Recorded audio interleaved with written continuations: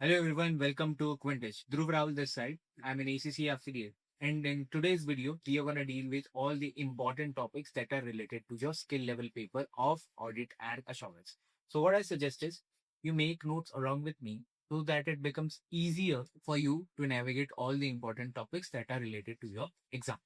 Okay. So all the best for your exams. See you at the classes.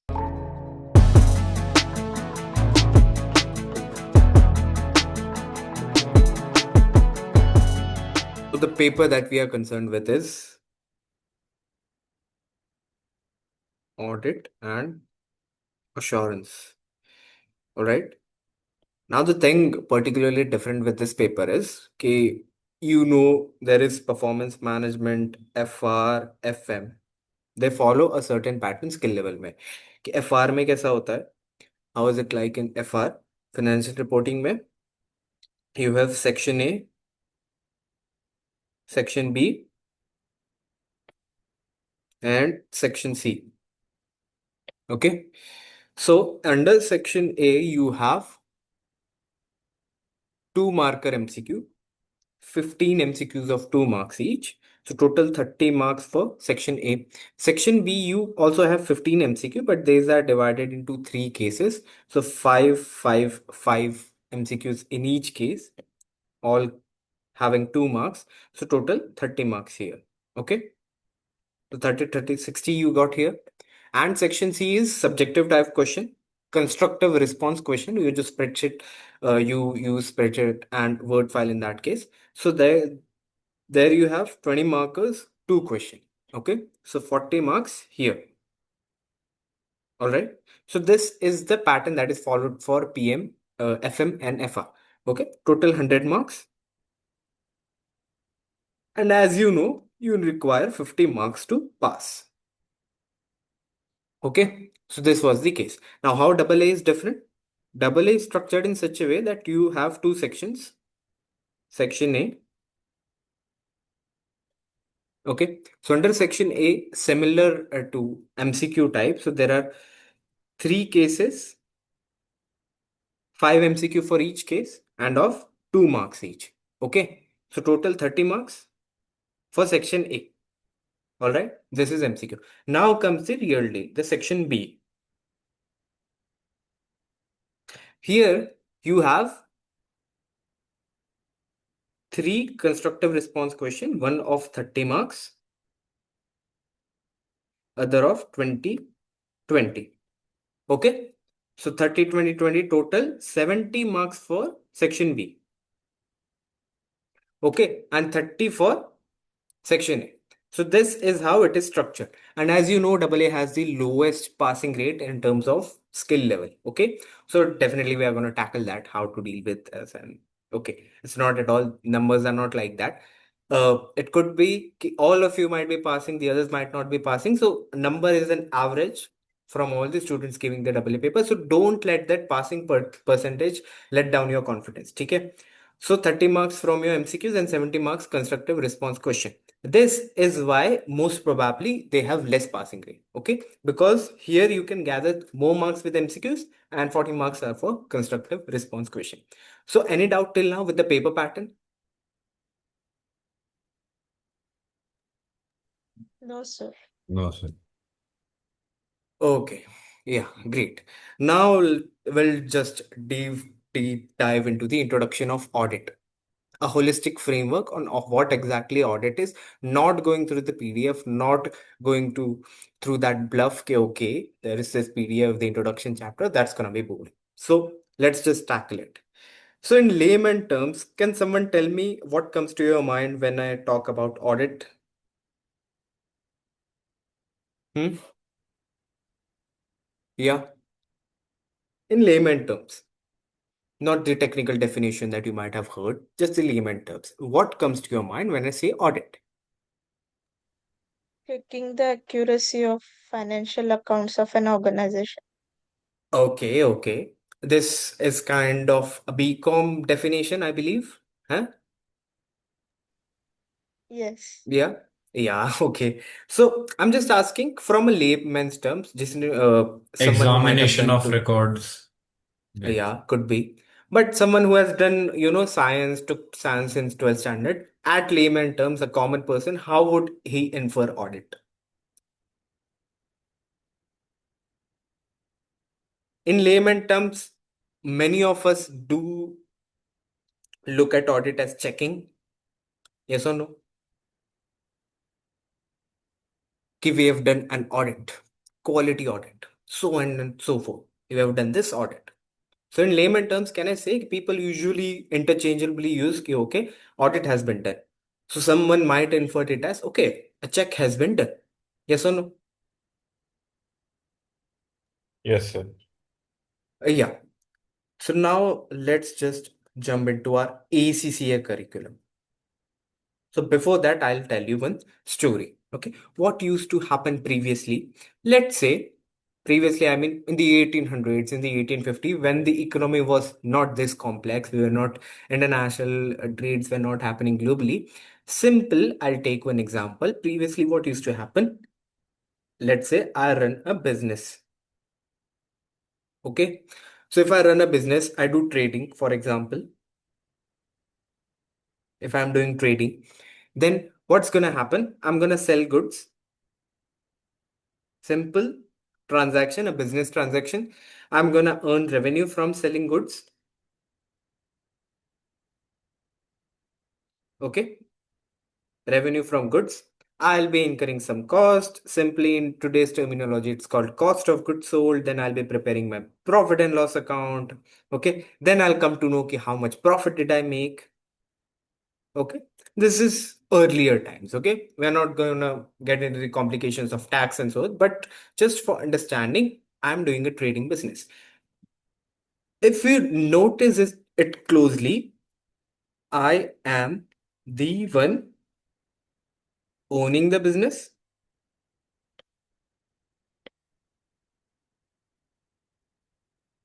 Okay, and I am the one managing the business.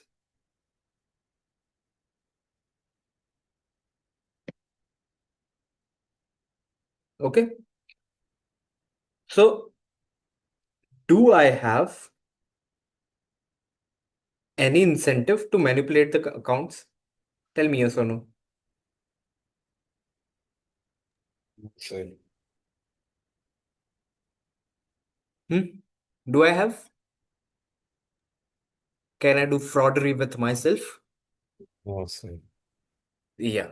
So this was everything going on. Okay. For a lot of years, the businesses were simple. But then what happened as time went by? Companies became public. So there are a lot of shareholders now. Okay. So are all the shareholders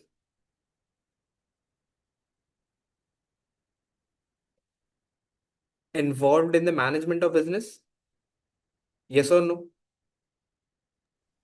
No. So do they know all the nuances? What's happening in the business? No. Okay. So this particular here is called an agency relationship. How is it called an agency relationship? Let me just take you through this. See, there are shareholders and investors. Okay. They put in the money, they put in their capital. And now it's not at all practical for them to involve in the day-to-day running of the business because many a times even you have, let's say our investment is not at all significant. Let's say even if you have invested in any of the shares, would you be sitting at the board? Even if you have significant investment, would you be sitting at the board? No. Okay. So there are a lot of fragmented shareholders, but still they cannot, even if they have majority shareholdings, let's say 30%, 20%, this is all not possible for them to get involved in the day-to-day running of the business because it might be an investment for them. Okay. So there are shareholders. So how do we tackle that problem? They hire managers. On an audit terminology, that's called management And the board that we talk about, the board, there is audit committee, there's a chair, the board meetings that happen, that's called those charged with governance.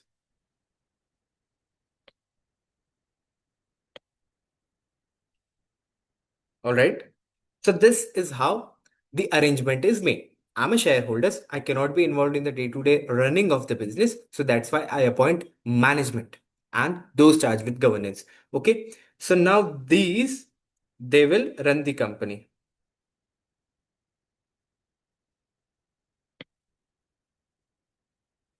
Here, the shareholders, they are the principal,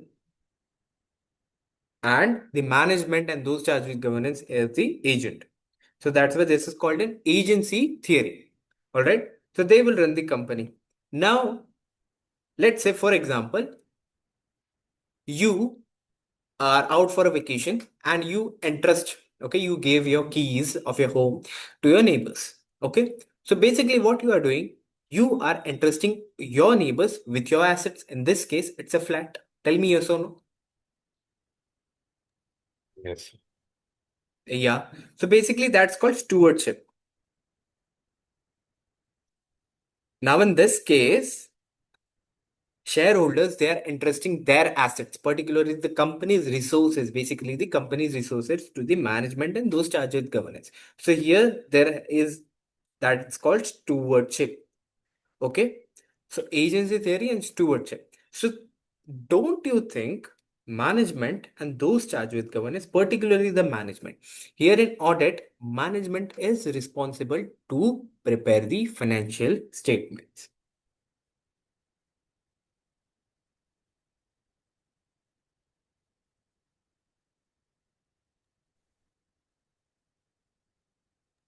Could you Statements. please repeat the definition of stewardship?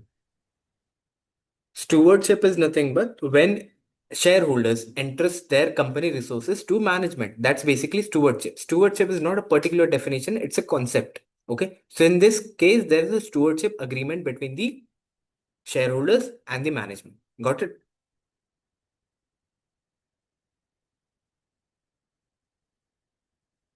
So management is responsible to prepare the financial statement. All right. And those charged with governance, keep in mind, they oversee management. Okay. And are ultimately responsible to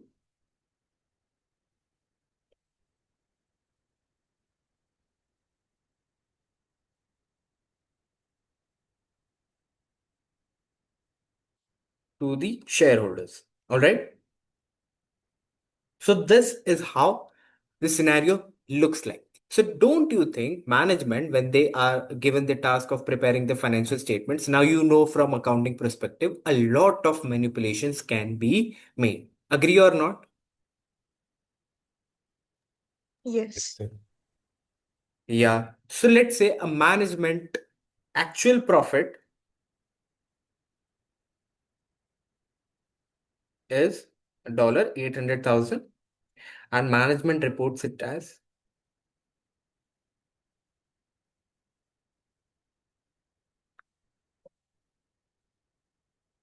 1.2 million dollars. Okay. Now you might ask how it's called creative accounting. You might not book the expenses which were required. Okay. So that's how you basically boost profits. A lot of ways are there. Okay. So, and why management would do this? They have an incentive. Why so? Because their bonuses might be based out of company's performance. And how are you going to show company's performance better? By better profits. Okay. So don't you think that there is a conflict of interest between the management and shareholders? Tell me. Yes, sir.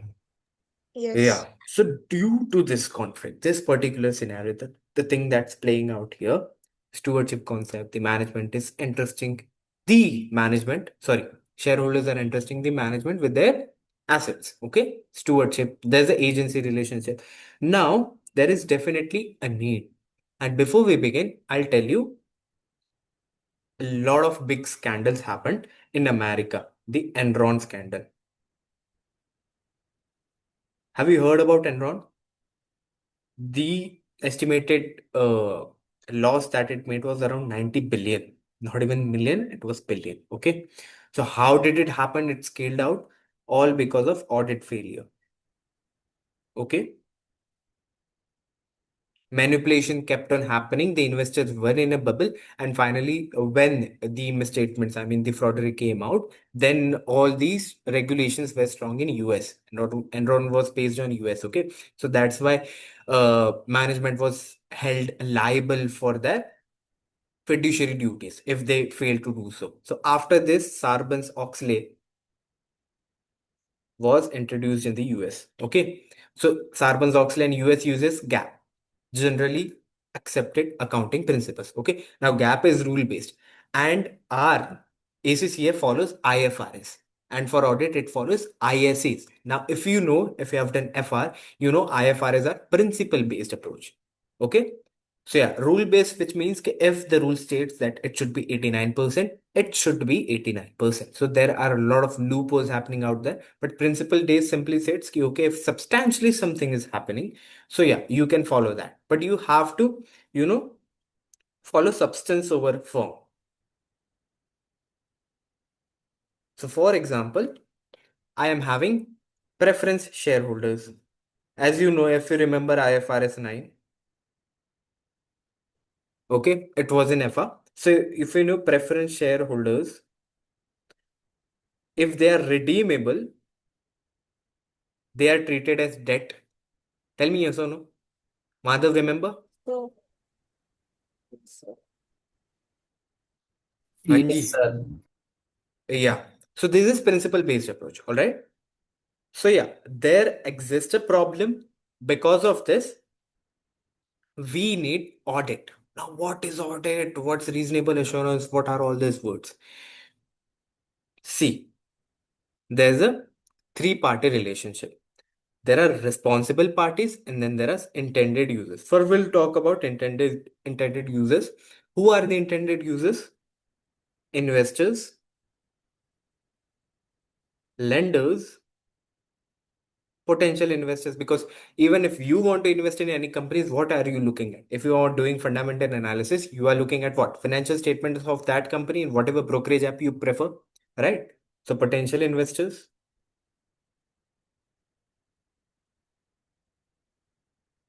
Okay. So these are all intended users of what?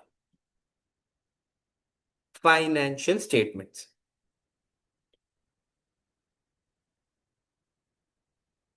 Okay. So now, as we discussed, they are not involved in the day-to-day running of the business. So that's why they appoint managers and those charged with governance. Management, those charged with governance.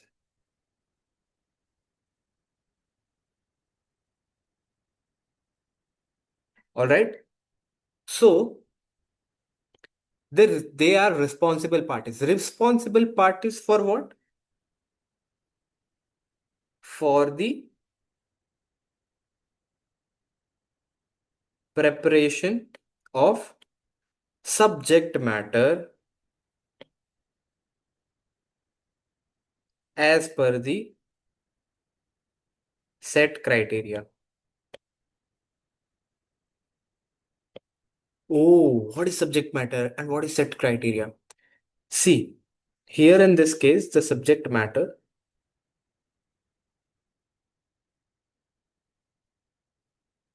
would be financial statements. Yeah, the financial accounting and the set criteria. This is nothing but appropriate financial reporting framework. Okay. So what is management responsible to? To prepare the financial statements. Now, how are they going to prepare the financial statements as per appropriate financial reporting framework? If it's an international company following IFRS, how are they going to prepare their account as per IFRS and IAS? Okay, so in that case, the appropriate financial reporting framework would be IFRS and IAS. Okay, International Financial Reporting Standards and International Accounting Standards. Okay, the IAS are the bit older one, IFRS are the newer ones. Okay, now if it's an Indian company, what would be the appropriate financial reporting framework? Ind AS. Okay, if it's an American company, what would be the appropriate financial reporting framework? GAAP, Generally Accepted Accounting Principles. Okay, what are we concerned with? IFRS, because ACCA follows IFRS. Okay, so they have to prepare the subject matter as per appropriate financial reporting framework. So in this case, the responsible parties, what are they going to prepare? Financial statements of the company. How are they going to prepare? As per the financial reporting framework. Okay, so what's the role of an auditor in this case? As we have discussed, there's a conflict of interest between intended users, we've talked, investors, lenders, shareholders, and the responsible parties who are responsible for the day-to-day running of the business and responsible to the preparation of financial statements. Now you can imagine the importance of financial statements because most of the important investing decisions are based on that subject matter. Here in this case is financial statements. Now intended users want an assurance over the matters provided by the responsible parties. Here in this case it's financial statements. So for them they are going to hire a practitioner. Okay, and here in this audit and assurance, here the practitioner is an external auditor. Okay, this is where the auditor comes in play. Auditor is not an employee of the company. No, he is an independent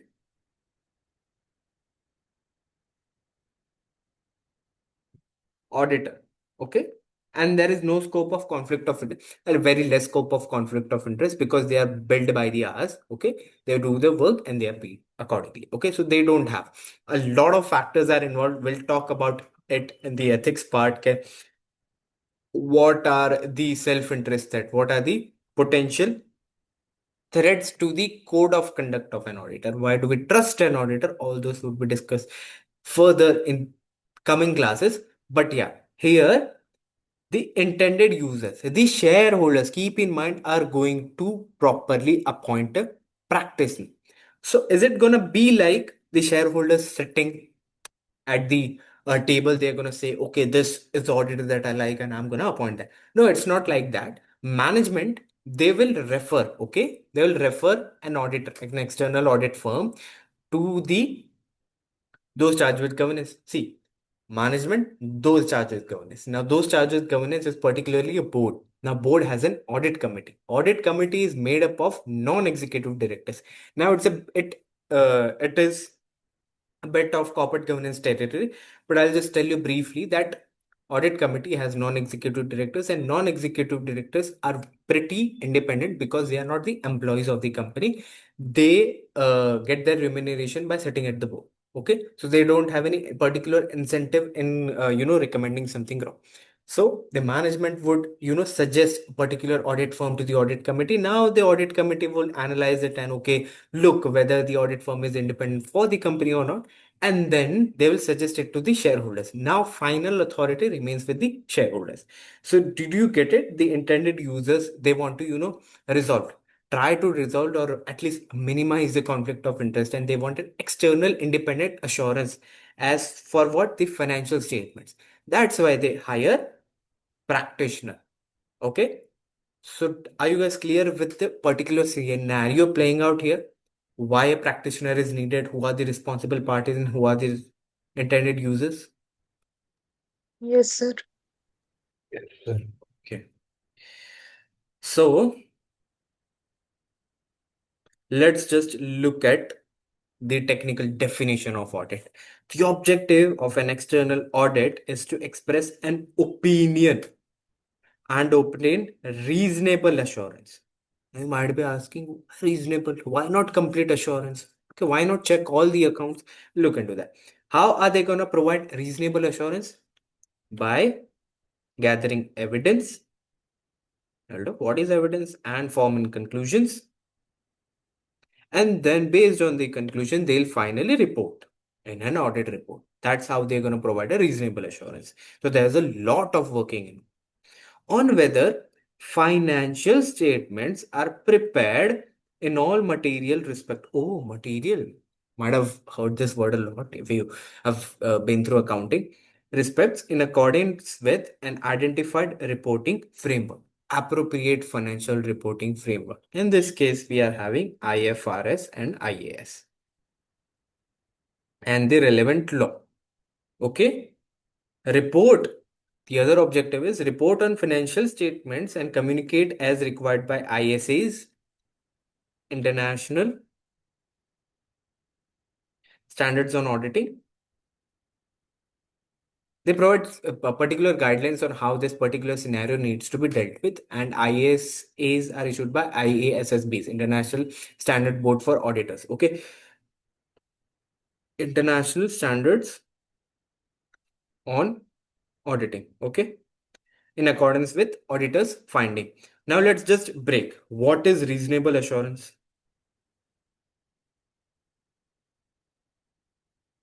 When it comes to assurance, assurance is basically the intended users want assurance. In Hindi we call it as आश्वासन. हमें आश्वासन चाहिए. So when the intended users want assurance, the auditor always provides reasonable assurance. What exactly is reasonable assurance? High level of assurance, but not absolute. Now you might ask, why not auditors provide an absolute assurance, let's say by checking all the accounts? See, when it comes to big companies, even if a sizable mid-sized company, is not at all possible to check each and every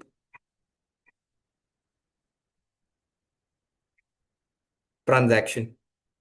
Okay, these are called the inherent limitation of audit. Not at all possible to check each and every transaction. What does that mean? Audit is based on sampling. You'll come to know that. Okay, it's not even practical because audit needs to be conducted at a particular interval and you have a set deadline. Okay, because the financial statements needs to be issued, so you have particular, let's say like 2 to 3 months. Okay, based on that you have to conduct an audit. So it's not at all possible to check each and every account. So let's say you give me a particular sheet, give me a particular transaction, and you ask me that okay, there are 20 transactions, that particular thing I can check and say that I am absolutely assured that nothing is wrong with this. But the amount of data is very small. So when it comes to audit, you're auditing the financial statements of a big company. Okay. And statutory audits are required by listed companies only. Okay. So it's not at all possible to go through each and every transaction. All right. So that's why these are called inherent limitations of audit. And based on the nature of the business as well, you cannot say that I am absolutely assured. The auditor is absolutely assured that there is no material misstatement in the financial statement. That's why auditor gives high level of assurance, but not absolute. That's called reasonable assurance. Okay. Reasonable assurance is found in audit engagements of financial statement. Okay.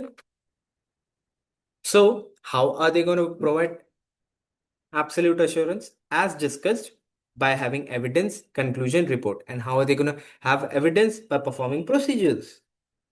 How are they going to perform procedures? Based on the risk assessment they made about the company. We'll talk about the entire audit process. Okay. So that's how they're going to get reasonable assurance over whether the financial statements are free from material misstatements. So how the final wordings of the auditor is going to sound? In our opinion, the financial statements present fairly in all material respects and give a true and fair view. Talk. Each and every word we'll discuss what is true and fair view. Okay. True is basically factual. Okay. And fair is without ambiguity. Okay. Now there is another level of assurance also available if any company, if a small size company, just the manager wants a level of confidence on the credibility of financial statements, then they can have limited assurance. Auditors can also provide limited assurance. But the level of work would not be as much as in the audit engagements normally have, and based on that they provide reasonable assurance. When it comes to limited assurance, lower than reasonable assurance, they are called review engagements.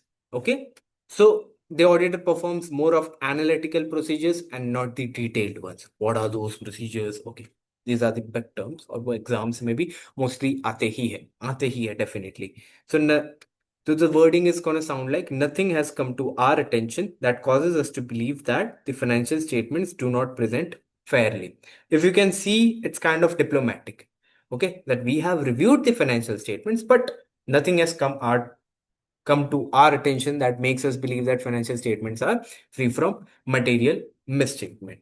Okay, so this was the assurance part. We go back to the definition. The objective of an external audit is to express an opinion. Opinion is also an important part. It's based on reporting. The auditor will give a final opinion. There are types of opinion. There is clean, unmodified, modified. We'll also look into that. Okay. On whether financial statements, we've discussed the subject matter. Financial statements are prepared by who? Management prepares.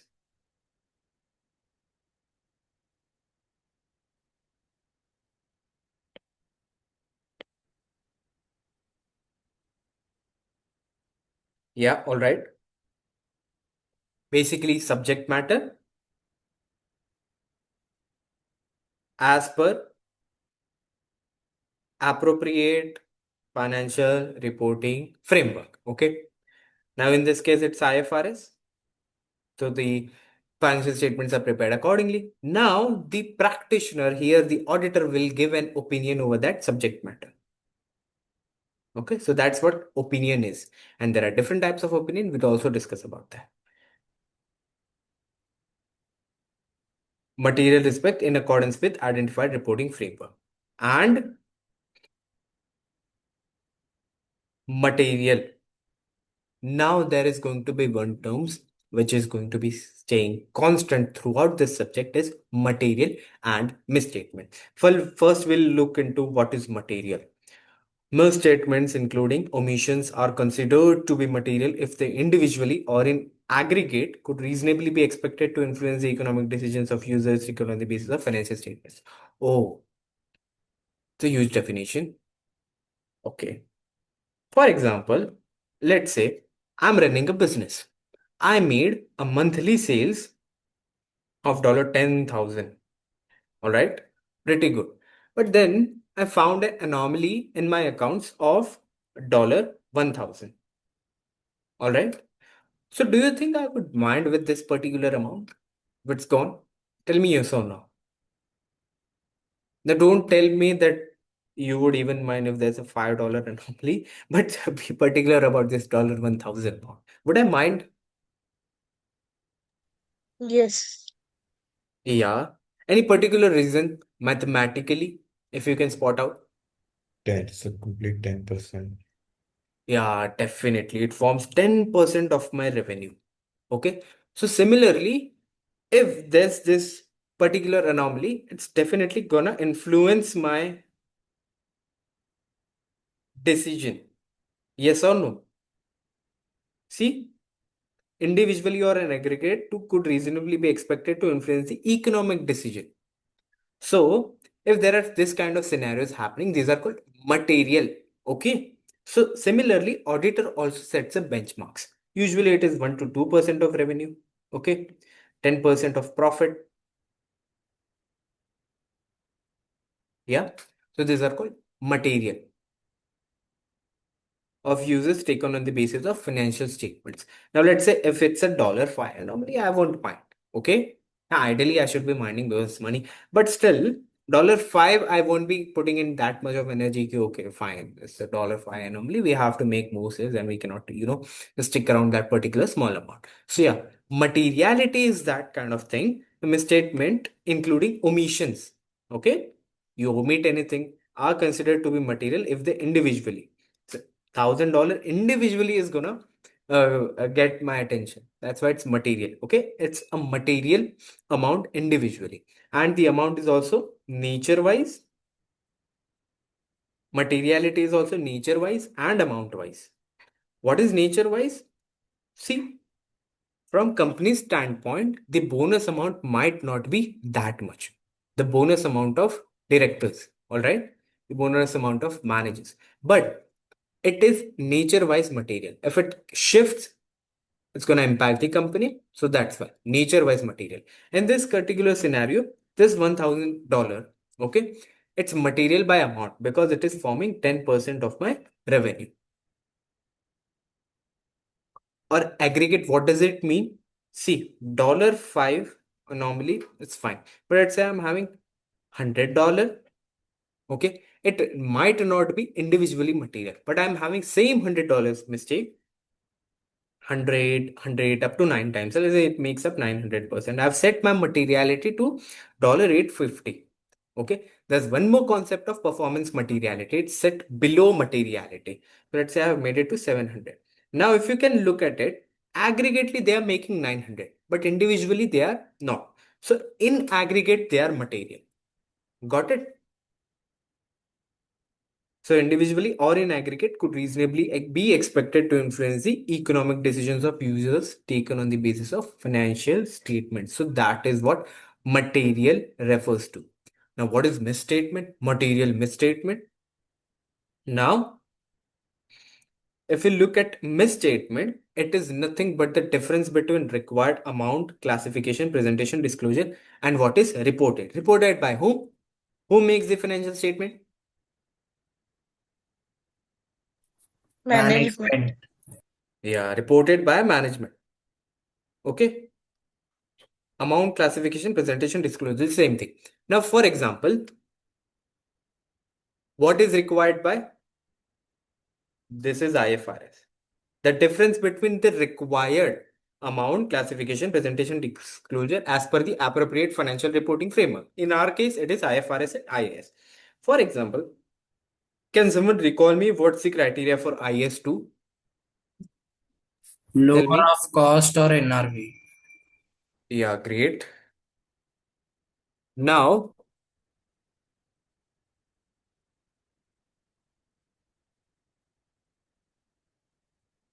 okay. Now, IS2 requires the measurement of inventory at the lower of cost or NRV. Okay. So can I say this? I mean, basically, this is the amount, classification, presentation, and disclosure required by the appropriate financial reporting framework. Tell me yes or no. So I have to present it at the lower of cost or NRV. That is what appropriate financial reporting framework states. Now, what management did was they did not follow this and they just listed the inventory at cost. Now, what is happening? Inventory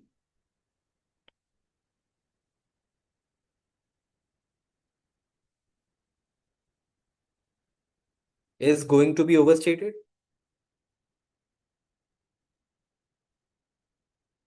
Yes or no? If they did not follow this,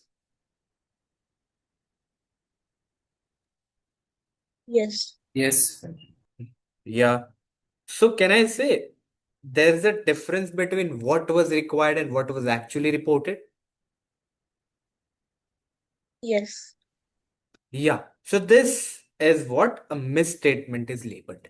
Now, when you combine misstatement with materiality, let's say the change in the value was such huge. In this case, let's just keep it at 1000 because we have, considered $1,000 to be material in this particular scenario. Now, if there was 1000 is a material amount and it was a misstatement as well, then it is labeled as material misstatement. And as an auditor, what's the core purpose? To reasonably assure that financial statements are, as a whole, are free from material misstatements. That's the whole sole purpose of auditing. Got it till now? Yes, sir sir. एक बार फिर से बोलो ना material misstatement. See, what is misstatement? You got about misstatement? What exactly is a misstatement? The ten difference thousand between का profit 1000 से कम 1000 बताए वो. acha the misstatement. So let's say I'm making a revenue of $10,000 per month, and I found a omission, or let's say normally a mistake of $1,000. So as I discussed, it is basically forming 10% of my revenue. Okay. So yeah, definitely this particular 1,000 is going to influence my economic decision. So based on numerical value, it is material. So are we clear with material?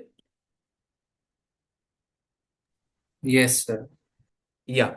And now misstatement is what? Basically the difference between amount, classification, disclosure, what was required by IFRS. In this case, we discussed about IS2, cost and NRV. Now you remember if I did not disclose the inventory at NRV and kept it at cost, won't it be overstated? Won't the profits be boosted because the closing inventory value would be high?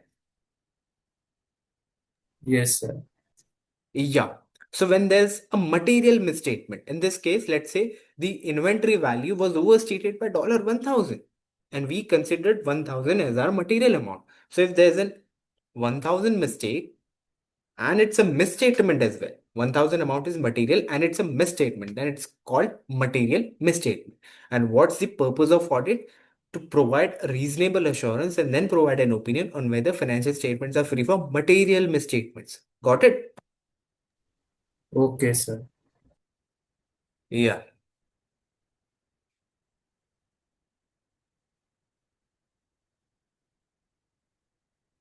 And then report on financial statements, communicate as required by ISAs in accordance with the auditor's finding. Now let's just give a look. Let's just get a look and what's the exact, procedures, what's planning, and then what's our assertions, what are the procedures for audit. So till now, are we clear what exactly is the definition of audit? What is materiality? What is misstatement? What is appropriate financial reporting framework? The three-party relationship between the intended users, between the shareholders, the intended user, basically the shareholders, the management, those statutory governance, and the practitioner. External practitioner here is the auditor. He gives an opinion over what? The subject matter. Subject matter is prepared by who? The management, as per appropriate financial reporting framework. So are we clear till now? Yes, sir. Yeah.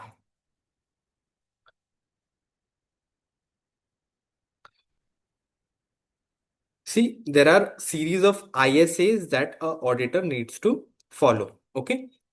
International Standards on Auditing. So that's going to be 200, IAS 300.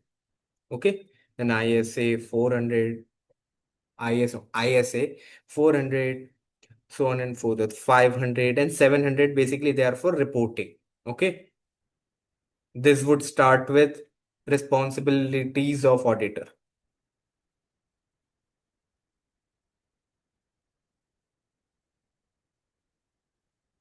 All right. Like similarly here, as you can see, the entire audit process looks like this. First, there is engagement, not the engagement word that you are used to till now, but there's an audit engagement happening before any audit commences. What is an engagement? An engagement letter is issued, sorry.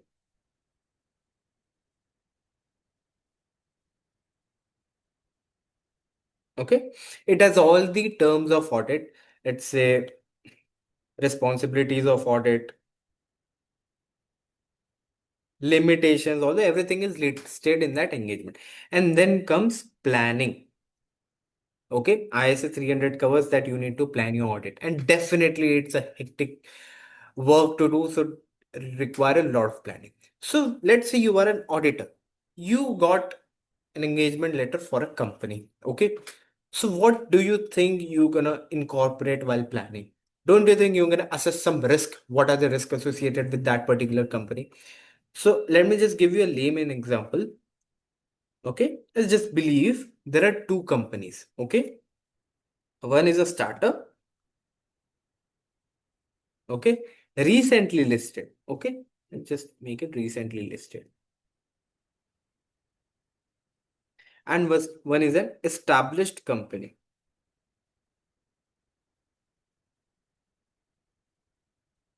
Okay. So according to you, which company might, okay, I'm just saying, might contain more of material misstatements just by looking? Tell me. Established company. Established. Okay. Everyone agrees with established company? Yes, sir. Why so? Can you tell me? Because of the amount of transactions? Yes, sir. Sir, more incentive. Huh? But don't you think they they are an established company, a lot of audit reports have already been issued, they have particular rapport to maintain, and they know the industry well. So don't you think they might have tackled all the problems, and then internal controls, I'm not explaining internal controls right now, but internal controls, how the process of information flows, all that would be stronger in this particular established company. So the risk of material misstatement would be less. I'm just analyzing it. I'm not definitely saying this, it would be more or less. Tell me, yes or no? Yes. Yes, Sir. sir. Now you getting my point. I'm not saying about incentive. You do not have to think like that. That okay, this is a company, there are a lot of transaction involved, a lot of incentive to, but just look at it, it's an established company, they have a stronger board, they have strong internal controls. We'll discuss deep about internal controls. Okay, so they have seen previously also, they have experienced a lot of frauds happening. So till now, if I'm getting an audit, so I know that the risk of material misstatement would be less. Now let's say a startup which is recently listed, okay, they might also be having strong internal controls. I'm not denying it. Controls. But they also have some cryptocurrency in their assets. Okay. They also do not have robust internal controls. We'll talk about what are internal controls. There is less staff involved. Okay. Though they are listed. But don't you think this cryptocurrency thing, this inherently increases my risk? How am I going to value this particular thing? It's not regulated enough. But still, they have listed it as an asset. Internal controls are comparatively weak. So, don't you think in this case the risk of material misstatement would be higher? Yes. So, yeah, this is what is planning phase look like. You get the engagement, you make a plan. Okay, so this is the industry that I'm going to work with. And okay, if I look at it, there are chances that this is particularly inherently risky to this particular industry. I have to, calculate this. And then particularly audit is planned. And then procedures are followed, risk assessment procedures. I have ROMM, risk of material misstatement. We just now discussed what is risk of material misstatement. The susceptibility of, what are the chances that you're going to find material misstatement in this particular financial statements of the company. Okay, so how are you going to do this? You are going to follow RAP, risk assessment procedures, like inquiry. Okay, some analytical procedures. What are analytical procedures? So let's say previous year the profit was $20 million. This year it significantly fell to $12 million. There might be genuine reasons also, but by the look of it, can you just infer that some things might be wrong? Yeah. Yes, sir. Yeah. So these are called analytical procedures. And then after doing all this, I'm getting the kind of risk of material misstatement. Okay. So under that also there is control risk, and this is particularly audit risk. Sorry, audit risk. Okay, control risk and detection risk. Now, under control risk, there is some inherent risk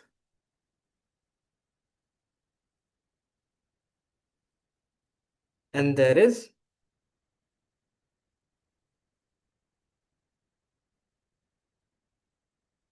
internal control risk. Okay, basically control risk only. But what are inherent risk? I can say three type of risk: control risk, inherent risk, and detection risk. What is inherent risk?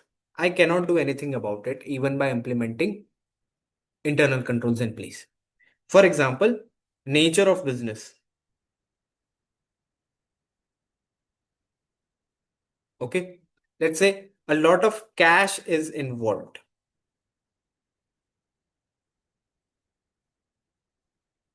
Now you know that cash is difficult to trace.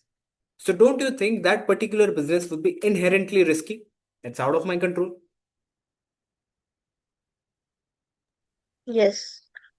Yeah. Now what are internal controls? The systems in place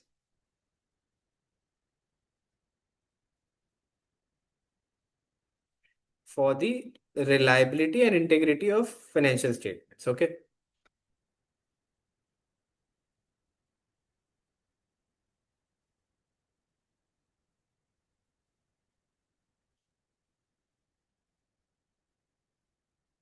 Okay. So this are internal controls. So I'll give you an example of internal controls. There's a maker checker concept. Let's say one raises a demand for expenditure.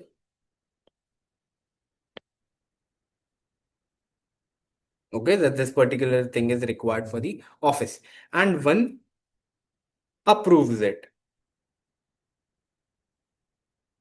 Okay, so there are two people involved. Okay, now let's just say the one who requires that particular amount, let's say expenditure, he only approves it. So what's gonna happen in this case?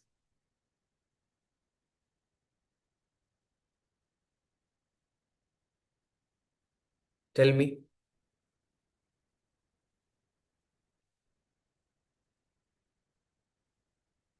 If I'm the one raising the request, okay, I am the one who requires, okay, this particular, say I company allows me some expenditure, and I'm the one who, demands for reimbursement, and I'm the one who approves it. It's gonna happen like this, but just say, for example, what's gonna happen in this case?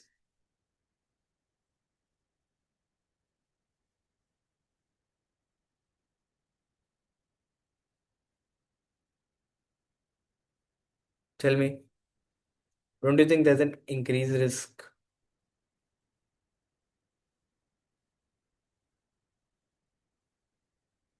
Increased risk of fraud? Hmm? And if there is other person, okay, who's there for approving my expenditures, so definitely there's gonna be a maker checker concept, and yeah, he's not gonna approve, falsified expenditures. So this is called internal control. See, it's maintaining the integrity of financial statements. So there is an internal control risk. So company has internal controls in place, and if they are not working, okay, so that's called control risk. And how do we check control risk? By using compliance procedures.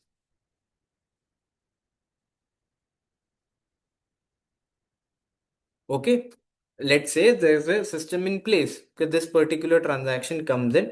Okay, it is getting verified through the software, and then ahead there are four levels of approvals required, so on and so forth. So what's the auditor is gonna do? It's just gonna put a dummy account and check whether the control is working or not through compliance procedure. Now, tell me, if the company is having strong internal controls,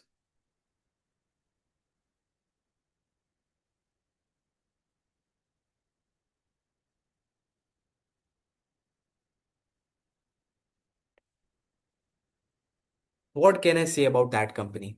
If by assessing, by doing some compliance procedures, if it's having strong internal controls, what can I say for that company? The risk for material misstatements will be less. Yeah, good. Roman would be less.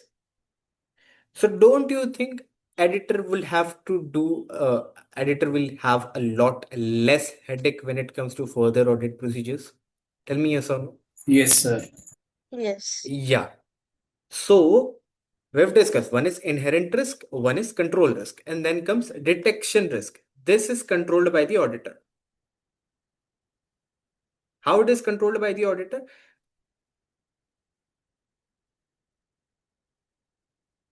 Basically, uh, detection risk is what an auditor did not design the procedure appropriately, or let's say within detection risk, also there's one sampling risk and detection risk. Detection risk, he didn't properly apply the procedure and gather appropriate evidence, which he could have. Basically, mistake from his end. And there is sampling risk. Now, as discussed, the auditor cannot review everything, check everything. So basically, what the auditor is going to do, he's going to take out samples.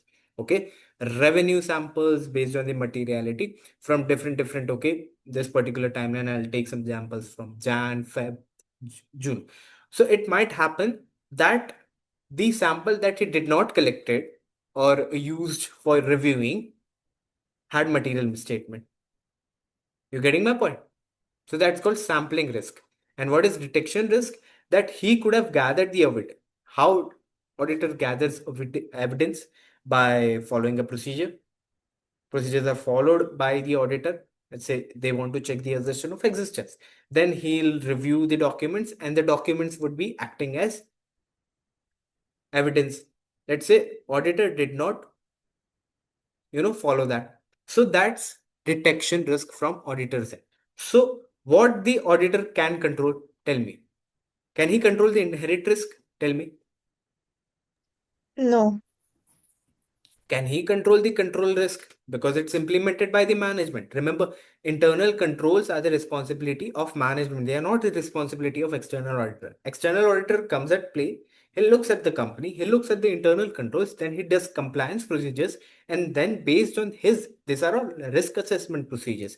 Based on his risk assessment procedures, he'll conclude whether the internal controls are strong and the internal controls are weak. So if the internal controls are strong, and control risk is low, inherent risk is also low. So he has a bit of buffer to, get relaxed in terms of detection risk. But let's say there's a company where control risk is high, inherent risk is also high. So he has to manage with the detection risk. He has to be very cautious with all the procedures, and he has to do test of details. Getting my point? So detection risk in that case needs to be maintained. Got it? Yes, sir. Okay. So these were procedures. Test of control is compliance procedure. And then after test of controls, first definitely they're going to do test of controls, and based on then he'll assess, okay, the company has higher risk or lower risk. And then there is substantive procedures. Okay. At assertion level. Before discussing substantive procedure, we will talk about assertion. Assertion is once again representations by the management. What does that mean? Now, if we look at financial statement, the P&L items, can I say them as transaction, and the account balances. Balance sheet is what? Balances as at. Okay. So account balances and transaction. So I have to check the assertion based on this criteria. Occurrence, completeness, accuracy, cutoff, classification, presentation. I'll briefly talk you through this. For example, occurrence. Did this particular transaction pertain to the entity? For example, a sales happened of $500. Okay. So this assertion of transaction is what? Here, in this case, it's sale. Sale is a transaction, and transaction is an assertion. Assertions are basically representations by the government, management. Okay. So what does that mean? Because management is says a $500 sale occurred to the entity. Agree? Till now, are we on the same page regarding transaction and occurrence? Yes, sir. So let's say $500 sale occurred. Now the auditor has to review these assertions. Auditor has to check this assertion of this transaction. In this case, it's a sale. So here the management is saying $500 sales occurred. So what the auditor can do to gather some evidence regarding this sale? What is he checking? Occurrence. Did this particular sale pertains to the entity? So what's the procedure he is going to design to? Procedures are for what? For evidence gathering. So could you suggest me some procedure based on this? I want to, check the occurrence of this particular sale happening to the entity. Management is saying $500 worth of sale happened to the entity. Now, as an auditor, what would I do so that I gather evidence?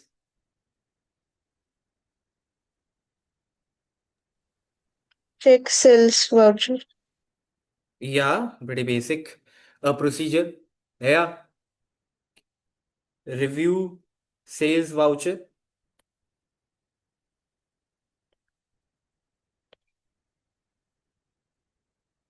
and agree with the sales data. Can I say this?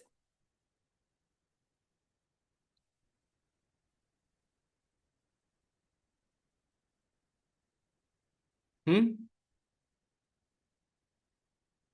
Now, if you look Yes, at the sir. first word review, these are basically the activities performed by the auditor during the procedure. So it could be review, it could be recalculation, it could be confirm. Okay. So in this case, I'm reviewing the sales voucher and agree with the sales data. So from that, what I'm going to get? Sales voucher. Can I say that this is an evidence for the conformity of occurrence? Yes. Yeah, so this is how I obtain evidence and auditor obtains evidence. For this case, it was a transaction. Let's just look at account balance.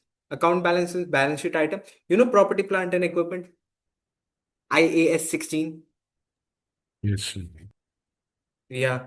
Now, as per IAS 16, the management has listed that this is the building that I'm having and it is valued at $10 million. Okay, fine. In the balance sheet, the value shows as 10 million. Now I want to check the assertion of existence whether this particular building actually exists or not. So what's the auditor is gonna do? How am I going to perform a procedure based on checking the existence of this building? Simple. Physically inspect the site for buildings confirming the existence. Can I say that this is a valid procedure? Yes. No. Now I cannot say I am just a witness. I cannot say, okay, I've seen the building. Now tell me one procedure for gathering evidence. Let's say, yeah, rights and obligation. Rights and obligation, which means basically I'm having the ownership, right, of the building. So for that, which procedure I can do to gather some evidence? Can I say review title deeds and property document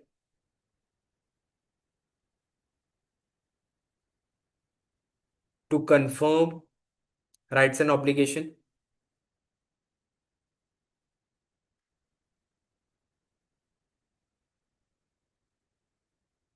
Yes or no? So through this, I'm getting the property deeds, title deeds and property document as an evidence. From those evidence, I can form conclusions. And from those conclusions, I can form audit opinion. Agree with me or not? Yes. Yes.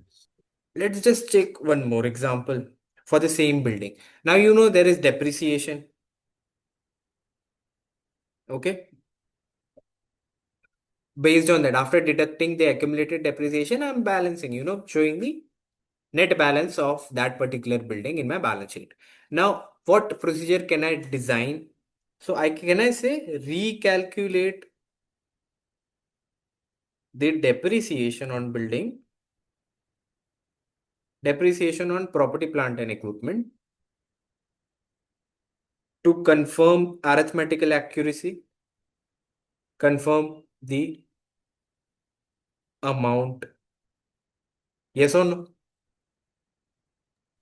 Yes. So these are how procedures are designed, and from these procedures the auditor gets an evidence. Now the thing with evidence is it should be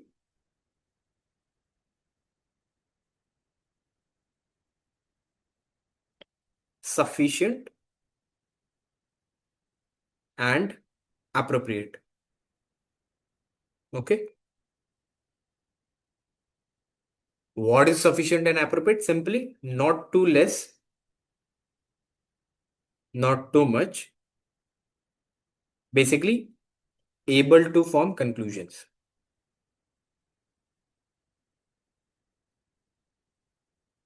Okay. Got it?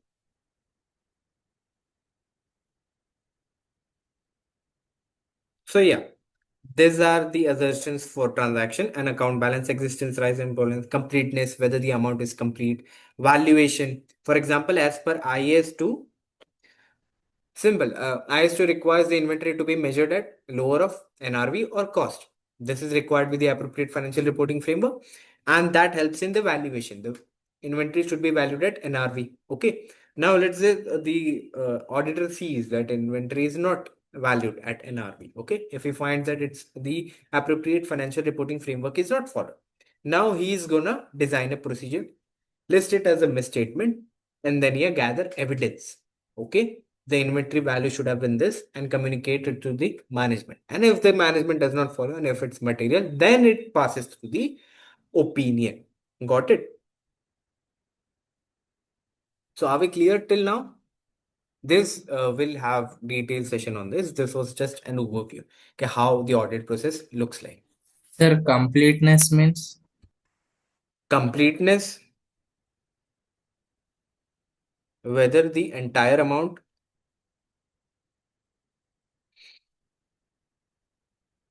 and complete amount is listed. Now let's say sales happened. Okay, sales happened at some of the sales generated cash. Now, as per the data, it's showing me the cash balance is this much, but in reality, it is not. So the auditor has to confirm that this particular account balance, like account balance, is complete or not. Okay, if the company is saying we are having $40,000 as cash balance, the auditor needs to confirm that. Okay, so simple audit evidence is going to be the bank statement. All right.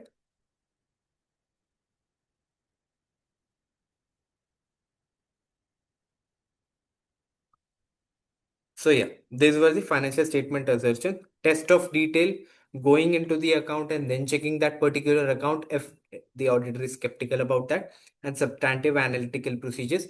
One of the analytical procedures we performed at risk assessment procedures. At the final stage of audit as well, we do substantive analytical procedures to check whether there are any inconsistencies or not within monthly sales. Okay, so in particular this month, November, monthly sales jumped. Now the auditor will think, okay, the management will say it was because of the demand, but the auditor needs to be skeptical about that. Okay. Now, fourth one is evidence, assertions in financial statements. Evidence is gathered from, performing procedures. Then finally conclusion, and then the auditor issues an opinion. Opinion is also not that straightforward. And after auditor will get an opinion and then finally reported as per ISA 700 series. Okay. Now, when it comes to opinion, there are different types of opinion that an auditor can issue. One is clean, unmodified opinion that, okay, material mistake, there are no material misstatement in the financial statements and they present true and fair way. Okay. And then comes the modified opinion. First is financial statements are materially misstatement. That's a fact. But it also depends whether that material misstatement is pervasive or not pervasive. What exactly is pervasive?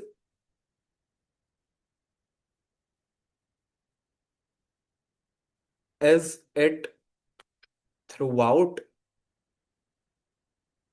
the financial statements? If you look at the word pervasive, is it everywhere in the financial statements? You can say God is pervasive. You're getting my point? So if there is material misstatement, financial statements are materially misstated, but the materiality is not pervasive. It just, it is isolated. It is a material misstatement. In that case, we discussed that $1,000 is a material misstatement. But except for that particular item, we can say the financial statements are free from material misstatement. So I'll just accept for and then issue a qualified opinion.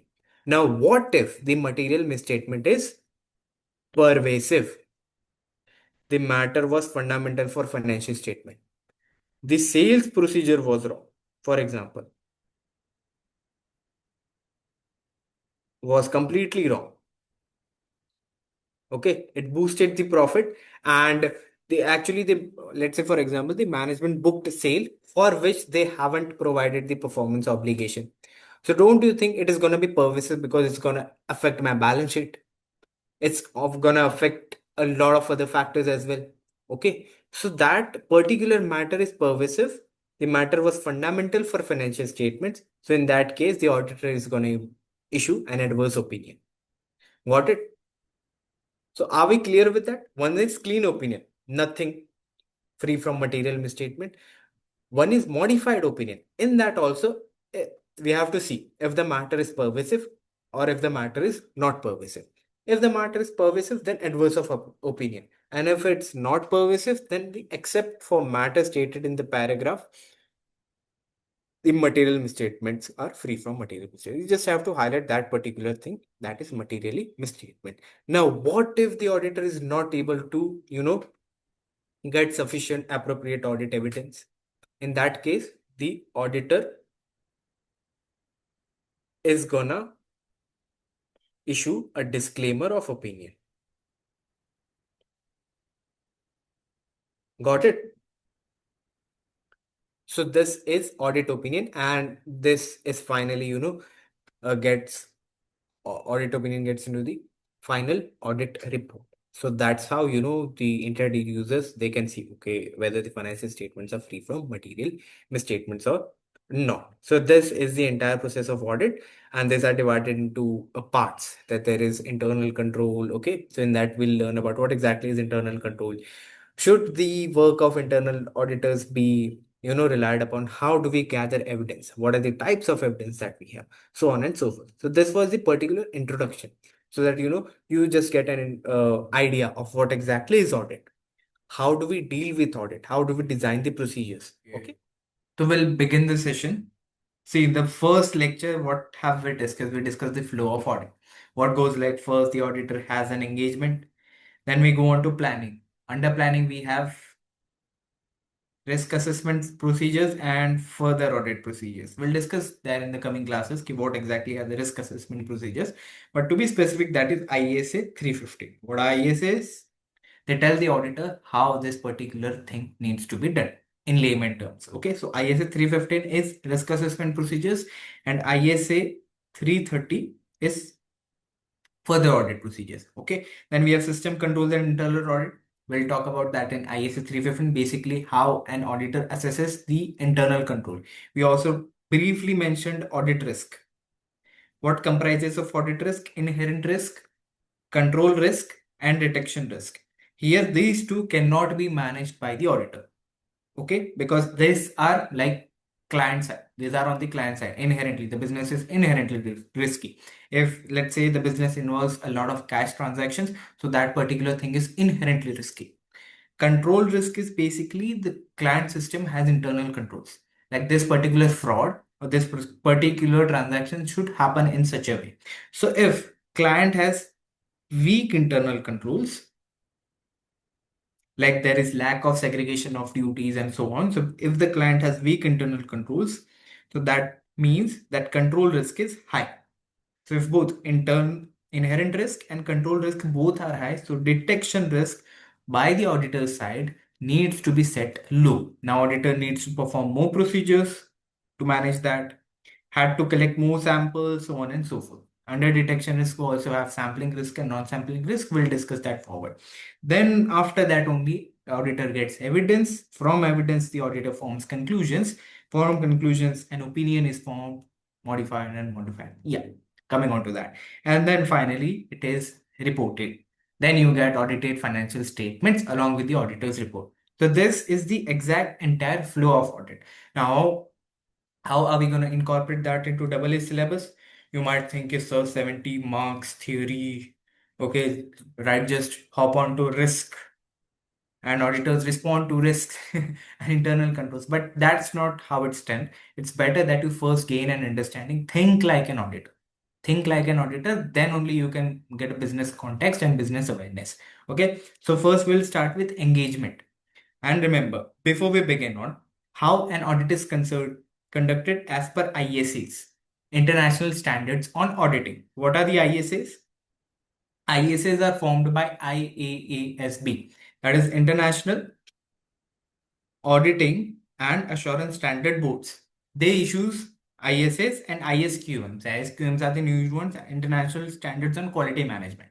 Okay, they sit beside ISA 220. We'll discuss about that. Because audit is not just about that you have done the audit, you also have to maintain the quality of an audit, so that credibility of the profession is also maintained.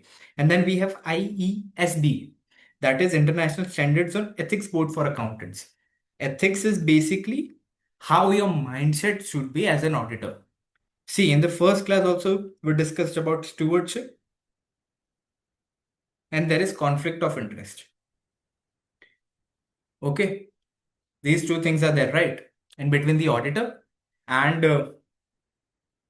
in between the management, who are the responsible parties, and the shareholders, basically the intended users.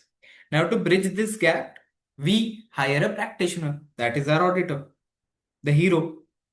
Okay, now auditors is going to give reasonable assurance on whether the financial statements are free from material misstatements or not. Okay, the auditor gives reasonable assurance. Now, the question arises, first of all, why should we trust this guy? You might argue because he's an ACCA or a CA. Okay, yeah, that forms one part because that proves his competency. That is also a statutory requirement for India. That in India, in order to audit public companies, you must be a member of ICAI, that is Chartered Accountant. Okay, and if talking about ACCAs, you can get a membership ICAEW. You can get there is memorandum of association, and when you demonstrate audit experience in that country, like in UK, you can also audit public companies. Okay, so that's for ACCA, but you need to be a member of ICAEW. Okay, ACCA basically bridges that gap and it makes the path easier for you. Okay, so this is what many people argue because there are ACCAs and CAs, but it's not just about that. ACCA has code of ethics. Okay, that an auditor needs to keep in while conducting an audit. So ISAs tells the auditor what exactly to do, and then code of ethics has basically the framework on what should be the mindset of the auditor. Coming on to that, like ISAs are international standards on auditing, they drive the work of the auditor.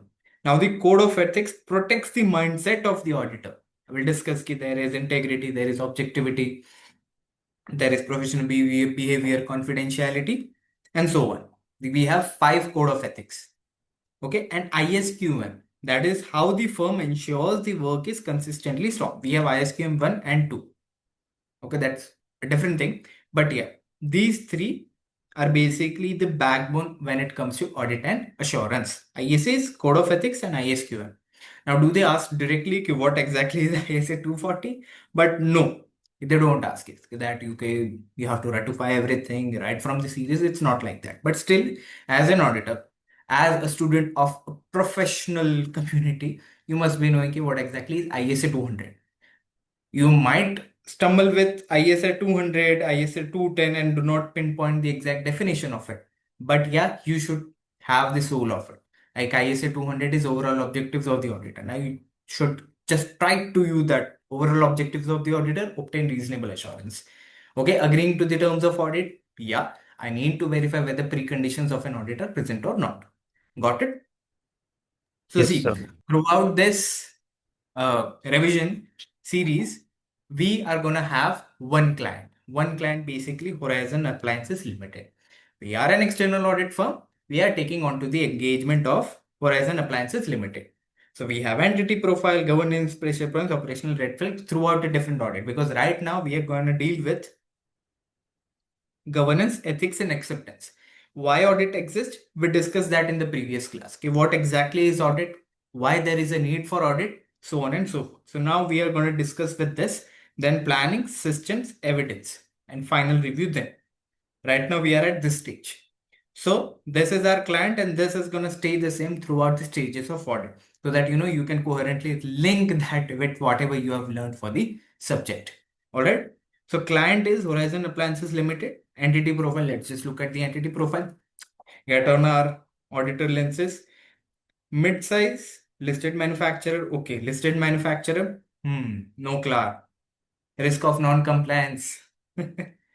Okay, and high risk of material misstatement, control risk, and all that we have to think about. And distribution of kitchen appliances. Okay, distributor of kitchen appliances. Inventory. Yeah, just as an auditor, you can think of some rough points, right? It's not a Yes, service sir. organization, it's manufacturing organization. Operations includes 2 warehouses.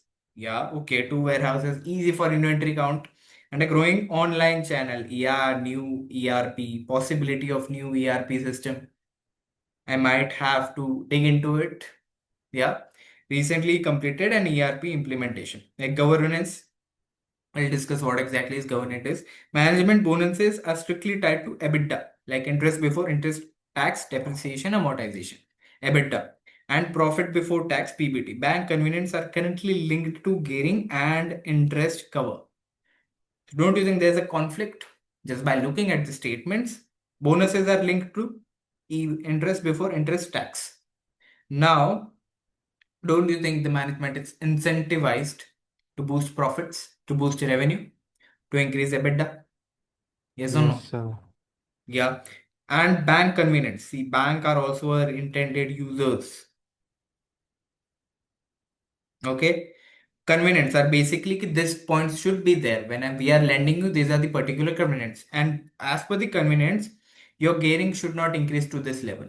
Your interest cover ratio should be this much. Otherwise, there's a breach of convenience and you have to face the repercussions as a business. So yeah, operational red flags, what the auditor identified, rising warranty claims. Oh, provisions. On a newly launched product line, the company utilizes an outsourced internal audit private. ISA 600.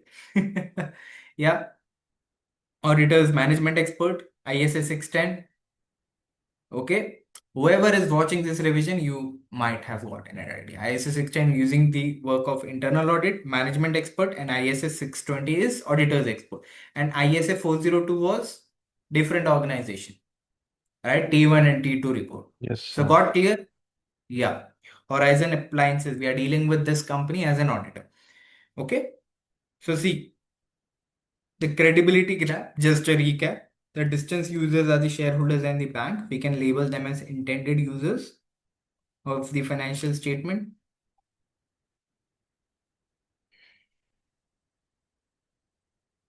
Okay. Now, as it's a listed company, company law, legal boundaries and mandates, professional regulation, industry-wide oversight needs to be done. ISS, consistent approach, planning, evidence reporting, and quality management, firm level direction, review and monitoring. And management are the responsible parties. Now, it was established right from the start that management is responsible to prepare the financial statements. Here are financial statements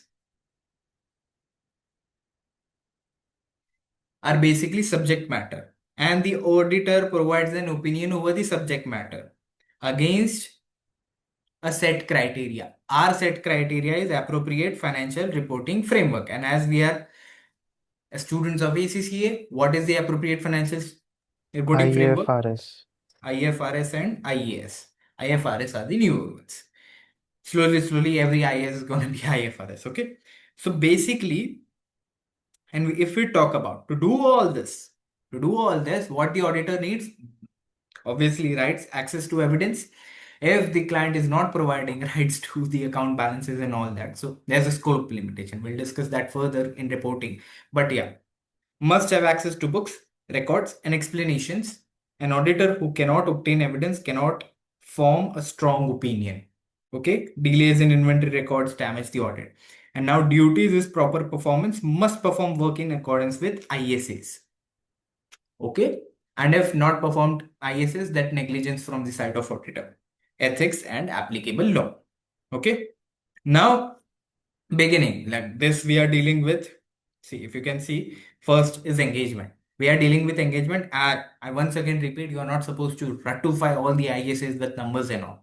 But if you can see, as per the series goes like this: has 200, planning as ISA 300. Basically, planning is ISA 300 only. Okay, and then the system control and internal audit using the work of is 610. And when it comes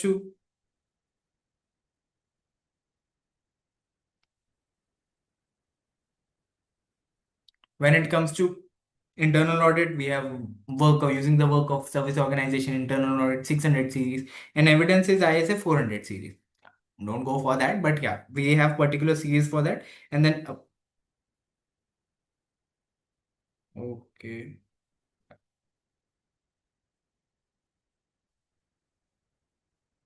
Mhm.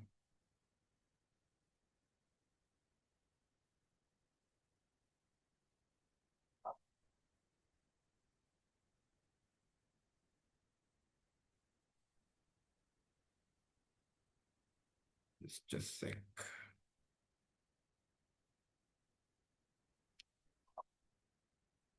Yeah, opinion is basically ISA 700 series. Okay, so this is how the audit flows goes like. So if I am concerned with ISA 200, we have overall objectives of the independent auditor, basically to obtain reasonable assurance. Why reasonable, not absolute? Because of the inherent limitations of audit. Got it? Yes, sir. And agreeing to the terms of audit, whether preconditions are present or not. Like management accepts it's responsible for the preparation of financial statements, whether the management is agreeing on giving the rights to whatever is required for the audit. ISA 200, quality management for an audit of financial statements. Quality management is basically the work that you're doing.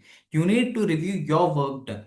Basically, if I'm an audit junior, my work would be reviewed by my superior. And finally, all the major transactions, major material balances would be reviewed by the engagement partner or the audit manager.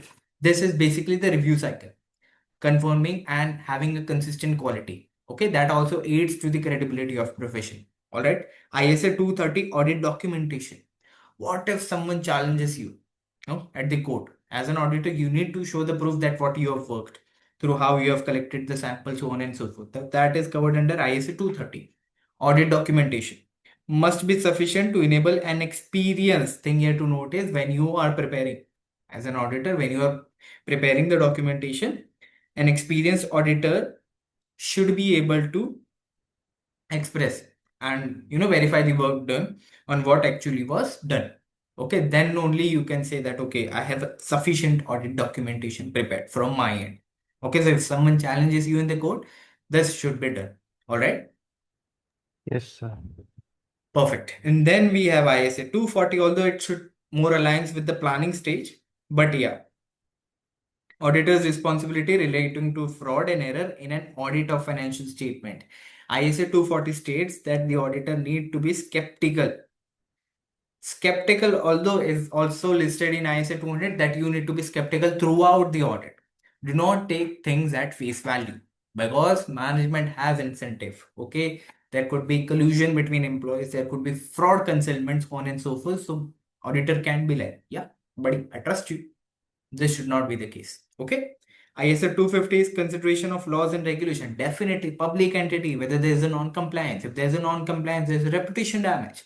Obviously, a material area. Auditor has to find that, okay, whether there is a no clar. No clar is Non-compliance. Non-compliance with laws and regulation. Okay, the auditor needs to perform procedures over that. Okay, and if not so, he needs to gain an understanding with the laws of the company and so on, okay, whether there is any situation where there is a non-compliance. Okay, because definitely as an intended user, you also wish to know, okay, what's happening. Is the company obeying the laws or not? Because you cannot piss the government off, right? Then is ISA 260, communication with those charged with governance. We'll cover that later when we'll talk about internal control deficiencies. Is those charged with governance is the significant matter that the auditor in his professional judgment, okay, believes that needs to be communicated is covered under ISA 260.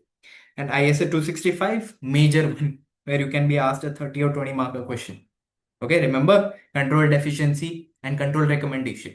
That's covered under ISA 265, communicating deficiencies in internal control to those charged with governance and management. Okay, management, we are not supposed to, redesign the system. But if something is wrong, as an auditor, we are responsible to communicate any deficiencies and the recommendation to the government, management. All right, so that's under ISA 265. Clear with this? Yes, sir. Okay, now comes the governance split. Before we move on, governance is basically, corporate governance is basically how a company is governed and managed. Basically, the principle surrounding those. Okay, so if I talk about a company, you can imagine there are board of directors, okay, and then there is management, right? So those charged with governance, you can tell them as board of directors. And management and directors are involved in the day-to-day operations of the company, so they know the business better, right? So these two basically are responsible parties, answerable to the shareholders, but shareholders don't trust them. That's where our hero external auditors comes into picture, is independent evaluator. So the management and director is prepare financial statements. Responsibility of responsible party. Prepare financial statements, select accounting policies, maintain internal controls, assess going concern. All these are the responsible and provide full information to the auditor. Okay. Now TCWG is overseeing reporting quality, monitor internal controls, manage enterprise risk, manage the relationship with external auditor. This is where audit committee comes into play. See, if you know that whenever you talk about board of directors, think of it as committee. We have a remuneration committee, basically who sets the remuneration for all the board members. Okay, so CEO is gonna get paid this much, and the chair, the non-executive directors, they're gonna get a flat fee. So if I talk about a normal corporate governance code, okay, what shall be done? So we have executive directors who are directly linked with the company and non-executive NEDs. So ideally, there should be at least 50% NEDs and more than that. Who are NEDs? NEDs are basically non-executive directors who get a flat fee for having a chair at the board. So definitely they are going to be more objective, more independent than the executive director. Yes or no? Yes, sir. So those are NEDs. Okay, now NEDs, like audit committee, should be made up of entirely NEDs, non-executive directors. Makes sense because our audit committee is responsible for the integrity of financial statements and appointment or removal. Appointment is approval always lies with the shareholders. Don't get confused with that. See, external auditor, the entire need for an external auditor has been raised by the shareholders only. But okay, we don't trust the management, we want this. But yeah, ideally what happens is the audit committee recommends to shareholders that okay, we can go ahead with all these firms, and then finally when the shareholders approve, then the audit committee appoints. Got it? Clear with this? Yes, sir. Perfect. And then our hero external auditor, his role is to obtain reasonable assurance, gather audit evidence, evaluate material misstatement, and issue an independent report. Do not take over management duties. Nothing. Well, this will get interesting when we'll talk about threats. Threats to the ethical code. Okay, classic ACCA AA confusion area. Yeah. So that is do not take over management duties because that's self-interest, self-review. Threat is so huge, you cannot overcome that. You cannot mitigate that. Okay, now comes the governance. As management, we have Horizon Appliances Limited, Horizons Management, EBITDA bonus pressure, and optimistic accounting. The audit committee and external auditor. See, why governance matters is governance shapes the tone at the top. Okay, and the strength of the control environment.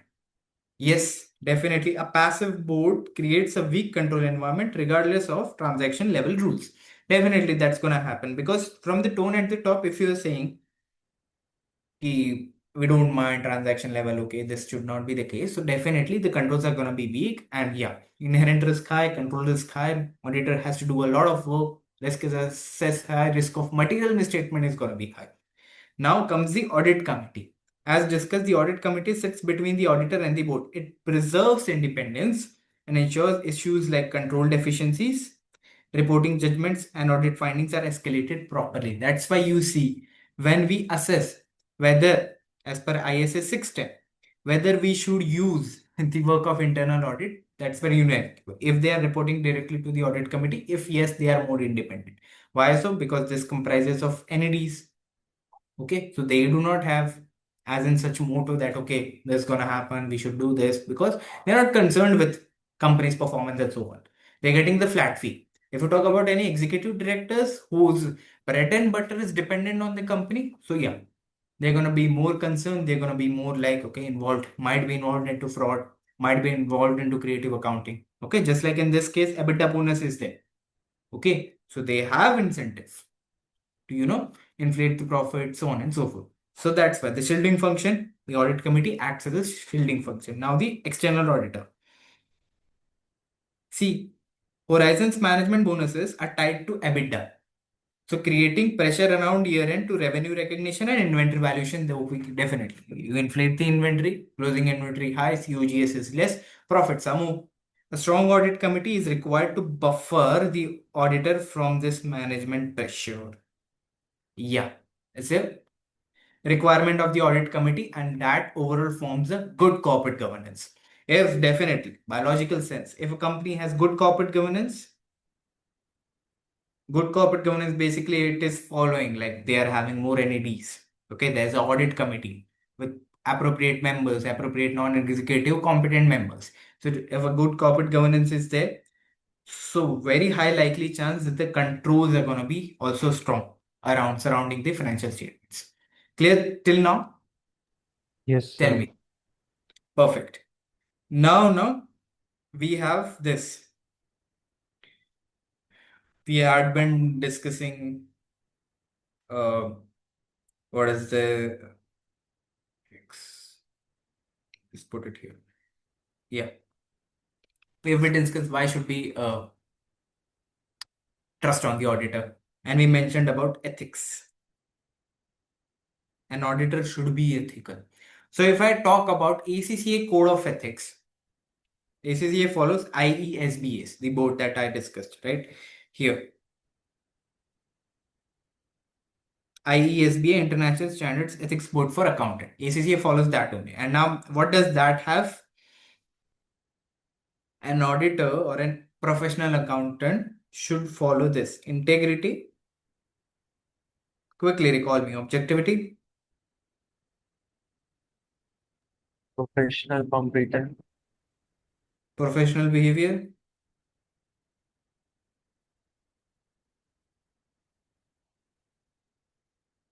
confidentiality,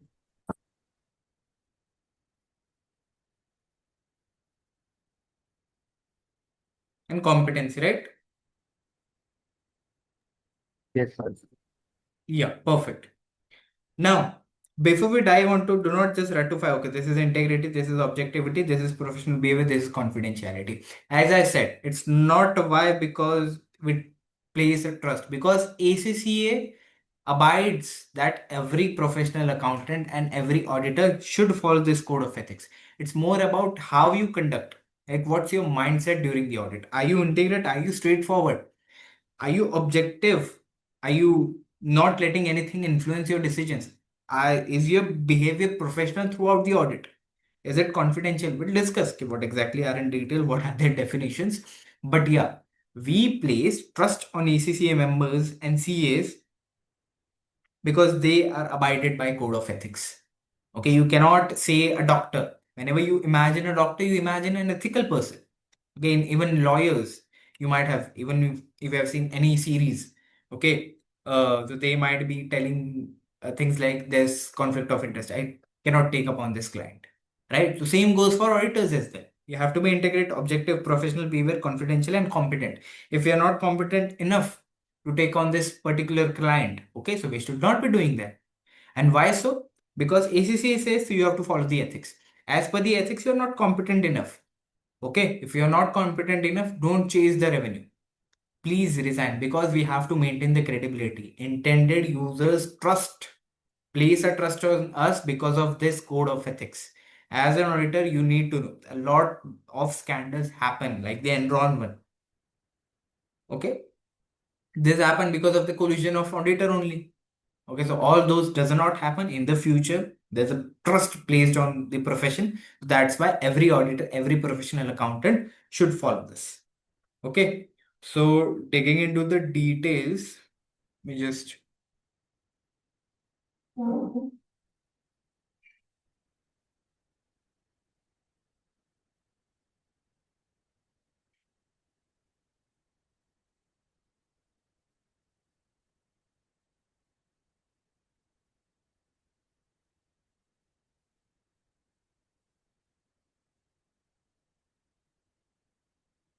see. See, we had integrity. Integrity is nothing but being straightforward and honest in all professional and business relationship. What is the fact? You should state your client the fact. Be straightforward. Nothing, no mirch masala, nothing. That is you being integral. Okay, during the, and then there is objectivity. Objectivity is the most important one. Objective. Whenever you see a person, he is not objective enough. Why so not objective? Because objectivities do not compromise judgment. As an auditor, you have to make a lot of professional judgments. Okay, judgment because of bias is you leaning towards someone. Okay, conflict of interest or undue influence is basically, okay, client is saying, oh, you're gonna remove you as an auditor, so my objectivity is impaired. Okay, so there's a threat to the fundamental principle. Link it with that way. Professional competence and due care. Maintain knowledge and skill to act diligently in line with professional standards. First of all, basic necessity. First, clear ACCA 13 papers. Then have PER, practical experience requirement. Then become a member. Then you can say that you are competent enough. And if so, you're not competent enough, you're directly violating the fundamental principle of professional competence. Okay, so if you are supposed to take on any client, you do not have the required resources or the required knowledge to conduct that particular audit, so you should not be taking on that, because that's a direct violation of fundamental principle. Got it? Then there is confidentiality. As an auditor, we have loads and loads and access to these sensitive financial accounts. Okay, as a fraud, you can do insider trading. That's illegal, by the way. But yeah, you have the access to sensitive financial data. What does that mean? As an auditor, you are not supposed to, not at all supposed to leak that until unless it is required by law. Okay, respect information acquired through professional relationships and do not misuse it.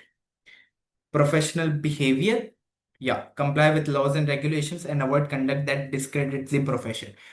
Avoid conducts like you getting into a street fight. What's going to be the headline? Big Four's auditor get into this chaotic mess and all that. So do not do anything that discredits the profession. Okay. Now comes the important category. So what's happening is whenever an audit wants to take on to a particular engagement, they want to comply with the fundamental principles. Okay. So no matter what happens, you have to maintain this. So is it going to always be the case? No. There might be situations in real life, because real life does not work like that. So is it like if any of this principle is not met, I should be declining the engagement? No. Which you cannot earn your bread and butter. Okay. So fundamental principles are there. So if any case there is any instance that is threatening my fundamental principle, I need to assess it. What level at which it is threatening? Like, is it threatening my confidentiality? Is it threatening my objectivity? And what's the reason for that? So Here we have threats, different types of threat.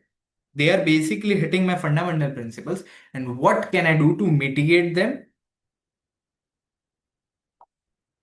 To reduce the threat to an acceptable level. Okay, so first I'll mitigate them, I'll try to mitigate them, or else I'll try to reduce that to an acceptable level. Okay, this much is fine, we can walk around with this. But if the threat is such huge that nothing can be done, so we cannot take on the engagement. So the threats include the self-interest threat, like financial interest in the client directly creates a self-interest threat. Fee dependence, objectivity is impaired. Fear of losing client, that's intimidation. Bonus pressure, sorry, fear of losing a client, that's self-interest, because I am concerned that I might lose the client, so that's my self-interest in that client. Bonus pressure, never ever auditors fees should be linked with company's performance. That directly creates a self-interest threat. Okay, self-review, by the word itself you can know you are reviewing yourself. So auditing work or judgments previously made by the firm or individual. So let's say we have an audit team. They were also there for internal audit. Let's say the preparation for accounts. Okay. So definitely if the same team is there for the external audit as well, they are reviewing their own work. So as humans, we have a tendency, let's say you have created something, you have created a project, there are lot less chance that you would be strict with yourself because you are reviewing your own work. Okay, so that's self-review. Then we have advocacy, basically promoting a client or employer position too strongly. Okay. And familiarity is long association or close relationship creating excessive sympathy or trust. Long association. Mind the word here, long association. So if the question mentions 6 months or so that should not be categorized as familiarity threat. Okay. Or close relation, like, yeah, obviously if I'm with that particular boss for 5 years, okay, so now I know him, so I won't be objective in my words. See, familiarity threat, it is harming my fundamental principle now. So I have to look for ways, like I'll rotate the partner off, I can look for ways to reduce the threat to an acceptable level or completely mitigate it, then only I can move forward with the engagement.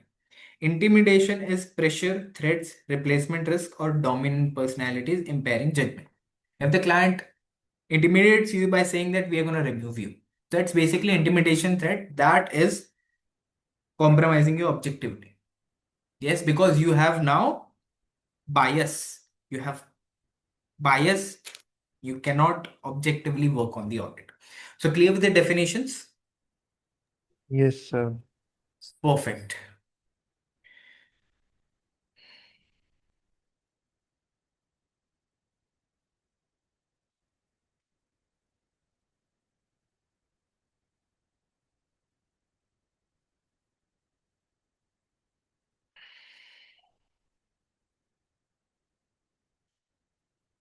See, now we'll take some examples.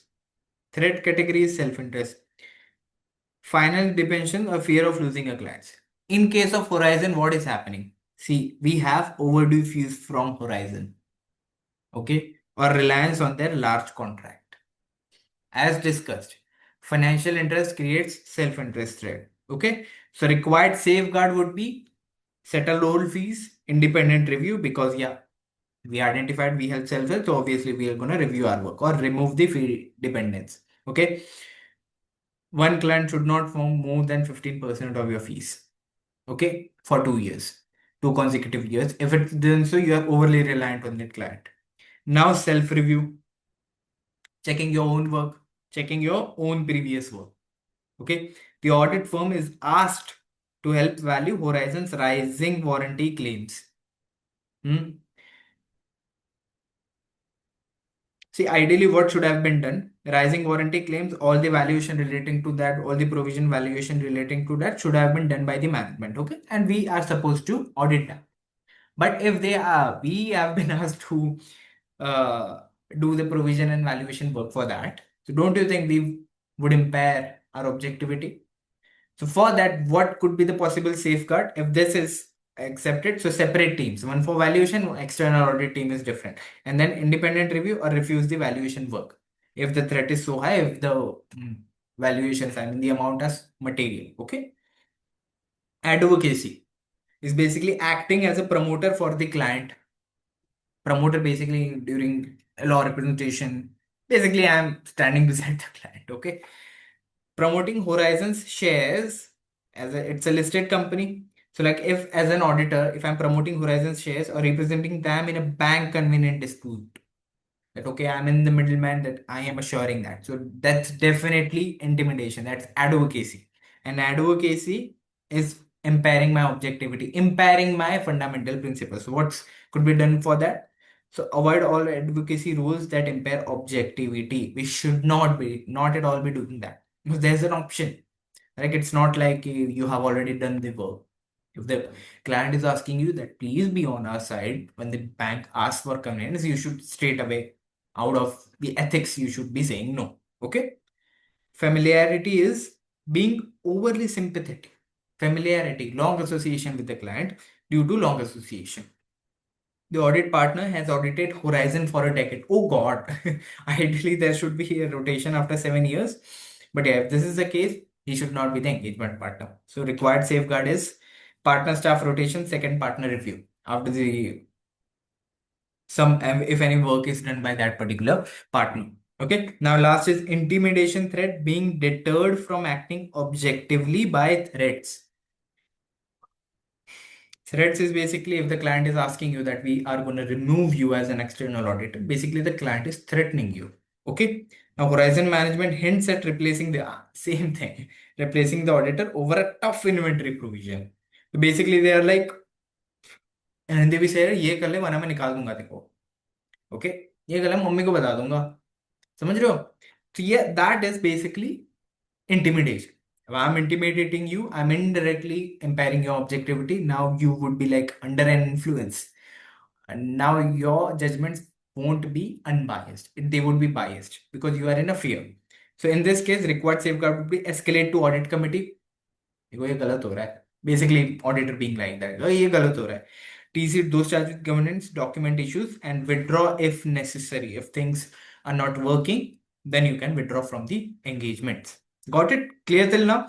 Everything, every link is associated with Horizon Appliances Limited. It's a public company, and here, as an auditor, these are the practical issues that we faced: self-interest threats, self-review threats, and here are the required safeguard to either mitigate it completely or reduce it to an acceptable level.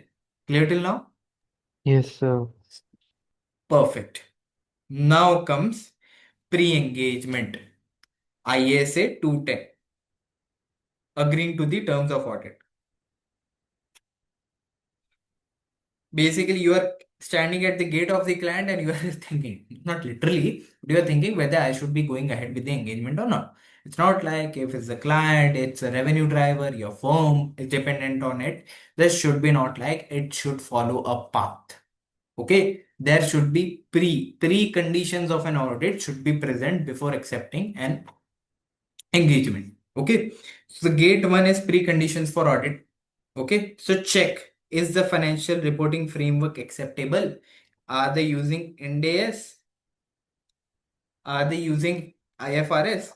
These are appropriate financial reporting framework. Okay, as per the law and regulation, this could be used, this both. Okay, so are they appropriate or acceptable? Does management acknowledge its responsibility for statements, for financial statements, control and providing auditor access? As discussed, it is the whole sole responsibility of responsible party, that is management, to prepare the financial statements. Many people get confused that auditor prepares the financial statement, but it is not at all like that. Auditors gives reasonable assurance over that financial statements. Okay. Now, is the management accepting their responsibility? The auditor needs to ask that. Okay, that is basically preconditions of an audit. If absent, engagement is fundamentally unsafe. You cannot accept that. If these all are not present. After that, independence and ethics. First, if preconditions are met, then we have to check as an external audit firm, are there any factors that are, directly affecting our fundamental principle of ethics? I'm going to check that. So do any of the 5 ethical threats exist? Like self-interest, so on, intimidation, familiarity, okay, which are going to impair our objectivity. They could impair our professional competence. If they are impairing, so you have to look for safeguards. If the safeguards are not applicable, we cannot move forward. Are safeguards adequate to neutralize them? And then comes competence and resource. Most important. Does the audit firm have the time, specialized staff, and technical capability? Because as in times, if IT knowledge for Horizon's new RP system, see, link it with the same company. During the client, it might have happened like this. There's a potential client, they have approached us, so we're going to do our research for Horizon Private Limited. Okay, while doing our preliminary research, pre-production movies, we have pre-production, right? So let's say as a junior auditor, you are new to the company and I asked you to prepare a PPT on Horizons Limited. So whatever info that you have gathered, you talked about ERP, that they have recently implemented an enterprise resource management system. Okay, so if this is the case, are we competent before taking on to the engagement? Are we competent enough? Okay, so we have to ask that. So if this is the case, we are competent enough, and if not, so we can arrange the experts required for that particular work. Then only we have to accept the engagement. And finally, management integrity, most important. Like, does cooperation, honesty, and openness appear likely? So that's why we also have communication with previous auditor under IAS 10.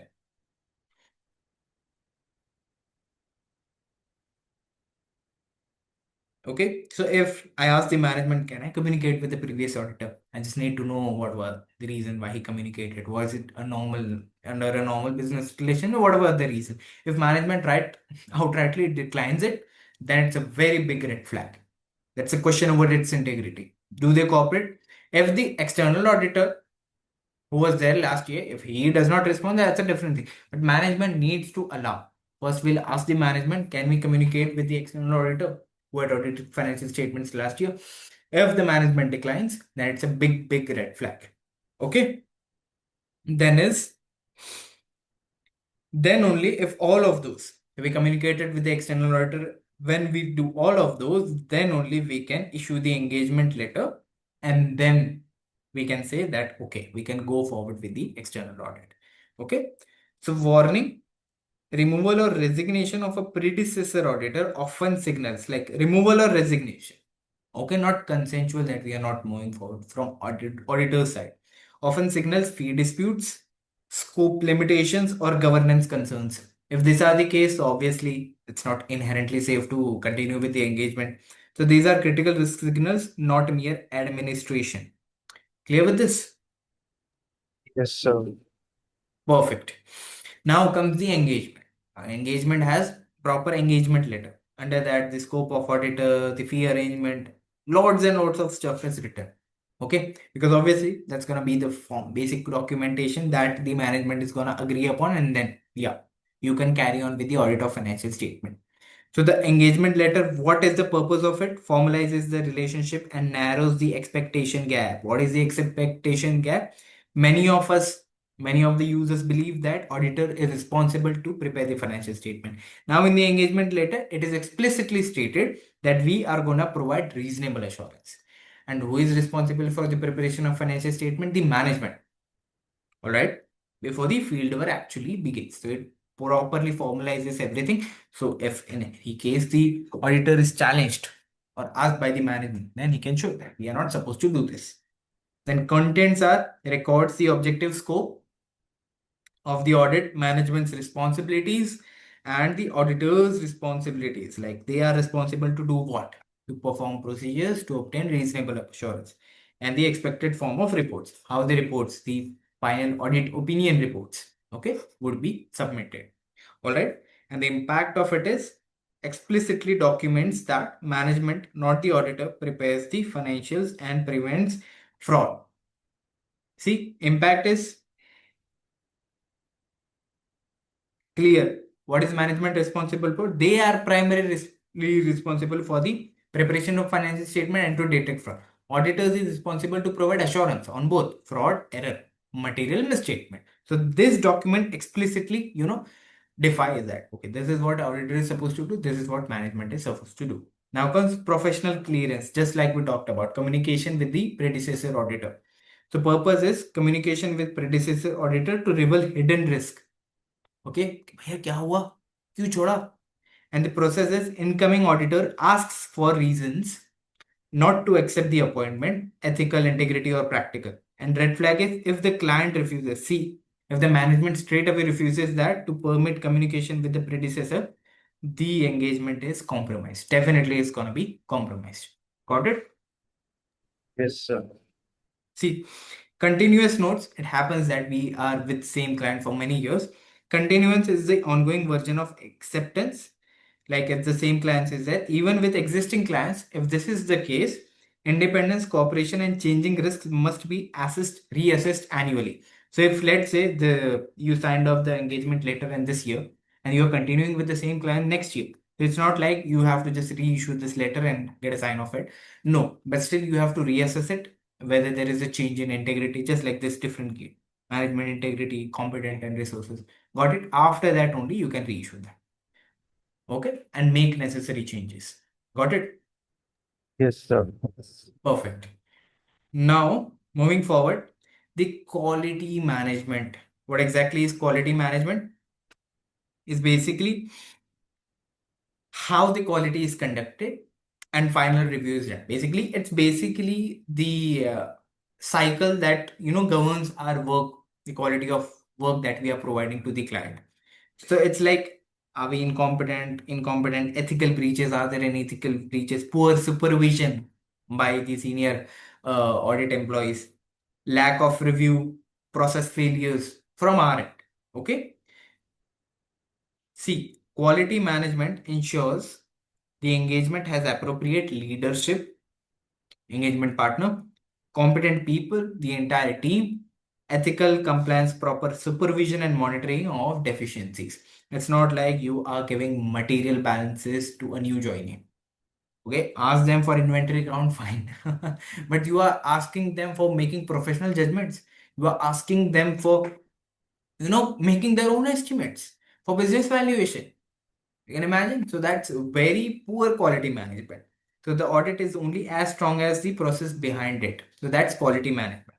So acceptance, then planning, evidence, reporting, the quality management applied.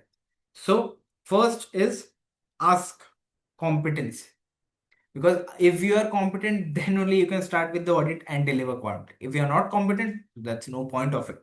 So do we have industry, IT expertise like navigating Horizon's ERP transition? Then direction or supervision. Complex estimates like Horizon's warranty provision, as discussed, require more senior direction than routine cash balances. Then we have review, ensuring work is evaluated before opinions are formed. Definitely that's going to happen. And then finally, remediation, correcting deficiencies identified in previous monitoring cycles. Were they identified? Like in the previous auditor, we identified this were the problem. Now in the current, quality management is a continuous process. We have to monitor whether they were rectified this year or not. So the key insight is even technically perfect audit procedures lose credibility if the overarching quality management system is weak. Definitely. This common sense. Got it till here? Yes, sir. Perfect. Now we'll incorporate everything for Horizon Appliances Private Limited. Okay. Now governance and integrity. High risk. Why? Because management bonuses are tied strictly to EBITDA. Okay, so auditor actions would be requires heavy reliance on audit committee to shield auditor from aggressive accounting pressure. Now, talking about the preconditions and the framework, past, simple, data management acknowledges responsibility for statements and internal controls. Yeah, we have no issues with that. And standard reporting framework is in place. They are using IFRS. Okay, so here there's no issue. Now, ethical independence status monitors data. Horizon utilizes outsourced internal audit. Okay. The auditor action, external auditor must ensure no self-review threat exists by separating reliance on internal audit work from external assurance. Okay.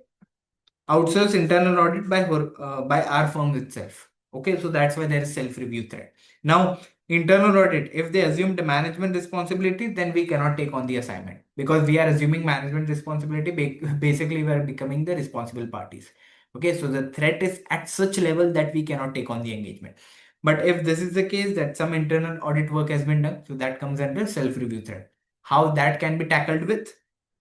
By separating reliance on internal audit work from external assurance and by using definitely.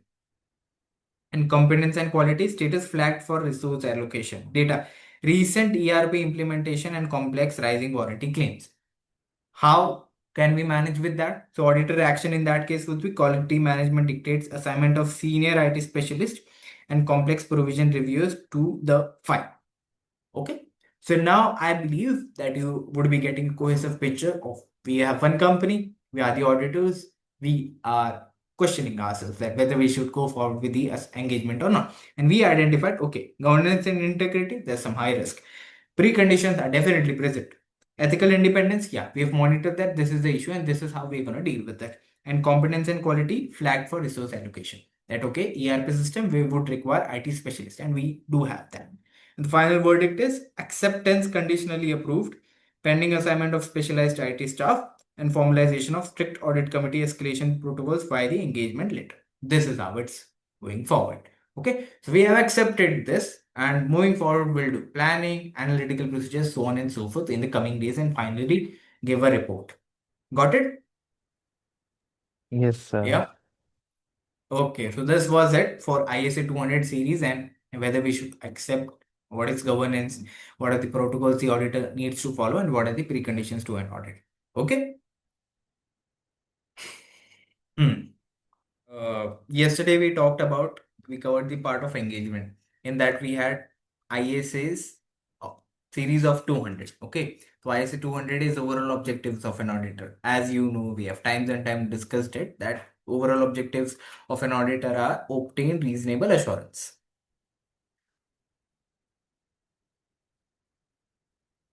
All right. Now, these are the overall objectives and how the auditor has to maintain his professional judgment. He has to be skeptical. Yes or no? Yes, sir. Throughout the audit, the auditor has to be skeptical. He cannot take things at face value. It's not like he has to question management's integrity all the time and believe that management is always at the flaw. But obviously, if management is saying something, he cannot take things at face value. That's being skeptical. The auditor needs to be skeptical throughout the audit. All right. Now, moving on to that, we discussed about preconditions for an audit.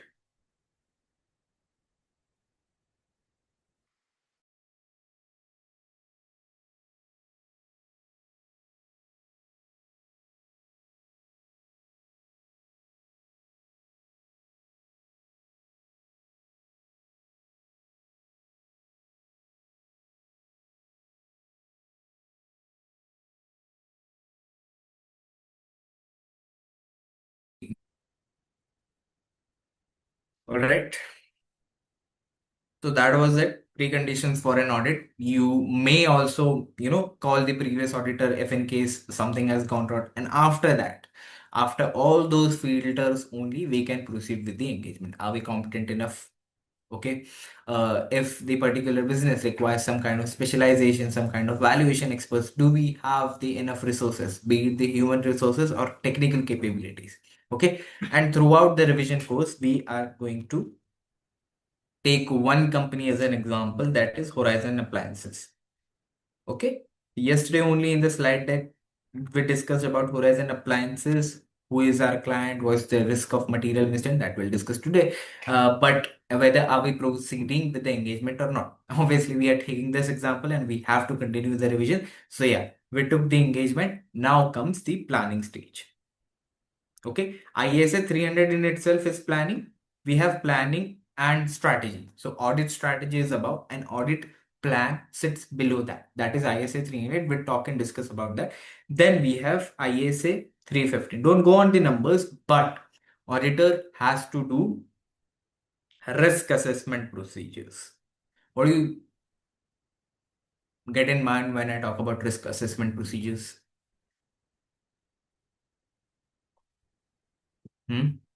Like, do you think of getting a walkthrough of the organization and assess the risk of material misstatement?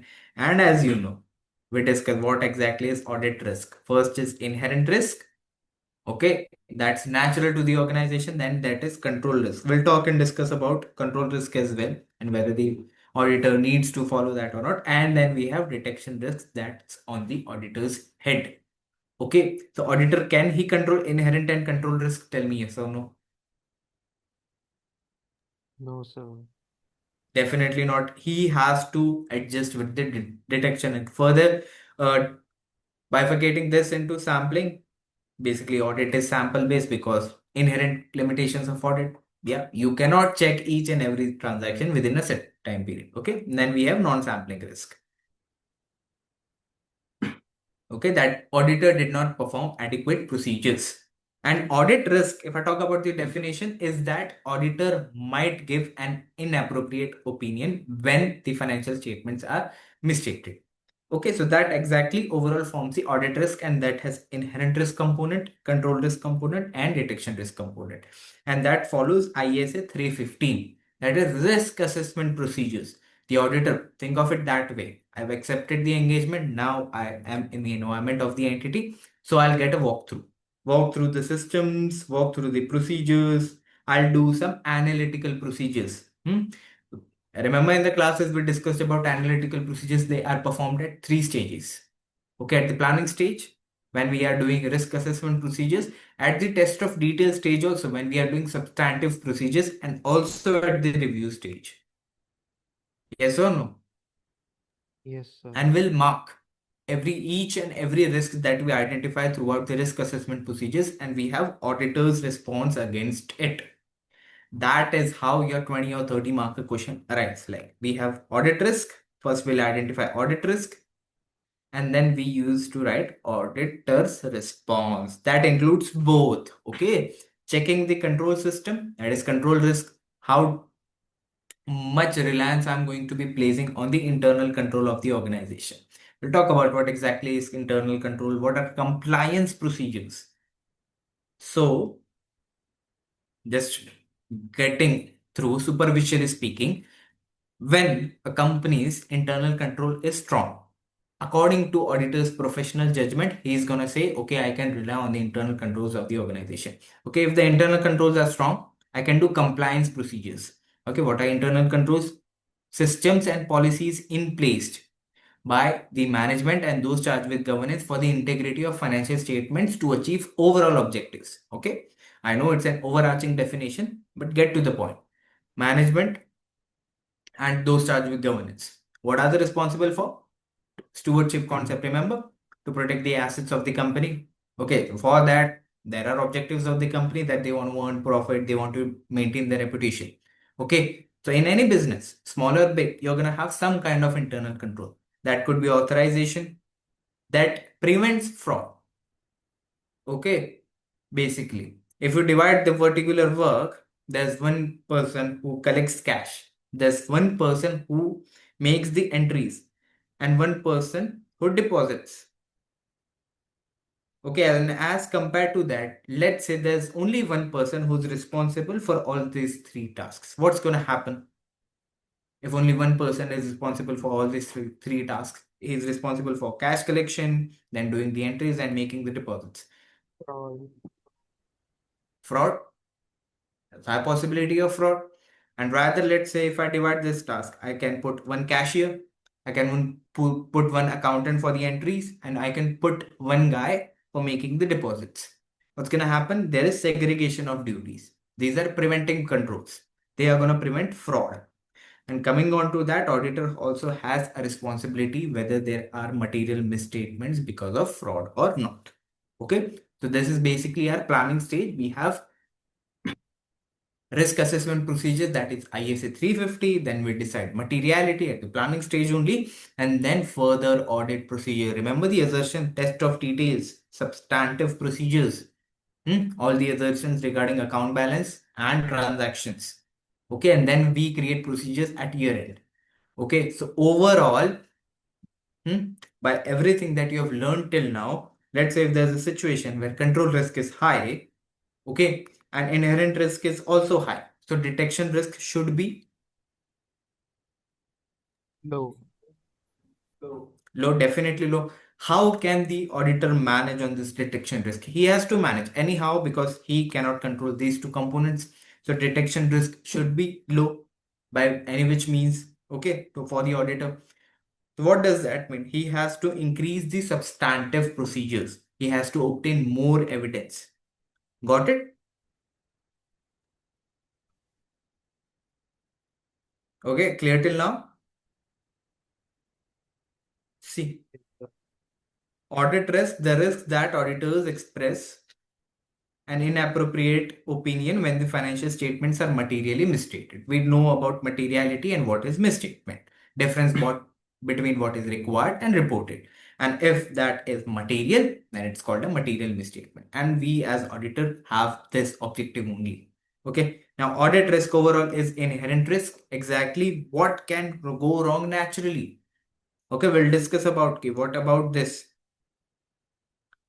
We had Horizon Appliances.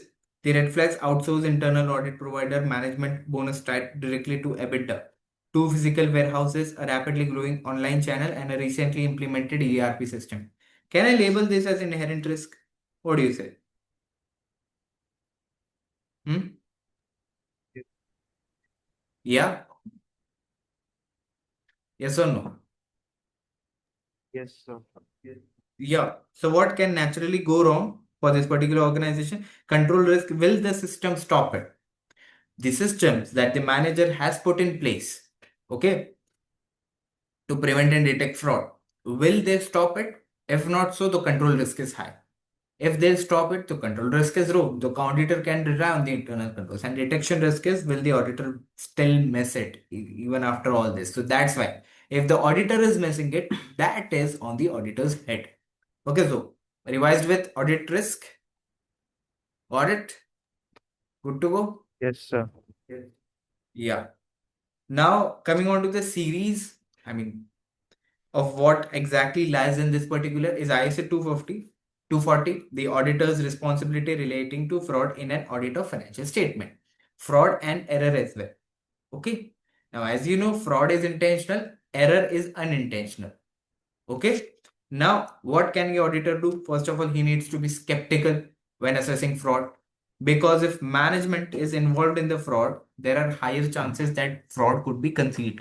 There could be circumvention of employees. People who have been delegated the authorization, the guy who was looking after cash, the guy who was looking after the entries, the guy who was responsible for the deposits. If these three collude, don't you think that's gonna count for a fraud? And if these three are collusion, that's called collusion of employees. So if these three, so there are high chances that auditor cannot have evidence relating because the guy who is stealing cash is gonna distribute among these three people. Okay, so less entry is gonna be made. So as an auditor, what the auditor can do? Compare the goods dispatch notes. Yes or no? Compare the invoices. And how much stock has went. And then you can, imagine that, okay, this is the internal controls, these are the people responsible. And then after thorough investigation, he can come to a conclusion that is, there's a fraud that is being happening, right? In the organization. See, the goal for this paper is to think like an auditor. What could go wrong? What will the auditor do? That is how your exam questions are also free. Then there is ISA 300, planning and audit of financial statement. We also have audit strategy in it. Basically, audit strategy defines the scope, timing, nature, extent, and timing of the audit, depending on different clients. Okay, ISA 315, identifying and assessing the risk of material misstatement. That is basically risk assessment procedures. Are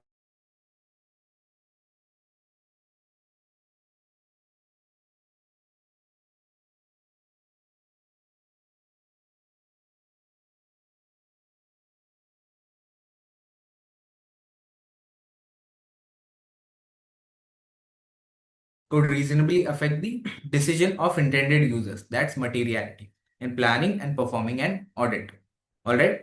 And ISA 330 is the auditor response to the assessed risks. Further audit procedures, be it substantive testing, test of detail of all the assertions. Okay. Now coming on to Horizon Appliances. What was happening with our company? As discussed, the profile is mid-sized listed kitchen appliance manufacturer and distributor. Operations. We only have 2 physical warehouses. I can think of inventory count and all, but we'll cover that in the coming chapters. A rapidly growing online channel, inherently risky because it's rapidly growing, so system control questionable, and a recently implemented ERP system. Okay. Pressures are yesterday also. Management bonuses are tied directly to EBITDA. That is interest before interest, tax, depreciation, and amortization, and profit before tax. Now, what's gonna happen because of that? Bank convenience linked strictly to gearing and interest cover. And we'll talk in detail about materiality. What exactly is gearing? See, bank na places convenience on us. If you want to borrow something from the bank, bank will say that your liquidity ratio should be above this. Okay, the current assets and current liabilities. And also the interest cover should be at least 5 times at any given point in time. Okay, now you can imagine if the management bonus are directly tied to interest before earnings before interest, tax, depreciation, and amortization, there's obviously gonna be some goof ups happening. There's an incentive for the management to do that, right? Yes or no? Yes, sir. Yeah. And bank convenience. Talking about materiality, materiality is also nature wise. Okay. So let's say there has been a change of $500. Okay. But looking at comparing with a normal overall materiality benchmark, if we let's say for example set it to $10,000, so it is nothing as compared to overall materiality. But if this particular 500 it breaches a particular bank convenience, what do you say? Will it be material or not? Yes, sir. Yeah, it would be material by nature. All right, got it? Yes, sir. And the red flags is outsourced internal audit provider. Okay, that's ISA 402, use of service organization. We have to obtain T1 or T2 report. Okay, so that we'll discuss. Rising warranty claims on newly launched product lines. Okay, the auditor might consider it as significant matter that we'll discuss later on. Coming forward, the auditor's operating system, how it is going to look like the planning stage ISA 300 is anticipating like the business models, assertions and misstatements route, not a mechanical checklist assessment. And then throughout the audit, no matter what happens, we have to make professional judgments, be it materiality, be it what management thinks of the estimation, and if in a case, auditor should also be able to make his own estimations. All right. So these are the scenarios that could be playing out. Evaluating like all the ambiguity that's happening in the company, choosing accurate benchmarks, be it materiality, assessing control reliance. Yeah, talked about that. Whether that's also a professional judgment. Okay. Controls could be strong, whether to place reliance on the internal controls or not, that depends on auditor's professional judgment. And determining if evidence is truly pervasive, that affects the opinion. And professional skepticism throughout the audit, maintaining a questioning mind, resisting easy explanation, where surrounding facts suggest risk corroborating evidence. Okay, if evidence tells a different story, management is saying a different story, then yeah, you have to question the management and not take things at face value. Got it? Now comes the understanding the entity, getting a walkthrough of the organization, that is was ISA 315 risk assessment procedures require. So risk assessment is fundamentally weak if based only on trial balance. What do we have as an auditor? As you guys know, we have access to books of account. Okay, as an auditor, we have access to books of account. So the trial balance are basically the raw financials. What's the debit balance and what's the credit balance? That's what trial balance is. Accounting framework and information system like Horizon's new ERP. You also have to dig into that. Financing structure and ownership, bank convenience. Have bank like gearing. Does the bank convenient require as a clause of gearing or not? A clause of liquidity or not? Business model and strategy, like what are the growing online channels? and industry pressure and economic environment. Definitely. And doing all through, the auditor can get a walkthrough of the organization. Basically, helping the auditor plan. That's why it's on risk assessment procedure and follows planning. Comes on the second step. All right. Now comes our favorite analytical procedures. As I said, as discussed in our classes also, analytical procedures are the plausible relationship between financial and non-financial data. Now, when I talk about payroll, what comes to your mind when I talk about payroll? Number of employees? Yes or no? Yes, sir. Yeah, payrolls. Now, what do you think about number of employees? Is it financial or non-financial? Financial? Non-financial. Non-financial. It's number of employees, right? So if I talk about number of employees and the exact salary that are getting. Now, salary is financial or non-financial? Financial. Yeah, financial data, yeah, because it's an expense for our company. So plausible relationship between financial and non-financial data is analytical procedures.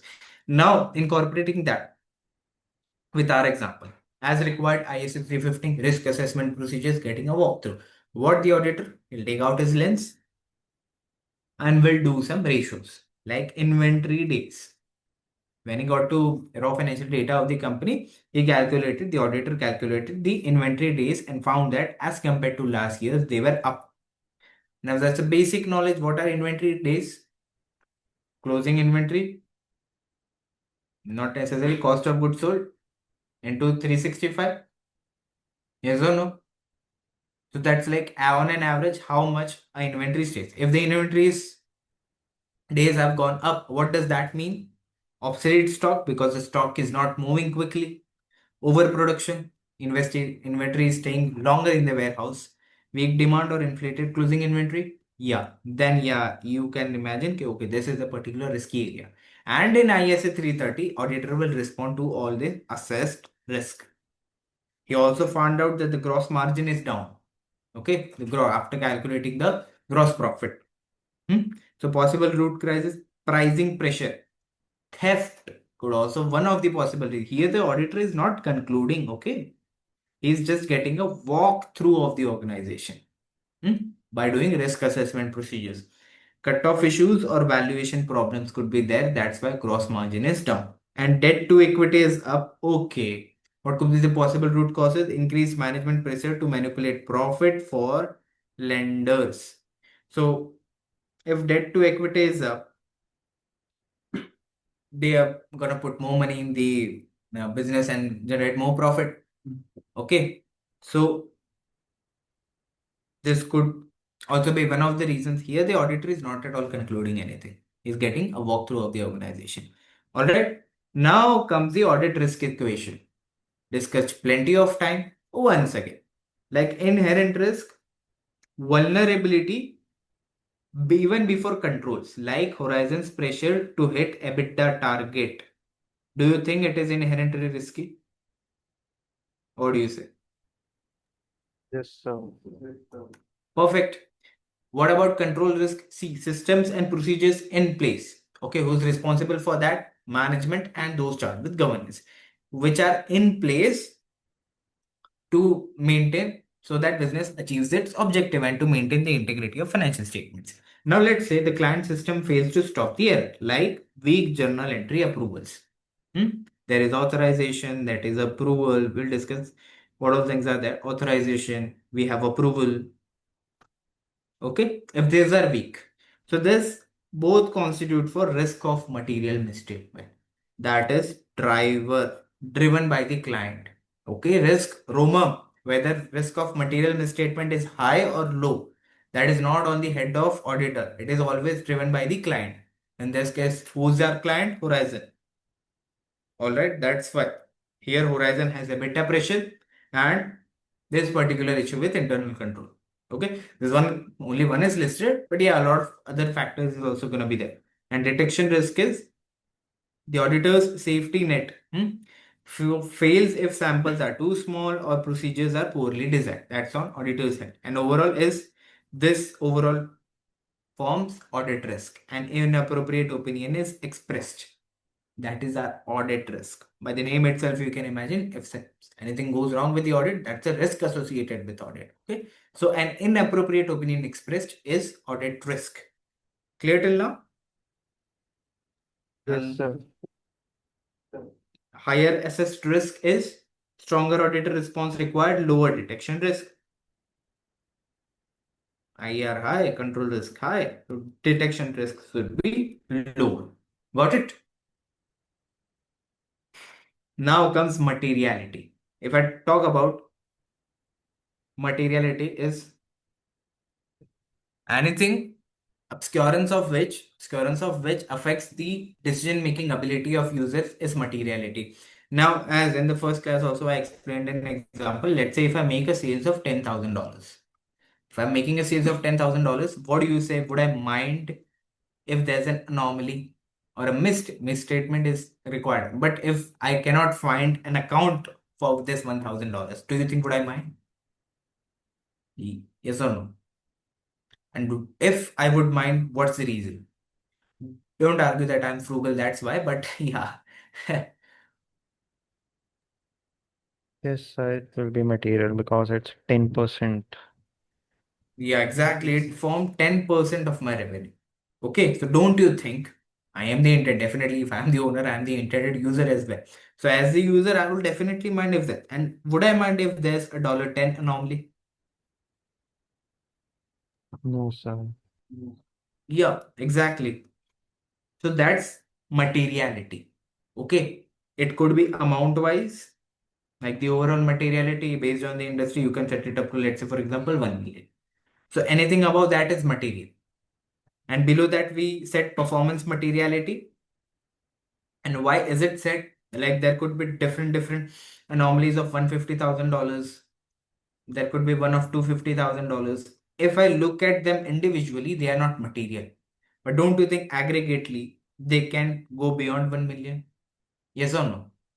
So for Yes, that sir. reason, we have performance materiality, and all of this is done through professional judgment of the auditor.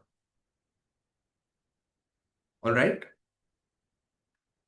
So Yes, see, sir. user focus significance. An item is material if it could reasonably be expected to influence the economic decisions of users. So we have overall materiality, the limit for the financial statements as a whole, Okay. So that's why in the opinion statement, we say financial statement as a whole are free from material misstatement. And performance materiality, a working buffer. Okay, let's say if it's $1 million, so we can set it based on our professional judgment. Okay, by the way, at 800,000. Okay, to reduce the risk that individually small undetected errors accumulate into a massive problem. The nature exception. See, it's not always about the size amount wise of materiality. A relatively small unlawful payment to directors is material by its fundamental nature. So let's say there is a bribery happening with the directors of a company. If I set my overall materiality to $1 million, but the payment that was made was $100,000. Now, in this case, if you compare it with overall materiality, it is not material. But if you look at the nature of the transaction, what's happening is it's a breach, non-compliance with laws and regulation. So this is material by nature. Got it?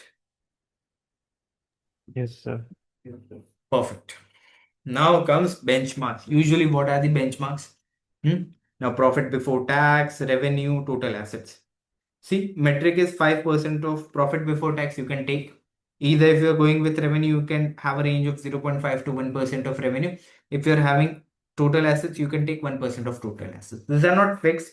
Everything is based on auditor's professional judgment. Okay, so when to use this, profits are stable and users are highly focused on operational performance. Okay, so let's say if the company is not stable, as in the sense they have 1 year they have a profit, 1 year they have a loss, in that case it won't be wise to use this as a metric. Okay, limitation ineffective is profit is volatile or unusually low due to one-off expenses like a provision. Okay, in 1 year if a big provision is being made, you can imagine the profit is very low as compared to last year. Okay, and revenue is what? When to use profit is highly volatile. In this case, if you cannot use profit before tax, you can use the revenue figure. Because revenue is like primary driver of the business operations. You know the sales, you can derive, right? Marginal or completely distorted. In this case, you can use revenue. And when to use the asset, like asset heavy entities or situations where solvency matters strongly. In that case, you can go ahead with it. And at the end, it's upon professional judgment of the auditor. Based on his past experiences with the client, with other clients, he can imagine, okay, in this industry, this is what works. So I'll be setting my materiality as per this. Got it? Now comes the fraud divide, the horizon threat. Fraud divide is basically ISA 240. Now, if you recall the definition, to obtain reasonable assurance whether financial statements are free from material misstatement, whether due to fraud and error. Now comes the fraud and error part. Fraud is intentional deception like override of controls or collusion between employees. All employees get together to commit and conceal a fraud. And errors is unintentional. Let's say as an accountant, I make a mistake of $500. Okay, so that's an error.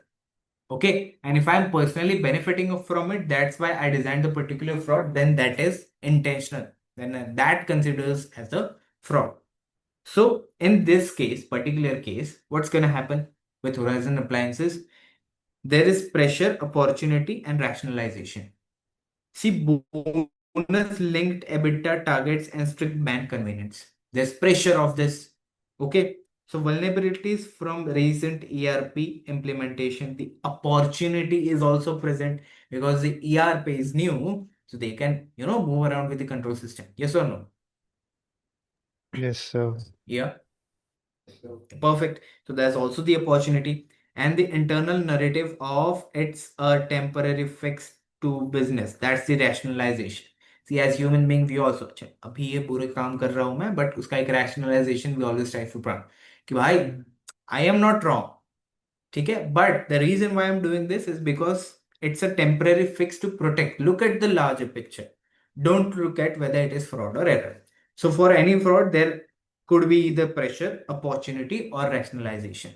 Here in Horizon Appliances case, as an auditor, look from the lens of auditor.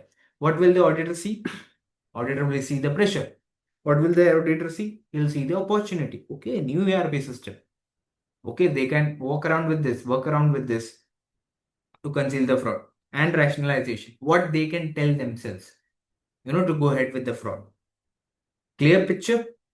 And then he will design procedures. Okay, he'll look for some things that could commit fraud. He will look for some particular anomalies regarding revenue, so on and so forth. All right. And always remember, management's job is the prevention. Auditor seeks reasonable assurance. Always remember that.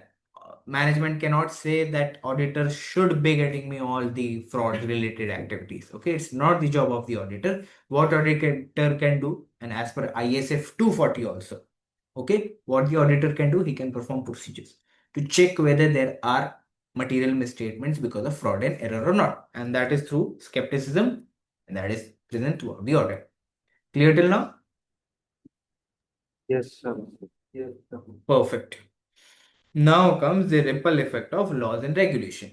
If you remember, we had ISA 250, no class, non-compliance. What happens in any industry? There are going to be fine, there are going to be penalties. If you are in a fast fashion industry, you also have to comply with environmental laws. So if anything goes wrong with this, just think logically. Would the intended user mind if we have done any non-compliance? What do you say? Would he mind? Yes, sir. Yes, sir. Definitely he'll mind. If you are investing in a company and the company is involved in some case and there's some legal prosecution going on with the company, so yeah, definitely you would be concerned with the future of the company and you would mind. You would mind a lot. So if there's a legal or regulatory breach, what is the auditor's role in that? So if it directly affects the financial statements, immediate adjustment are required. Like fines, legal fees, or mandatory provision. For example, in case of Horizon appliances, rising warranty claims under consumer law. Here, consumer law is important. Okay, so consumer law, if they are failing on creating the warranty provisions, basically that's no class. Non-compliance with laws and regulation. If there is no class, so as per ISA 250, the auditor has requirements that he needs to communicate.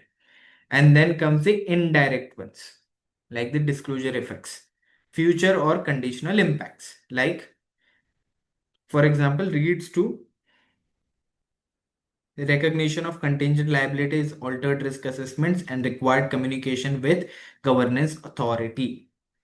What could happen and what could go wrong in the future, that is also required when it comes to non-compliance with laws and regulation. Auditor has a duty, and the specific ISA concerned with this is ISA 250. Clear till now? Yes, sir. Yeah, Madhav, all good? Yes, sir. Now comes strategy versus plan. See, think of it as an umbrella. Strategy sits over an audit plan. Strategy tells what, and basically, if I convert that into a plan, that becomes why. Why is basically the details. Overall strategy is the what and when. High level direction determines the exact scope, what's the scope of audit, timing, and general direction, and the allocation of audit resources, that who's gonna be in which team. Okay, don't write in exam कि वो कच्चा नींबू पक्का नींबू करके वैसे वैसे divide नहीं करते audit में, but yeah, that's audit resources. Audit resources are the team members that you have, junior auditors that you have, engagement partner. Okay, and depending on the requirements, you allocate them. Got it? And then we have the audit plan, the details, the exact how. So detailed operational execution translates the strategy into specific RAP, risk assessment procedures. Okay, if you have identified something in the strategy, exact details would be contained in the audit plan. Planned responses and the exact nature. Okay, here it was overall. Here the exact nature, timing, and extent of testing that is required. Got it? Yes, sir. Perfect. Now comes the execution timeline. If you know, there is interim audit. And then we have the final audit here at the year end. So in interim audit, you can imagine that you can, walk around with the controls, and then based on your experience from interim audit, you can decide whether reliance on controls could be placed or not. So your interim work includes early procedures focusing on system understanding and testing controls. If controls and walkthroughs, like testing credit approvals to determine if sales controls can be relied upon. If sales control can be relied upon, then lot less substantive procedures would be required for that particular assertion. Got it? That particular transaction or account balance. If credit approvals and fine, so let's work on receivables, because auditor concluded that controls can be relied upon. Okay, so control risk in that particular instance is low. So auditor, based on his professional judgment, passed on that. Okay, fine. We have no issues with this, so we'll be relying on the controls. So that could be done during the interim work. And then the final work, that is year end. After that, you get audited financial statements. So year end focus is heavily weighted towards substantive, finalizing cutoff, year-end balances, and final disclosures like inventory count, attendance, receivable confirmation. Okay, through that we obtain evidence. Evidence leads to conclusion, and finally opinion. Extensively discussed in the first lecture. Yeah, this is how the flow goes like. We'll discuss about what exactly is evidence. Reliable, sufficient, appropriate audit evidence. Okay, so it should be reliable and relevant to the financial statements. Got it? Yes, sir. Perfect. Now comes our audit documentation, ISA 230. What if the auditor is challenged? Yesterday also we discussed this point, that any work that you do as an auditor, you need to document it. Because if in a case you are challenged, you are being challenged in the future in a court, then you should be able to prove your work. An audit documentation is basically an experienced auditor who has not been on the audit should be able to review your work objectively and conclude that, okay, the audit was conducted fine. So audit documentation is basically the written record of work performed, evidence obtained, and conclusions reached. Okay, कच्चा चिट्ठा आपका कुछ भी हो जाए, देखो मैंने ये किया था. That's basically audit documentation. If it is not documented, it is not done. वो तो ऐसे बोलेंगे, proof दिखाओ. That is basically not gonna be a proof. So verification point 1 proves proper planning, supervision, execution, and review. Protects audit quality. Yeah, you can collect your audit working papers and use that in future audits, that this went wrong in this particular client's audit. Okay, then you can rectify in your coming audits, and in that way quality could be maintained. Provides evidential defense. And the quality check is verbal discussions are insufficient, definitely insufficient. Now don't go on to it, sir, according to Indian law, oral promise also forms a contract, so that could be placed as legal, but that does not work in that way, right? In audit, a material estimate challenge requires supporting analysis firmly on the file, not just a short conclusion. Okay, what exactly did you do? What was the sampling that you pick? In that way, a proper audit document is formed. Got it? Yes, sir. Now comes first is mindset, skepticism, and judgment. Business understanding, ISA 315 risk assessment procedure, risk and fraud identification. The equation triangle. What do we have? We have pressure. What else do we have? Rationalization and opportunity. The auditor will seek through this lens whether these three are present, and then he is going to perform procedures on particular fraud. Okay, rationalization and opportunity. And materiality scaling. Materiality could be nature wise and amount wise. Okay, that's defining basically the user impact. And strategic plan, strategy to detailed execution. We have audit strategy and audit plan, and documented proof, that is audit documentation as per ISA 230. Got it? See, planning is not mere paperwork, it is the intellectual design that guarantees audit quality and execution efficiency. And what do you say? Audit plan is stringent or dynamic? Dynamic. Definitely, it has to be dynamic because of changing circumstances. Auditor's risk of material misstatement could change moving along the lines, and he might have to do more substantive testing. Clear till now? Yeah. Yes, sir. Yeah. So we'll just briefly walk through these two sections of internal controls. But here, as this were previous presentations, so we'll be using different company names. So yeah, but for revision purposes, we have Horizons Limited only. So we'll discuss about internal controls, and then we'll talk about materiality so that it gets more clear. Okay.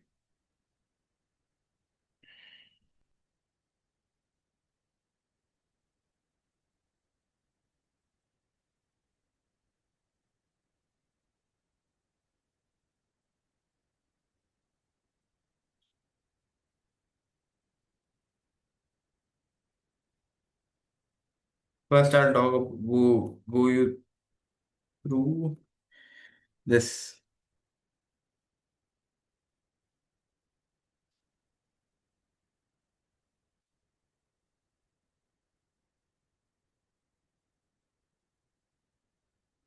See, internal controls, this completeness, as you know, in the first class, we talked about assertions. In assertions, we have assertions are the representations by the management for transactions and account balance. Okay. And then you know that you have completeness, accuracy, cutoff, existence in it. Okay. Depending, what can you say as transaction, a revenue, and account balance as property, plant, and equipment. Basically, the balance sheet items. Okay. Now, what exactly is internal control? So internal controls are systems and procedures placed by the management. okay, for the integrity of financial statements so that organization achieves its objectives. Okay. Now, for example, I'll talk you through one particular process. Let's say a customer order enters the system. So what's the risk that's surrounding it? Like there could be fake transactions ensued, missing transaction, or wrong data type. Genuine mistake? Yes or no? Then processing, like invoices generated. Now, what could be the possible miscalculation? Like data could be altered due to calculation or logic fails. Yes. Now, output is reports printed and viewed.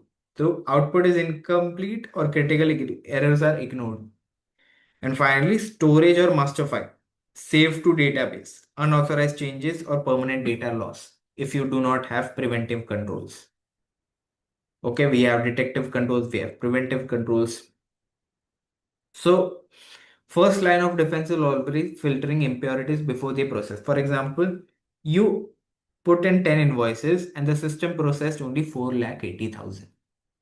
So from an auditor's perspective, to check this particular control is working or not, what he'll do a range check. Like quantity 10,000 rejects if max value as allowed is 1,000. He'll do a sequence check, spots gap like invoices 101, 102, 101, 103. So missing 103 is investigated. Field check enforces data type like name, field, rejects number, should reject number. And sign check prevents mathematical anomalies, sales entered as negative rejected. So if all those are working fine, then you can say that internal controls are strong because they are supposed to be designed in that way. And if anything goes wrong, system fails at that point, then auditor can conclude that okay, this particular system cannot be relied upon. Got it? Yes, sir. Yes, sir. Yeah. So like we have processing controls, output controls, and master file. So objective is processed accurately and consistently. Like digit verification detects corruption, like account 12345 plus check digit 6 mismatch flag error. Here, ideally there should have been 6 digits. Now the control is designed in such a way that if there's a invoice number with dispatch notes number of 5 digits, it automatically flags it. That particular invoice could be further investigated by the management. Okay. And then reasonable checks like logical consistency, flagging sales of 10 lakh with cost only of 100 rupees. Oh, it's a clear cut fraud. Okay. So yeah, then we'll further investigate that particular sale. Output controls like complete, accurate, and review. Control totals like comparing final output back to input. Exceptions report highlighting unusual items like sales more than 1 crore flagged for manual review. Makes sense because there might not be a lot of sales happening of that amount. Okay, so yeah, they would be flagged by the system and they would be highlighted that invoice number 182956. Okay, this is particularly flagged for manual review, and then that would be reviewed by the management. This is how the system is designed. Rejected items ensuring errors are corrected before final processing. Yeah. Then comes master. Strict access restriction. Who has the access to the sales data? Who has the access to the employee data? Preventive controls. Authorization, dual factor authorization, changing of password. That's basic one. Okay. Now comes the dependency trap. Application controls cannot survive a broken foundation. How come? Because information controls like range check or batch totals are entirely dependent on general IT controls. Now, you are having a doubt regarding general IT controls, right? Like general IT controls have what? Passwords, dual factor authorization. Now, if anyone has access to this information processing system, do you think that this particular controls could work properly? What do you say, Rachit? Oh, sir. No, definitely. So general lighting controls are like on the top. You have dual factor authorization, you have, fingerprint authorization Firewall. and lots of, yeah.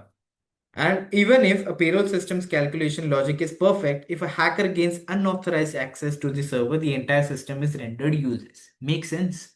Yes or no? So you can argue this in a particular auditor's response, right? The importance of general IT control. Got it? Yes.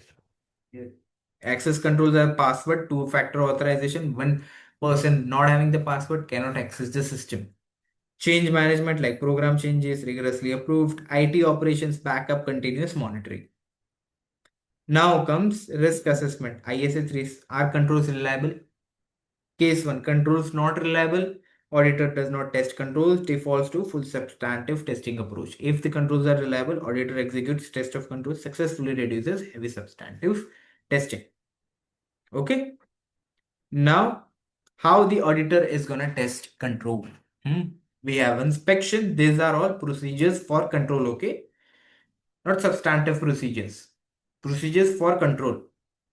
So if the auditor wants to respond to any particular control, is gonna do inspection. For example, checking physical or digital documents. For example, inspecting a purchase order to verify required signature. Observation, watching a process occur in real time. All right. Then you can have re-performance, like re-performance of what? Reconciliation and so on and so forth. The auditor independently re-executing the control check. For example, recalculating the approval threshold. Or he can also re-perform reconciliation. Reconciliation is also a part of system of internal control, right?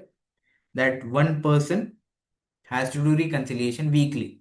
So auditor can check one of the reports of reconciliation. He can do it also on his own. So if auditor has like he'll have a range check, like 5% deviation is fine. But if it's more than 5%, then he'll conclude that okay, internal controls are rendered unreliable. Then he obviously definitely we have inquiry. Inquiry with whom? The management. Asking questions of personnel like note used for supporting evidence only, never stand alone. Acts as corroborating evidence that I inquired the management, they said the same thing. Got it? So these are the action verbs that the auditor is gonna perform: inspection, observation, reperformance, and inquiry. Got it? Yes, sir. Now comes evaluating operating effectiveness and calibrating audit response. See, for example, the deviation threshold, the auditor will set, okay, this much deviation is accepted. Okay. The isolated issue and system failures. For example, was the control applied? Was it consistent? Who applied it? Example, if the manager is absent for 10 days, okay, and no invoices are approved, the control has failed. Understood? So, for example, if there are few deviation, like example, one missing approval.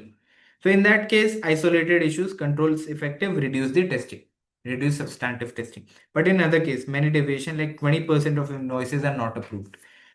An auditor, according to his professional judgment, will form okay, 5% it is fine. Now, in this case, it's 20%. What's the result? Controls not effective, increase substantive testing. Got it?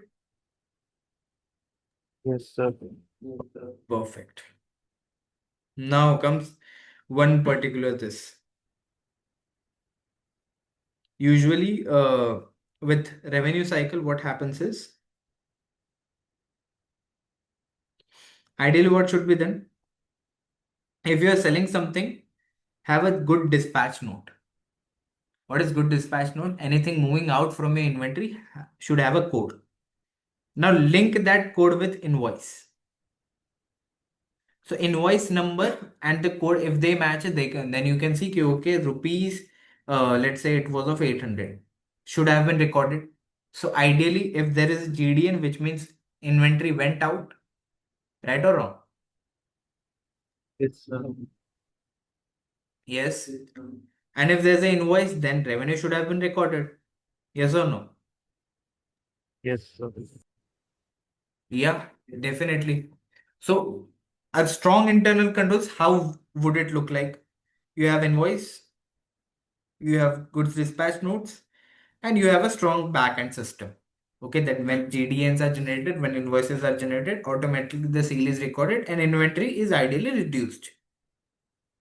Okay, you can think of Zepto, right? I'm not talking Zepto has a GDN node, but they also have their own system of internal controls. The delivery guys, so that nothing goes wrong, they take pictures, like when they deliver, if you know. That also forms a part of control system. Okay, so that any theft, okay, or misappropriation, as in to say wrong parcel is not delivered. So invoice GDN. So when there's an invoice, so invoice will have a number, invoice will have an amount, and then the system If it's effective, then correct amount would be displayed as revenue. Got it? And correct amount would be displayed as cost of goods sold. So that is all. So for example, the control is credit checks and strict authorization. I mean, when we do revenue, it's not like we only do it on cash basis. We also lend it on credit basis. So for that, credit checks should be present. Okay, so the control here present is credit checks and strict authorization. So if a person is asking and demanding for goods worth 500,000, don't you think it would be wise for any company to have authorizations for that from upper management? Yes or no? Yes, sir. Yeah, definitely. So here there's a risk of fake orders. Like the fake orders, synthematics and okay, यहाँ पे कुछ generate होने में mistake हो गई. So here the risk is going to be a fake order. Like fake orders could be placed without credit approvals for inflating profit.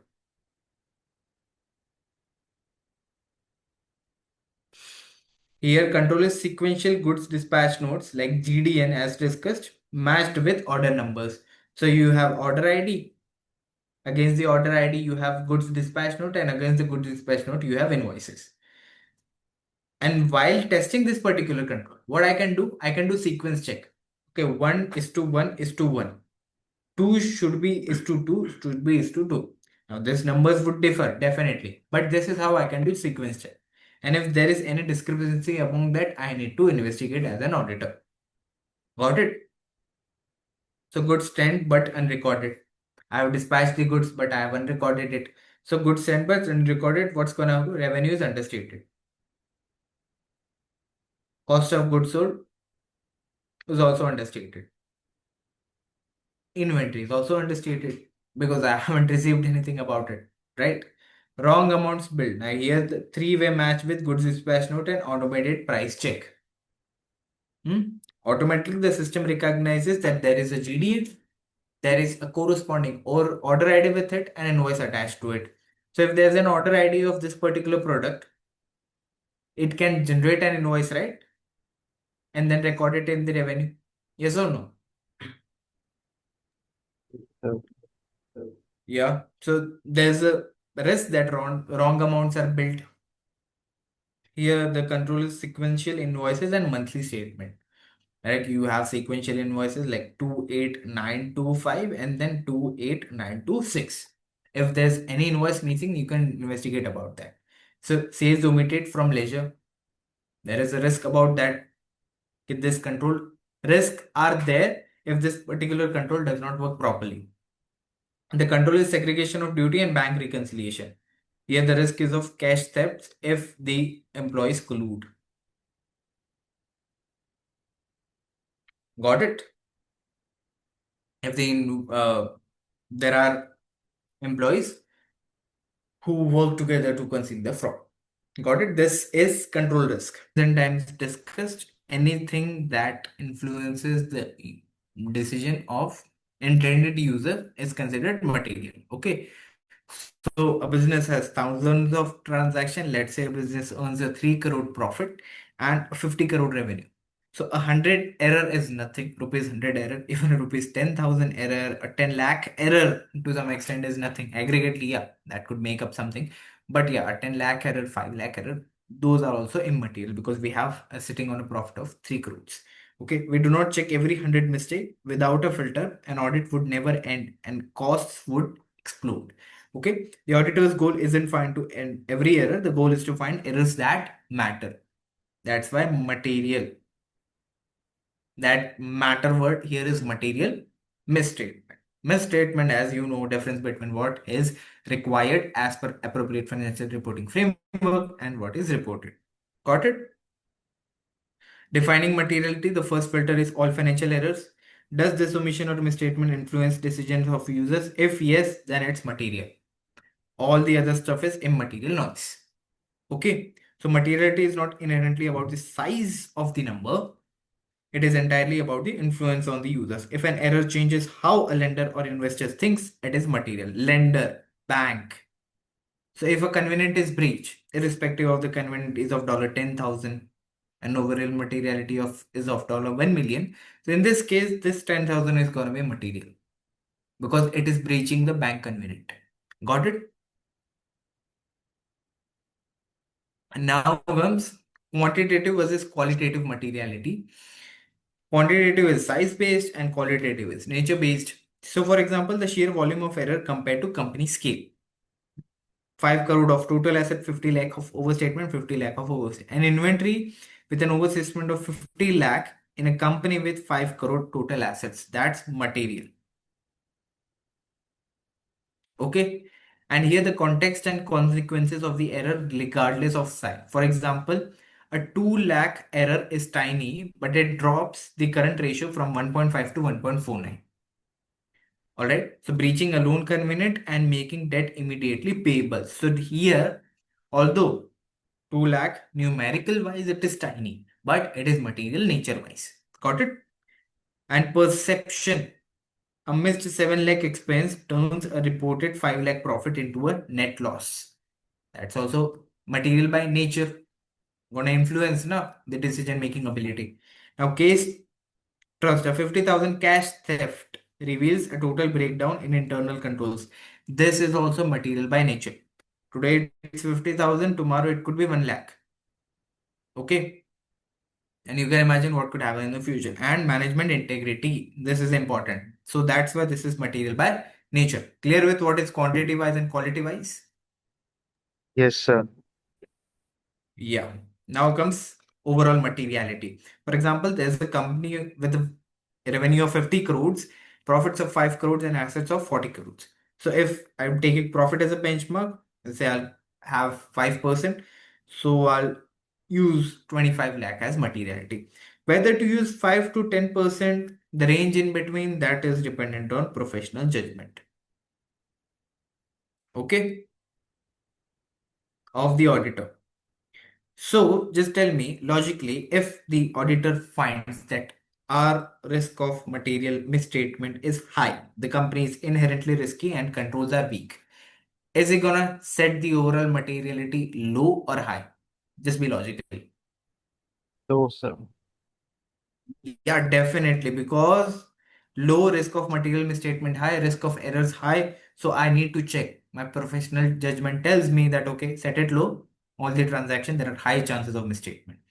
Revenue benchmark profile, high turnover, low margin companies can use revenue as benchmark. So like 1% of revenue that becomes 50 lakh.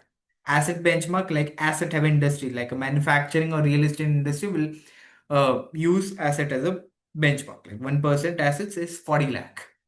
Materiality is never fixed, universal rule. It requires auditor's judgment. Important. Applied to the company's specific financial reality. Okay, special materiality, the strict exceptions in case of materiality. See, some areas of the business demand extreme precision. Like regardless of the overall materiality benchmark, even if overall materiality is set to 25 lakh, these areas are scrutinized at a much lower threshold, like directors' remuneration related party transactions. You will learn that in SBR. It's not covered in FR, but related party transaction is there in SBR. Fraud and legal compliance. So if there's a 1 lakh error, here is highly sensitive, regulated, and critical to shareholders because it is concerned with director, integrity of management. High risk of hidden wealth transfers or conflict of interest. That's why it is material. Exception. Fraud and legal compliance, any indicator of fraud fundamentally shifts the risk profile of the entire audit. Let's say there's a pharmaceutical company. They did no plan. Okay, non-compliance with laws and regulation. Now we can imagine a pharmaceutical company. They had some breach of, the health standards were not maintained, and it caused a lot of outbreak in the particular this hospital. So if I quantify that particular misstatement, that comes out to be $5,000. Okay, overall materiality has been set to $1 million. So do you think this is material? What do you say? Hmm? Tell me. If there's a pharmaceutical company, uh,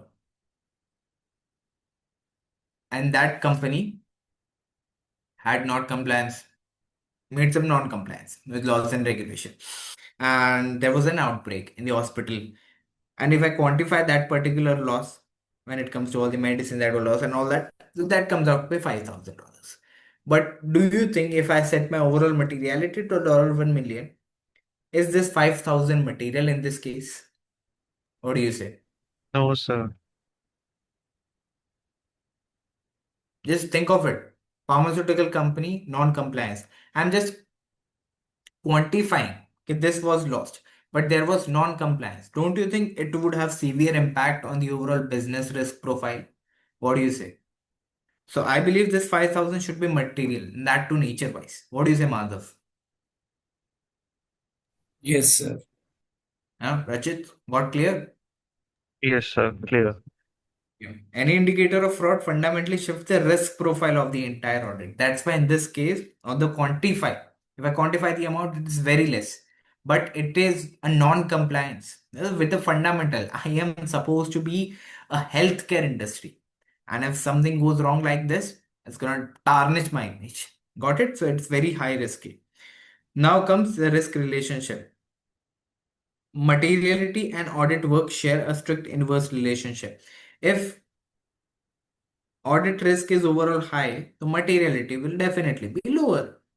The threshold overall. When you lower the materiality threshold, smaller errors suddenly matter. Yeah.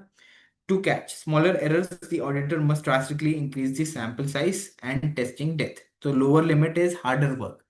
And this is how you can relate to that. Audit risk, if IR is high, control risk is high, so detection risk should be low. And what the auditor has to do to maintain that this detection risk low, he has to work more. So that's why lower limit is harder work. If audit risk is high, the materiality threshold is low. Got it? Yes, sir. Yeah. The accumulation problem. Let's say if I set my overall materiality to 10 lakh. So if an auditor only plans their work around the 10 lakh overall threshold, individual small errors will slip through. But together they create a materially false financial statements. Yeah. So let's say I have an inventory error of 3 lakh, receivable of 2, expense of 2, and depreciation of 1.5, and this. So if total is 10.5, then okay, this particular makes sense. But here I want to know why to get till here, right? So let's say inventory error was like around 2.5 lakh. So then all of those won't be cashed, right?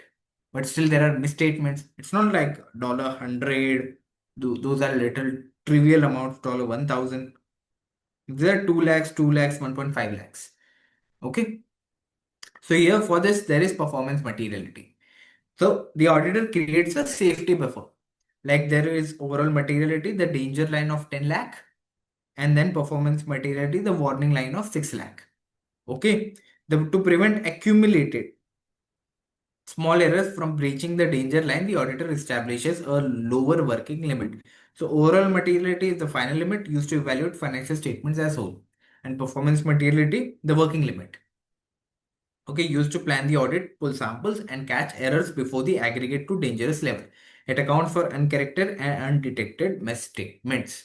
Got it? Yes, sir. Now, setting specific performance materiality based on inventory, cash, receivables, property, plant, and equipment.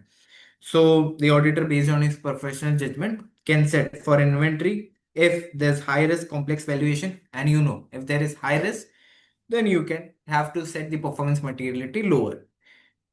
Cash, most highly sensitive and also most susceptible for fraud. So, the lowest here, receivables standard risk profile has been set to 6 lakh, and property, plant, and equipment stable, easily verifiable asset. So that's why here the auditor is, getting some relaxation. So, for example, there are receivables, total balances of 1 crore, and performance materiality has been set to 4 lakh. This is total balance, okay, not overall materiality.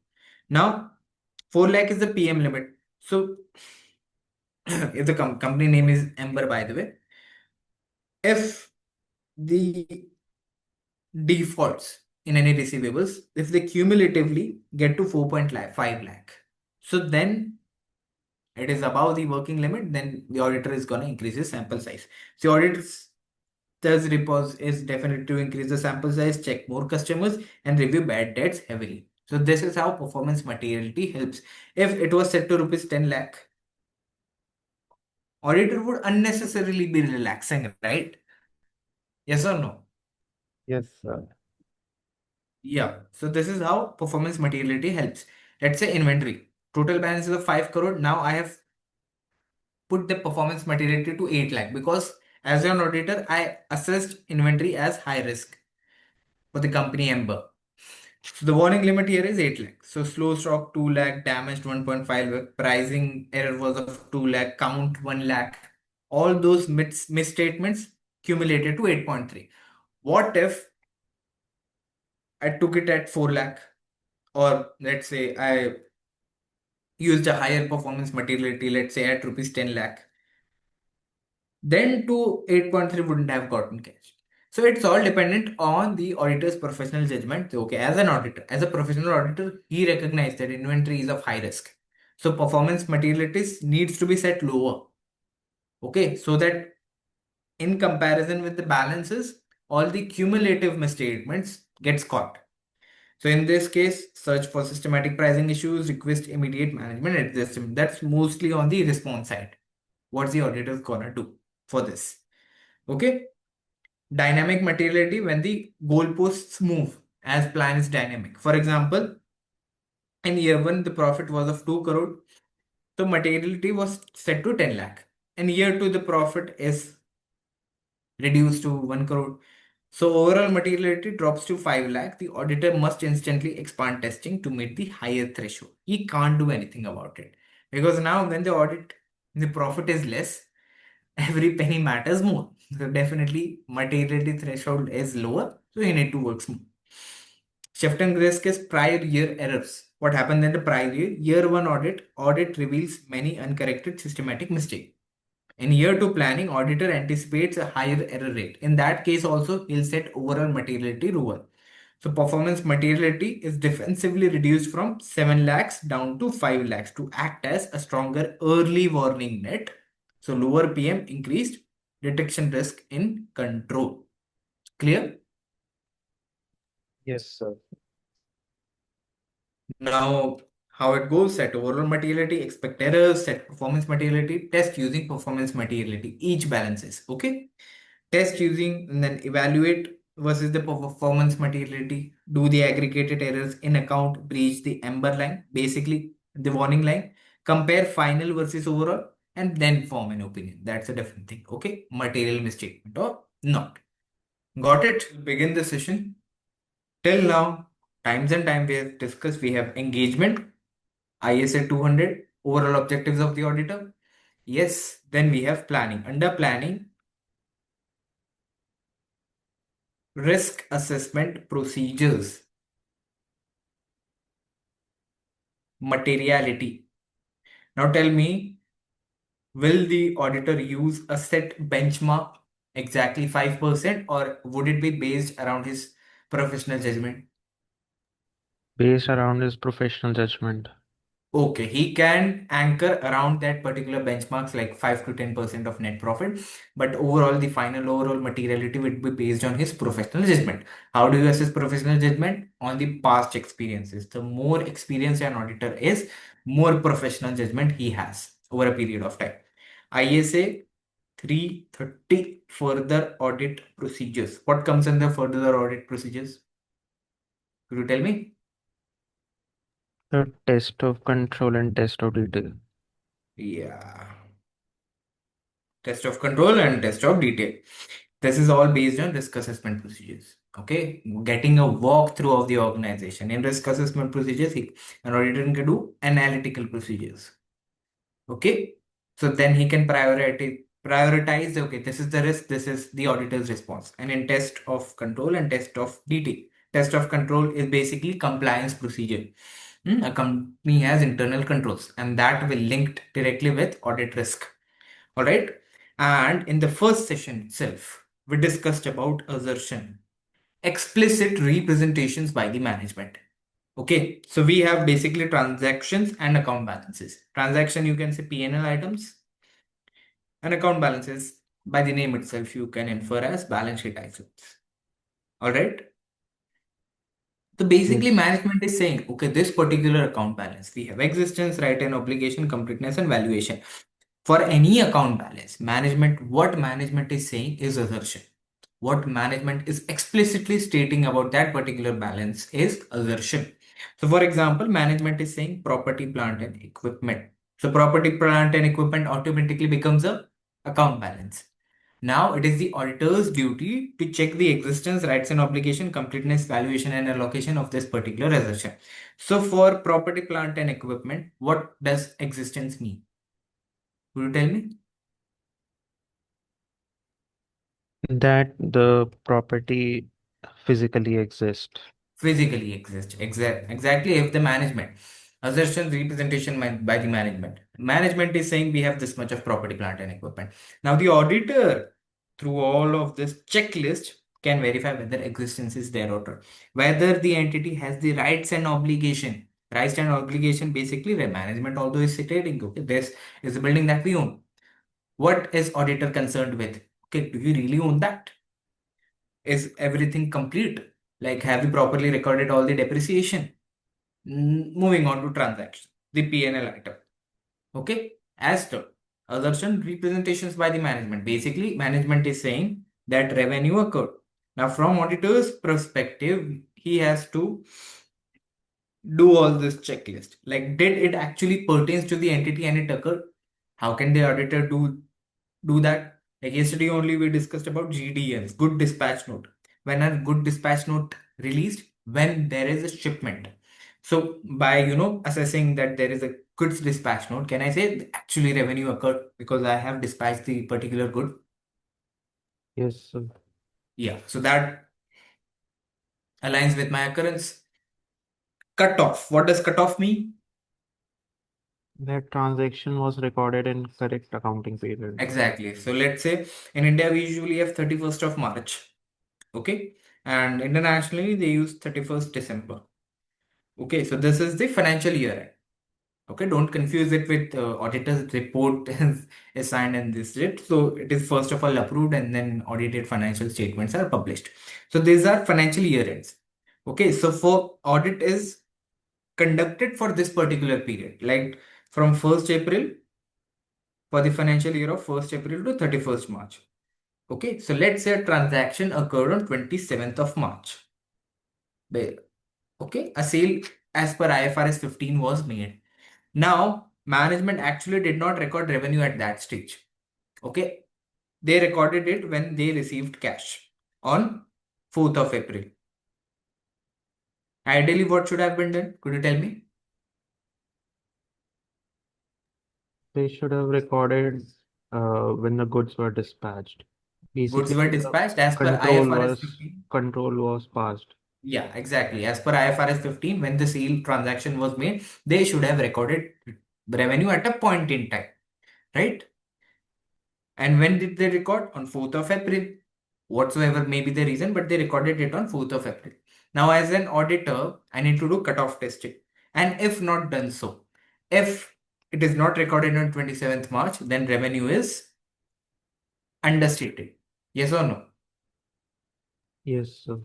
Similarly, cost of goods sold. What if they did not record the revenue but did record the cost of goods sold part of it, cost of sales part of it?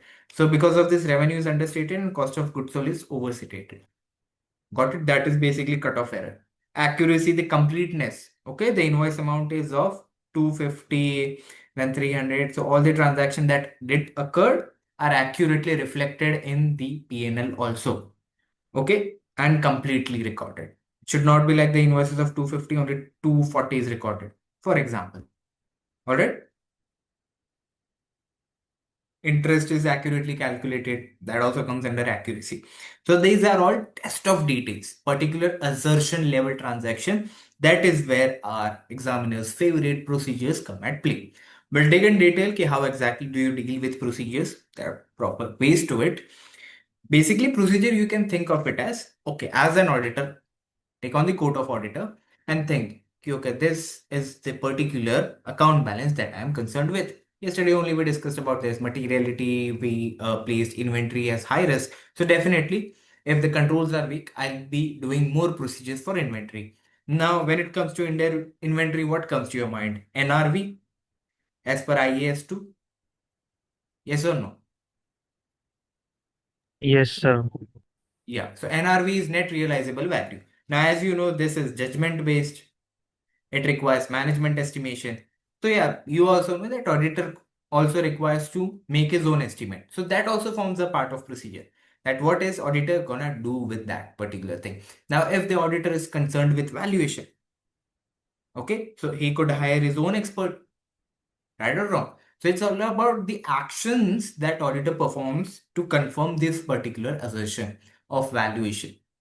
Now, is it accurately recorded? Is it properly recorded as per lower of net realizable value or cost? That is what IAS 2 is concerned with. What is IAS 2? Are set criteria, appropriate financial reporting framework. Okay, and through this procedures only he'll obtain evidence. And doing all this, he'll form conclusions and then opinion. Okay, revised? Yes, sir. Perfect. Madhav, good to go? Yes, sir. Perfect. So see, before we begin, this is basically the COSO framework. Like the 5 components of internal control, what exactly management has to do. Remember, it is the responsibility of management to have sound system of internal control to maintain the integrity of financial statements. Now, if I talk about what are control environment, like active oversight, clear authority lines, and disciplined review. Basically, the environment in which the entity is operating. Okay, so if the top management has a say about that risk should be taken as a priority, you should not be doing this. That's basically your control environment. And then comes risk assessment, the entity's process for identifying business risk.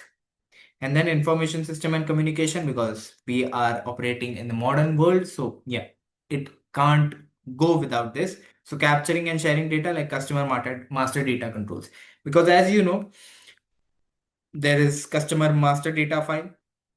I mean, list of all the customers, list of all the debtors and all. Okay. So what is your organization doing to protect all the sensitive data? Control activities as you know, the actual checking steps and physical controls. Your segregation of duty. All right. Segregation of duties and reconciliation. These are your actual activities that are forming part of your internal control system. And then monitoring. Like it's an ongoing process, you also actively monitor it, ensuring controls continue operating effectively over time. And that is what an external auditor is also concerned with. All right. Now, the key takeaways are internal control is a system, not a single check. Okay, controls affect risk assessment. Definitely they affect risk assessment because if control risk is low, detection risk, I'm not saying that he should be keeping detection risk high, but yeah, वो है ना थोड़ा आराम रहेगा auditor को. An audit approach. Management owns control. External auditor only assists them. Got it? Yes, sir. Yeah. Moving ahead with this. This is what you are concerned with in exams. Key the 3-part weakness. You first identify what is the weakness in internal control and then we'll link it to our Horizon case. Remember, we are dealing with Horizon Appliances Limited. Okay, it's a listed company and we all know that inventory, whatever were the high risk warranty claims, internal audit is outsourced and all that. Okay, so in your exam, when you've been given about control recommendation, it is usually this pattern. First, we identify the weakness and what could be there. If you are identifying the weakness, you obviously want to tell the management that because of this particular deficiency, there is this implication. And then finally, you give a recommendation. First, state exactly what is missing or failing, be it lack of segregation of duty, okay, be it not having proper authorization line, okay, And what are the implications to it? Like explain what misstatement like could lead to revenue being understated, could lead to inventory being overstated, fraud or loss could arise because of that weakness. And finally, what are the recommendation? भैया आपने इतना बोल तो दिया, अब ये भी बता दो कि क्या कर सकते हैं. So give a practical control improvement, naming who should do what and how review will happen. Naming as in not the sense कि okay, we'll hire Vijay only for review, but now you can have one particular employee if in a case there's lack of segregation of duty. So this is how you should be addressing to get complete marks.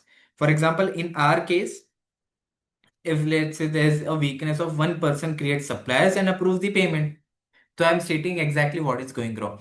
So after that, I'll list its implication. Fictitious suppliers could be created and the money could be transferred to that one person's account. We have discussed it. This is how fraud happens and unauthorized payment. Okay. And what this could lead to? Understatement of cash, overstatement of cost. Yes or no? Yes, sir. Yeah. And recommendation would be separate setup from approval with independent review. Yeah. From approval, basically segregation of duties, you can do that with independent review of any of the tasks performed by all of this. So one person should be creating the supplier and one person should be authorized to approve the payment. So this is how it should have been ideally done. So, but the important part is you should have to clearly list that this is a particular weakness you are targeting. What are the implications to it? So think of it whenever you're answering, think of it logically. So good to go? Yes, sir. Perfect. Now comes design versus operation. Yesterday also we discussed that we do inquiry, observation, inspection, and reperformance. Okay. So like obviously inquiry is gonna be the weakest because every employee is gonna everything is fine. Basically, auditor sits and asks the employees of the company that how are controls working. So let's say you are like an employee of the company. Naturally, if you want to protect your employment, would you be like, sir, यहाँ पे सब धांधलेबाजी चल रही है? Would you be like that? Tell me. No, sir. Yeah definitely we you won't. Madhav, आपका कुछ है कि आप सत्यवादी बनोगे? कभी कभी तो रहना पड़ेगा सर. अच्छा ओके, बट आपके जॉब का सवाल है तो आप ऑडिटर को सब बता दोगे?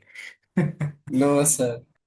Okay, definitely. So yeah, in terms of hierarchy, when an auditor tests internal control, it's like inquiry, observation because auditor is actually seeing that. Auditor is actually observing inventory count to happen. Okay, so obviously that's better than inquiry. Then inspection of document, inspection of any data entering. Okay, and then finally reperformance. Reperformance includes like doing reconciliation. The auditor by himself does the reconciliation after it has been performed by the appropriate personnel. Okay, so when auditor does a particular work by his own, so that's the most reliable. In terms of evidence also, we have different hierarchies. Okay, now comes general IT controls. General IT controls, so you know, function support reliability of system overall. Example, inspect user access listing, who has the access to the data, test password settings, review change management approvals. This is from auditors. How can auditors do test of controls? So if auditor is concerned with general IT controls, what he'll be doing, inspect user access listing. So okay, by that he can confirm okay, appropriate users only have the access to system. And then application controls are basically operate within specific transaction streams. For example, in Horizon sales cycle, inspect sales order. This is test of control procedure. Okay. Inspect sales order for credit approvals before dispatched. Inspect three-way matching.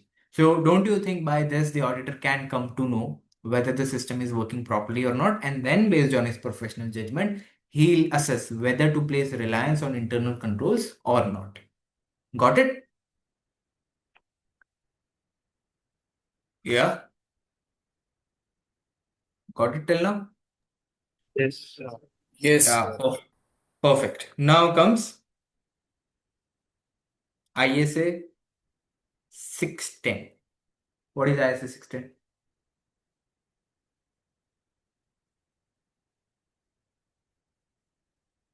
You know, internal audit.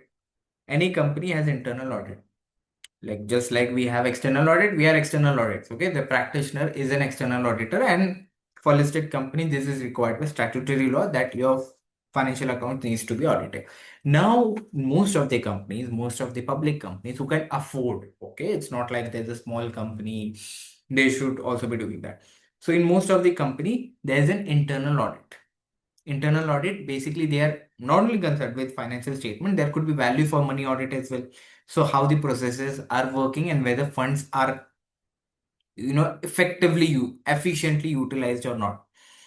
आप इसे ऐसे समझो कि एक अंदर ही department है कि before external audit catches we also have our own internal audit department which is comparatively more independent than rest of the employees. Because if you want a sound internal audit system, the internal audit should ideally be reporting directly to audit committee.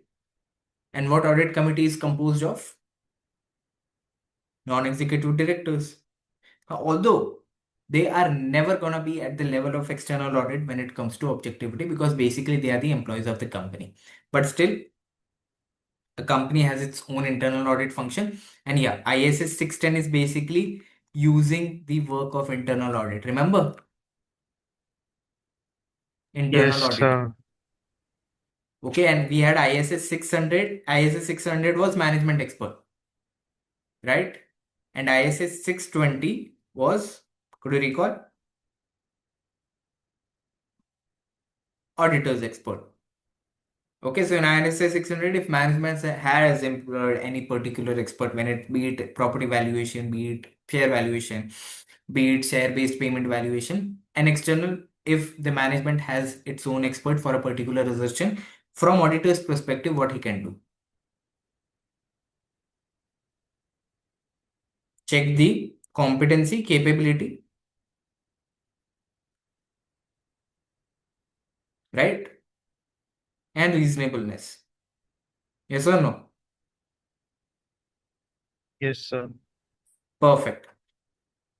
So what are the major differences? Like internal audit is supposed to provide assurance and advisory, okay, both of operational reviews or value for money or fraud, internal environment for the checks and system. And here the reporting line is to management or board, and primary user is governance inside the entity. Okay, they primary users are not the intended users that we discussed for external audit. In external audit, these are stakeholders and shareholders. Here there's government. Basically, the board and management wants it, what is working properly and what is not working properly in the organization. Okay, an ideal internal control system would be when the internal audit, okay, internal audit is reporting directly to the audit committee. If this is not done so, then it has implication in external audit as well. If internal audit is not reporting to the audit committee, then external auditor would be like, okay, I cannot rely on that work because independency is hampered. And as you all know, external audit is opinion on true and fair view of financial statements to shareholders and external stakeholder market. Okay, now here comes reliance. Whether reliance could be placed on internal audit or internal control is a judgment. Always it's a professional judgment, not an automatic entitlement. Criteria for external reliance is the external auditor must assess the internal auditor's competence, objectivity, reporting line independence, just like we discussed regarding audit committee, and the nature quality of work performed. Definitely. And in our case, what's happening is Horizon outsources is internal audit for IT and ERP. Okay. If they report only to the finance director, objectivity is compromised. Okay. And if they report directly to the audit committee, then auditor can place more reliance. Okay. Definitely that has to go through the filter of his professional judgment. But yeah, this is usually the case. If they are reporting directly to the finance director might want to work things in his way. So here objectivity is compromise. Got it? Yes, sir. Yeah. Now comes assertions. Once again. Management's implied explicit claims without assertion, substantive procedures become a random list. That's definitely. So occurrence existence is typical is confirmation, inspection, physical verification, reperformance. Completeness, search for omission, sequence check, supply statement, GRN matching. And valuation is recalculation, analytics, estimate challenge, subsequent event. And for cutoff is year-end cutoff, ledger review, disclosure checklist, minutes review. So all of this are not exactly test of details, but always remember you have control procedures and the normal procedures on test of detail. So if I'm checking existence, I'm directly targeting that particular account balance. But if you can see here, I also have inspection of document. I'm doing sequence checks. So through sequence check also, I can do some test of controls as well. So for example, if the management has a control system of sequence check to match GD and GRN on all this. So if I'm implementing that, so I'm testing both test of control also and test of detail to some nuance. Okay, we'll discuss about that, how that is there. But when it comes to this audit risk and auditor response, so there's a mix and match. Whenever you read any particular answer, yeah, always remember as an auditor, we prioritize risk, and what the auditor, an ideal experienced auditor should be done should be auditor's response. Okay, now comes, sorry, audit evidence.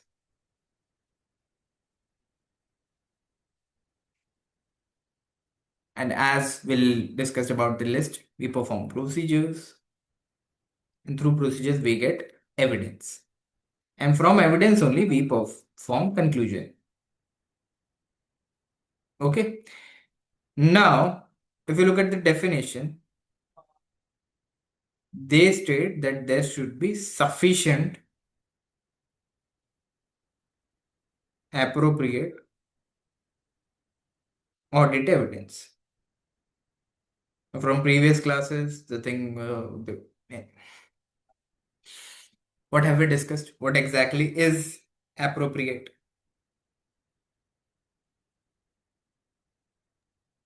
So, um, relevant, Hmm. reliable. Exactly. What is relevant?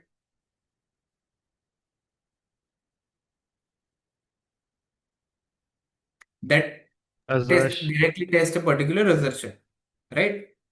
Yes, sir. Yeah. So if there's a document that directly confirms that this particular buildings belongs to the entity, so that, do you think that is relevant? Yes, sir. And reliable is basically the source. Okay. So see, sufficiency relates to quantity. By the name itself, it is like sufficient. It should be like, it's not like only one should be there. And yeah. And appropriateness relates to relevance and reliability. Now coming on to reliability, how can I say that this particular evidence is more reliable? Stronger is external confirmation, auditor reperformance, original third-party documents, directly observed procedure. Okay, as you know, external auditor is the most independent here. Okay, so if let's say from auditor's head, I am asking the bank to give me a confirmation letter for the balances held by the company. Okay, first of all, it's done by the auditor itself. And secondly, bank, do you think bank has any incentive to not give the balances or incorrectly state the balances? No, because auditor is also independent and bank is a third party confirmation. So this acts as the most reliable evidence. So if the evidence is the most reliable, so you can have less quantity of that. But if it's less reliable, so you have to corroborate it with other evidence. Like, moderate are internally generated evidence supported by effective controls. If the controls are working properly, then yeah, you can show the reconciliation reviewed and independently reviewed independently as an audit evidence. If the internal controls are strong, then comes the weakest one. Pure inquiry, unsigned explanations internally produce tools with weak supporting control. If you're submitting this, then yeah, okay, you can have them. Okay, we also inquired the management, but if there are external confirmation, so yeah, those are going to be the most reliable. So as an auditor, you need to make sure that there are sufficient appropriate audit evidence in place. Okay, got it? Like internal, external. Now, external is definitely gonna be more reliable than internal and auditor generated.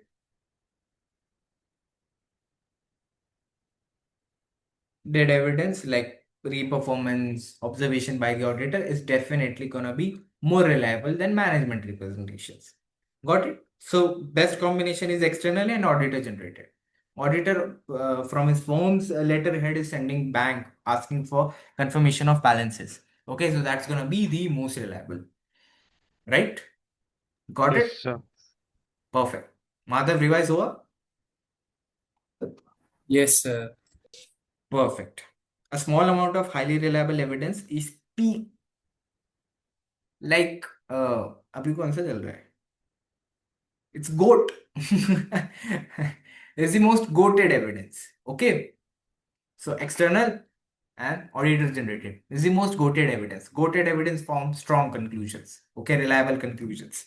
Beats the mountain of weak evidence that is base. Okay. Now comes audit technique.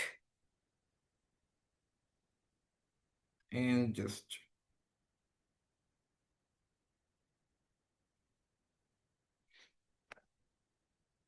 what exactly are the audit techniques? If you remember from the previous classes, we discussed about analytical procedures. So, is our analytical procedures used only at planning stage, or there are some additions to it? Tell me. First of all, analytical procedures are a plausible relationship between financial and non-financial data. Now tell me, analytical procedures, are they used just for planning stage as you discussed yesterday, or can they be used at substantive and review stage? What do you say? Yes, sir. It can be used at different stages. Yeah, exactly. So used at planning stage as substantive evidence where predictable data exists, and also at final review. Final review, how come? Because at final review, you have recent data. Okay. So if you have recent data, then you can, okay, check whether from the last year, is it matching or not? From the last 5 years data, is it matching or not? And then we can, apply it to our own case that our company had EBITDA pressures and all. So that's why in the final review stage also we can use analytical procedures. For example, testing payroll expense using staff numbers. That's here payroll expense is financial data, staff number is a non-financial data. That's why plausible relationship between salary bands and increment rates. What has been happening in the previous year. So you can do that in all the three levels. Okay. Now this staff number, you can use that if you are checking for that payroll expenses. Don't you think analytical procedure and substantive test would help as a proper audit procedure? What do you say? Yeah, Yes, sir. definitely. Now comes accounting estimates. Say in IFRS also, you have plenty of time to discuss things like claims. Provision is liability of uncertain timing and amount. Yes or no? Definitely. So don't you think it requires, it's very highly subjective, it requires estimation by the management, be it Yes, sir. NRV, net realizable value, different types of provision, all those required management judgment. Now, when it comes to management judgment, auditor from his side also has to give his input. So, like judgment based areas are highly sensitive to management bias. They don't want to create higher provision. Although it might be required, it might be unreasonable to not create higher provision. Okay, like demand elevated professional skepticism. Definitely. So from auditors end, you require higher skepticism. So for Horizon example is challenging warranty provisions using historical claims and detect data. And as you remember, we can do this at three stages. First of all, auditor can use historical data. Yes or no? Sir. Yeah. First, a simple one. Okay. Right now, the management has made a provision of let's say 2.5%. Okay. So getting back 5 years, like 5 years ago, let's just place it year 5, 4, 3, 2, 1. Usually the claims were 2.6%, 2.8%. Yeah, so it ranged from like 2.2% to 2.8%. So management usually made a provision, and during that time, we also would have 2.6% is the actual claim rate, and we would also have the claim that was represented by the management for provision. So if the deviation is very less, then okay, auditor could say, okay, based on the past experience, management is experienced in this area, so there's no much need to, get his own lane. And one thing that the auditor can do is make his own estimate. How this could be done?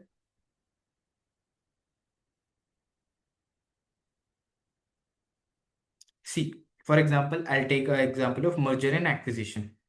Okay. So you guys know as per IFRS 3 how goodwill is calculated and all. Okay, so let's say the management is showing that 2 million is the amount of goodwill that is recorded.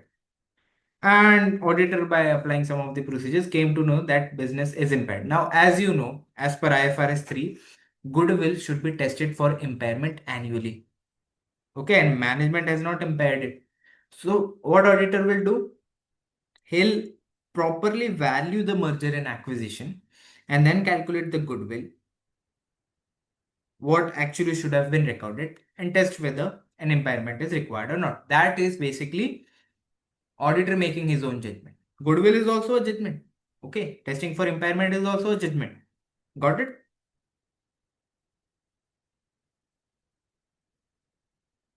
Yeah, Yes, sir.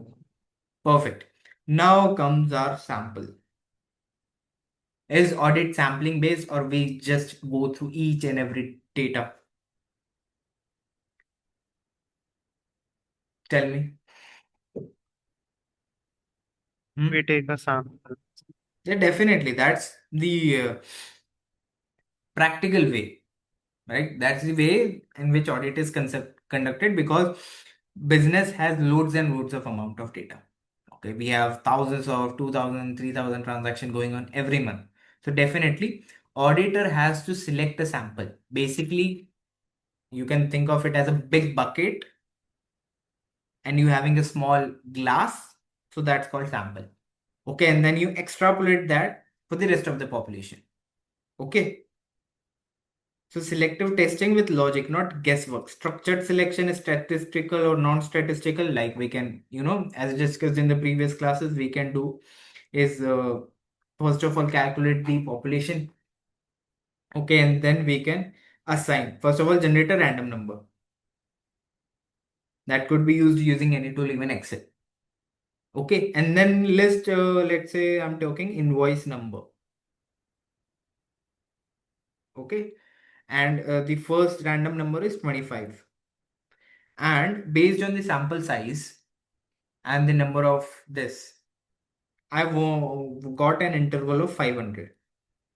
So to collect the sample, what I'll be doing is first invoice I'll pick of 25, then adding 500 to it, then I'll pick up 525. In that way, I'll select the samples and then perform procedures on this particular uh, transaction or invoices that I've selected. This could be done for receivables as well. Okay, so that is statistical structured one. We can also do, auditor can also do haphazard selection. Okay, now this is based on auditor's judgment, so it is not that reliable. You cannot say, okay, so it could be like auditor turning on pages and then selecting randomly selecting this part. Okay, and there is also block selection. Block selection is basically you picking onto a number. Let's say the business is operating in different regions.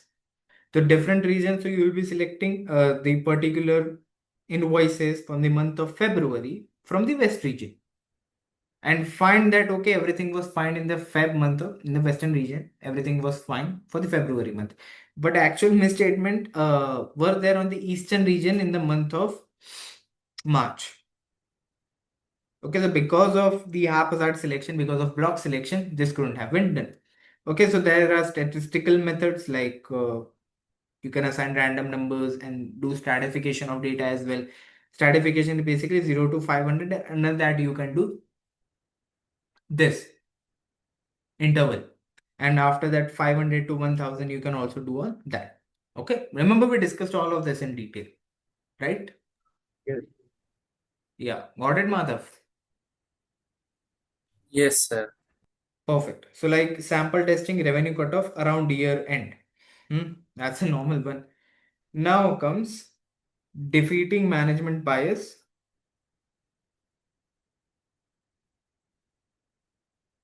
This is basically how and this when there are judgment, what you can do. Test management method, review data assumptions, model design, and the approval process. Is there math and logic sound from past year data? Develop an auditor expectation. Build an independent benchmark or alternative estimate, just like I discussed about merger and acquisition. Management is saying something, but if I develop my own estimate, that would be the most reliable. Does our independent calculation match their booked figure? If not so, I'll communicate that with the management. And finally, review subsequent events. So let's say you had a warranty claim. You made a warranty claim provision. So after some time, actual claims are going to be happening, right? Previously, we discussed that with the past data. But in actuality, also management is going to pay out for the warranty claims, no? So review that also. So use later evidence to judge whether the original estimate looked reasonable or not. So did post-year end reality align with any guesses? Guesses are basically, don't use this word, basically provision. Okay, so that makes up for management evidence. Now coming to our case. In the Horizon case, a possible lawsuit over faulty Horizon appliances. Auditor reviews post-year end legal letters like subsequent events to test management's claim that no outflow is probable. Got it? Yes, sir. Perfect. Now, a smaller topic of automated tools and technique. Now, definitely we are in 2026 in the age of AI. So how can audit be left behind, right? So automated tools and technique are basically the tools that help the auditor in terms of audit. Be it talking about small example, be it the tools which generate random samples, because machines do not have an incentive for any particular client. Okay, so this extend the auditor's reach across full populations rather than relying solely on sampling.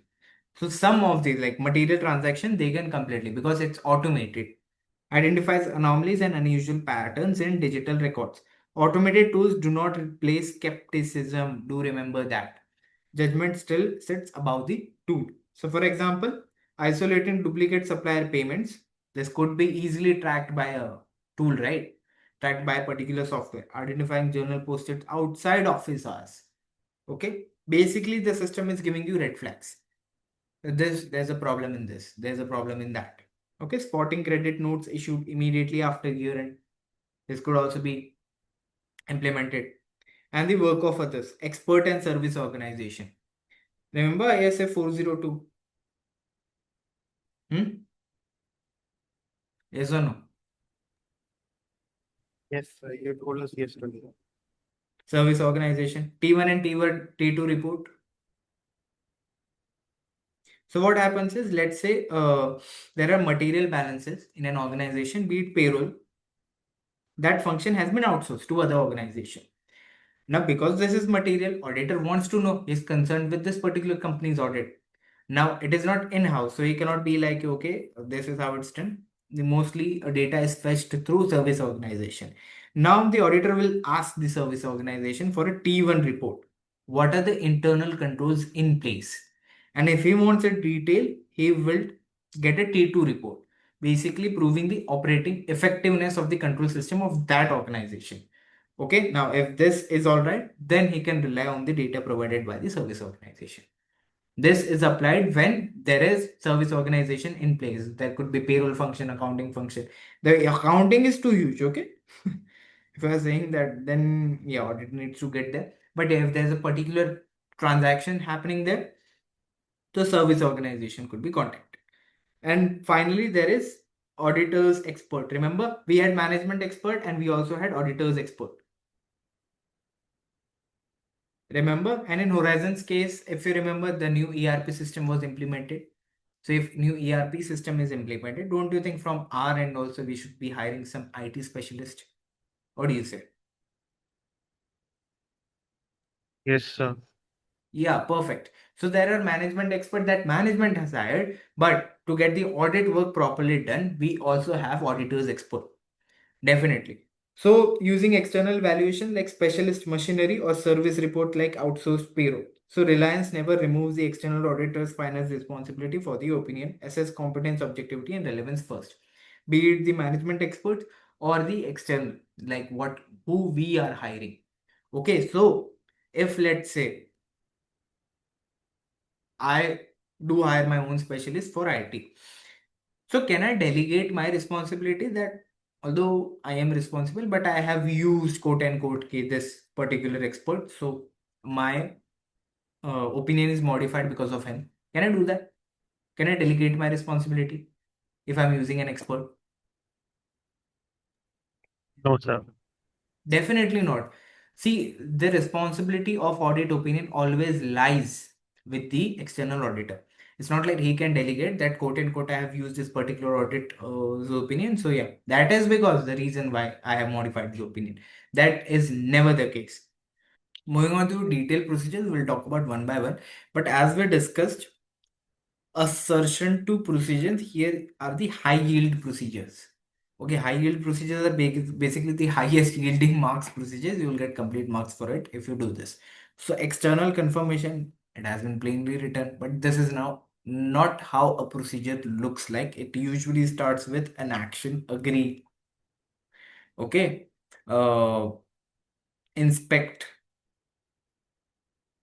and then what are you doing to confirm the existence? Okay, so attend physical counts, for example, of inventory to confirm existence and valuation. I'm just stating a rough procedure. Do you agree with me? Sorry, existence and completeness. Because yeah, through that I can know now whether it is complete or not. Existence I can see, and what am I doing? I am attending the physical count. If I'm attending the physical, that also more so sort of like how exactly the action is being performed by the employees of the company. So I can also, if I'm doing that at interim level, think of it. Think like an auditor. If I am assessing that at interim level, attending the physical count, and if by that time, I confirm that, okay, it's highly reliable, don't you think that is going to help me at the year-end procedures? Yes or no? Yes, sir. Yeah. So like what is it proving? It is proving existence. It is proving valuation rights or cutoff. Oh, sorry, not valuation, but it is proving existence. Okay. Now let's take an example of property, plant, and equipment. The classic one, inspect, title deeds, and supporting documentation to confirm what? Rights and obligation of property, plant, and equipment. As you can see this pattern, what is the auditor doing? He is inspecting. He is either inquiring, he is observing, he is either agreeing to the total, or taking a sample out of a sample. It is usually placed like this. It's not a template, but yeah, it works for like from out of 8 procedures, you can use this template to form 4 procedures. You just need to make sure what exact assertion are you testing and what are you gaining out of it. It could be evidence. Like here in the case, inspect title deeds, that's your evidence. So if it confirms the existence, that title deed is going to be your evidence. External confirmation, let's say for example, I'm having bank cash balances. Okay. If I'm getting a direct external confirmed letter from the bank, don't you think that's like the goated evidence? And I'm also performing a procedure? Yes or no?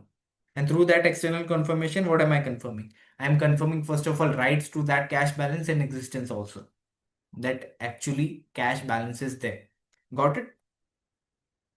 Yes, sir. Yeah. So just quickly skimming through. Tomorrow we'll discuss like 1 to 2 procedures for each and every like material statement, like for inventory.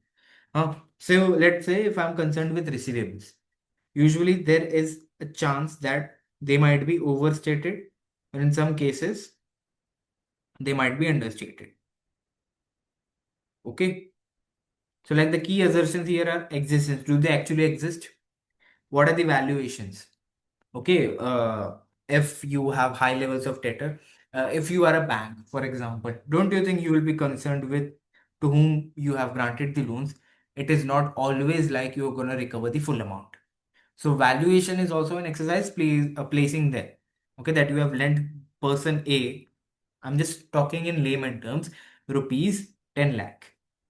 But now because of financial difficulties, you can at max recover rupees 5 lakh. So ideally it should be valued at 5 lakh only, no? That concerns valuation. And rights and obligation as discussed. Do we actually have the right from that receivable to get money? Do we actually sold goods to them? And finally, cutoff. When it occurred on 27th Feb, irrespective, let's say the sale occurred on 27th of Feb. Irrespective of when the cash was received, if it was sold as per IFRS 15, we should have recorded it there. And what would have been the journal entry? Simple journal entry: debit receivable and credit sales. Right? Yes, sir. This should have been done. This is what according to appropriate financial reporting framework. Misstatement is what? Difference between what is required and what is actually reported. Okay, it was required this, it was not reported at this. So this is a misstatement. And if the amount is material, then it's a material misstatement. Okay. So what are the high yielding procedures for all this? External confirmation, post year and cash receipts. Yeah, makes sense. If you are receiving cash from that receivable, so yeah, you have that. You prove the existence. Aging review, expected credit loss review, that helps with valuation. And sales cutoff testing. Okay, year end, you take a sample and check whether GDNs was there, goods were actually dispatched or not. Okay, goods were dispatched. If money was not received, ideally that amount should have been reflected in receivables. If it was not done so, then yeah, there's an understatement of receivables. Okay. Talking on to inventory, first thing that comes to mind is existence. Definitely inventory count. Completeness, yeah, 5 units pertains to the entity. 5 units should be recorded. Valuation, lower of cost or NRV. And cutoff. In the case of receivable, cutoff relates to whether the sale was made. So ideally that particular receivable should be recorded in that particular time period. So in case of inventory, what happens is usually in a manufacturing company, it forms cost of goods sold. Okay. So if inventory is sold, inventory, okay, in the audit, inventory is basically what you sell in the ordinary course of business. Okay. So for a builder, the flats would be inventory, not assets.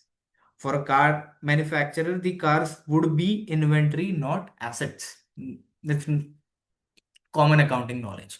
Okay, so what happens is it forms a part of cost of goods sold. So if let's say you sold a car on 26th of December, ideally what should have happened if the control is passed? You should have recognized revenue in relation to that car. Revenue should have increased. At the same time, cost of goods sold should also have increased. Okay, so if you are not doing that in the right financial year, that's a cutoff error. Clear till now? Yeah, obviously. If you're selling a car, definitely you incur cost. That's how you generate revenue. No? So if any of this does not happen, if you have correctly stated the revenue, but you have misplaced when it comes to cost of goods sold, so that's a cutoff error in regards to inventory. Got it? Yes, sir. Perfect. Now, what can you do about that? Like attend count, that also proves some existence. Test counts, inspect cutoff after year, review the NRV, aging, confirm third party holdings if your inventory has been held. Like just car dealers have this arrangement that there is a car manufacturer and then there are dealers. Okay, control is with the car manufacturing only because they are not selling the cars to the dealer. They are just having an arrangement and commission based arrangement.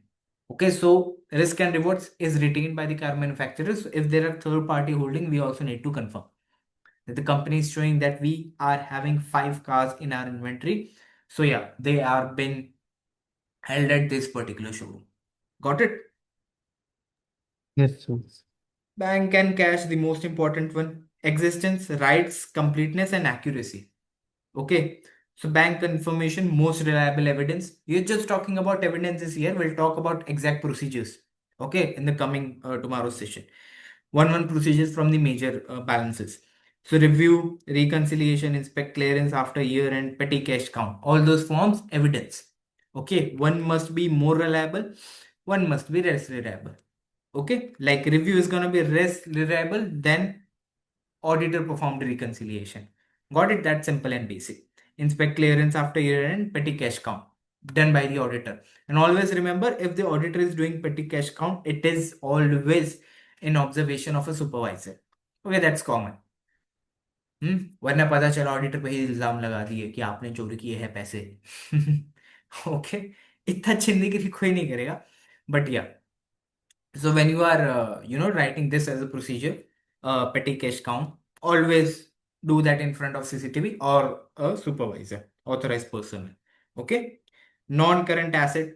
Yeah, you can also add on to surprise cash counts because people are not ready for that, and there are high chances it could not be concealed if there's some anomalies happening at that particular department. Okay.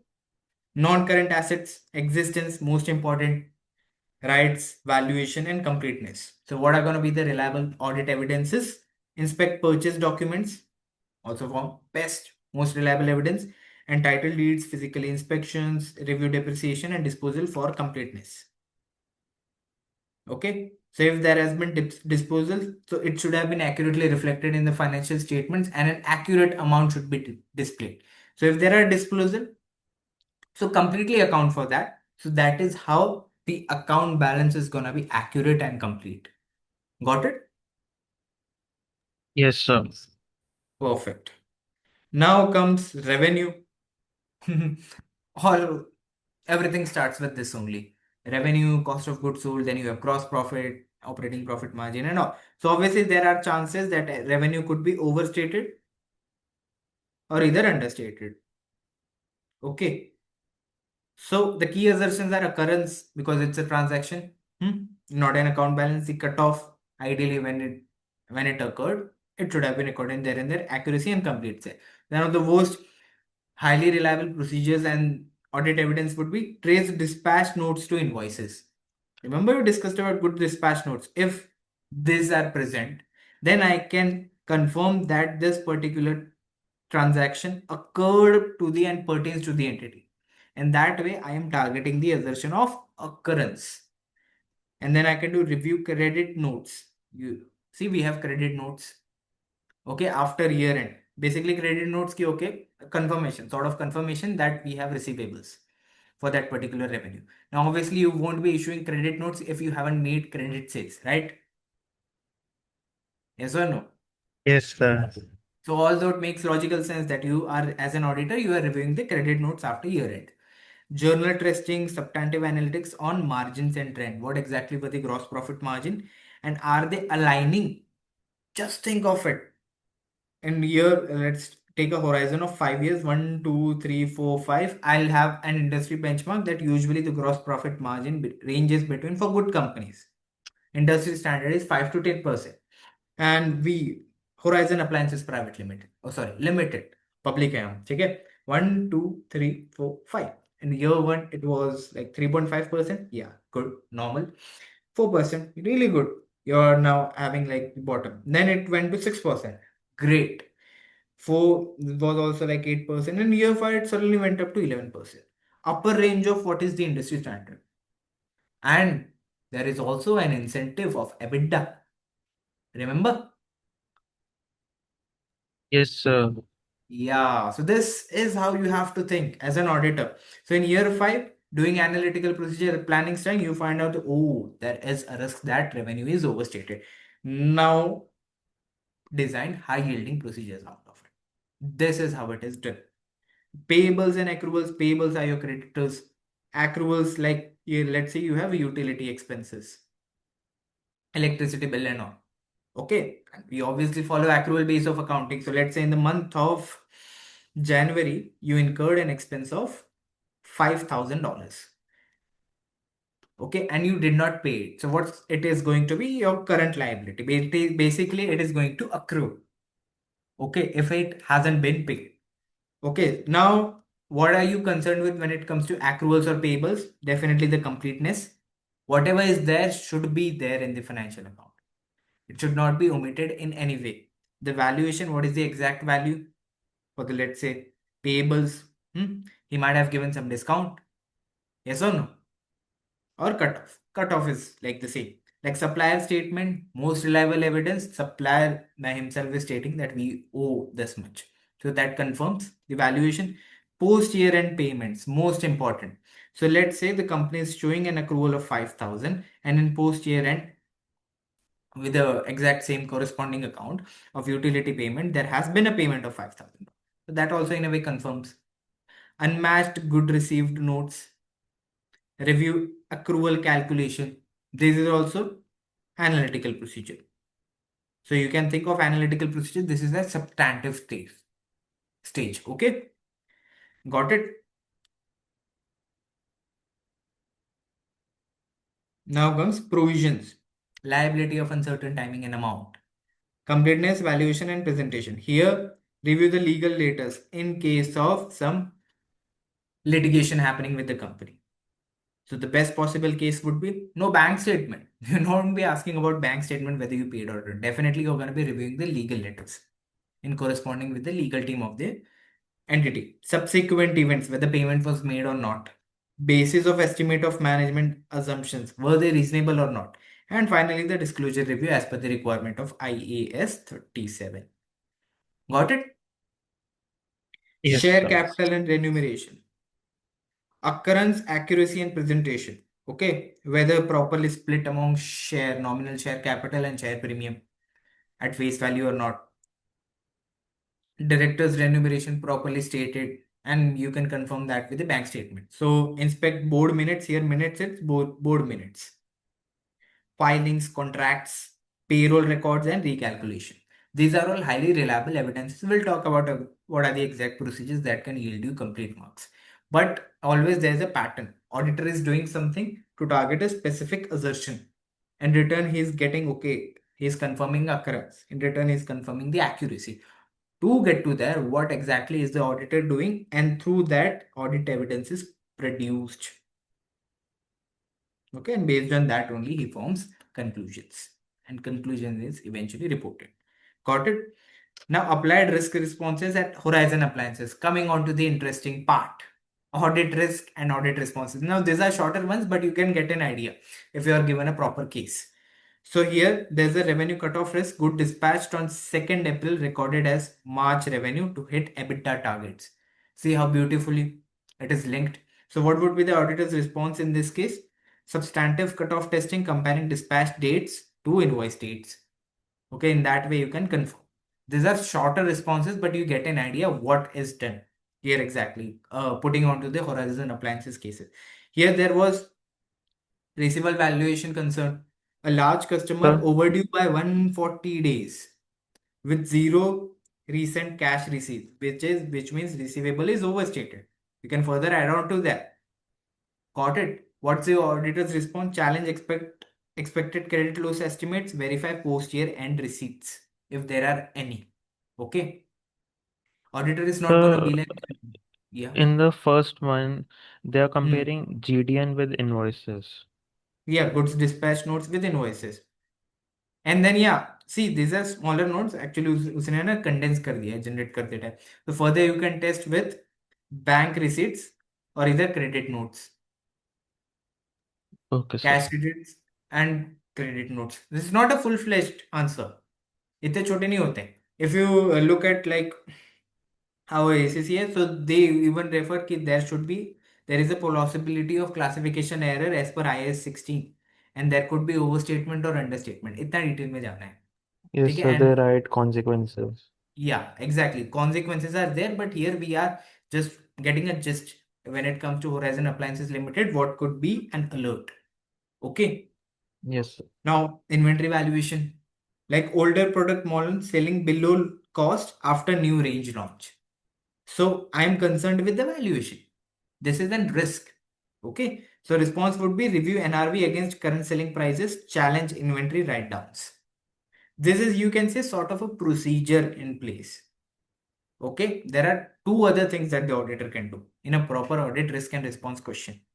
Got it? Going concern pressure.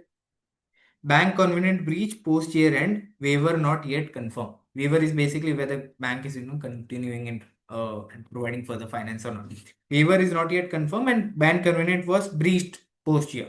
And if you're like breaching one convenient, so definitely there's a going concern pressure.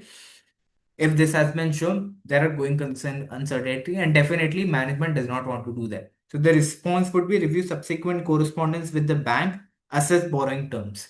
These are very short, but you get an idea what exactly the auditor is going to do. And provision understatement for warranty claims. Yeah, rising warranty claims on new products. Legal advice says outflow is probable. So I am concerned with, as an auditor, I am concerned with provision understatement as per IAS 37. Here they have beautifully listed, says outflow is probable. So if outflow is probable, you have to create a provision as per IAS 37. So auditor's response would be review legal letters, definitely. Okay, what are the claims saying? Test management's method for calculating warranty reserve, be it evaluate, make your own estimate, make auditor's own estimate. Things that can be done from auditor's perspective. Begin the session. Engagement, planning, evidence. Yeah, yesterday we discussed about evidence, and as per the audit, as per the objectives, as an auditor, we have to obtain sufficient appropriate audit evidence. What exactly is appropriate? It should be relevant concerning the exact assertion, and it should be reliable. Where is it coming from? Is it internal?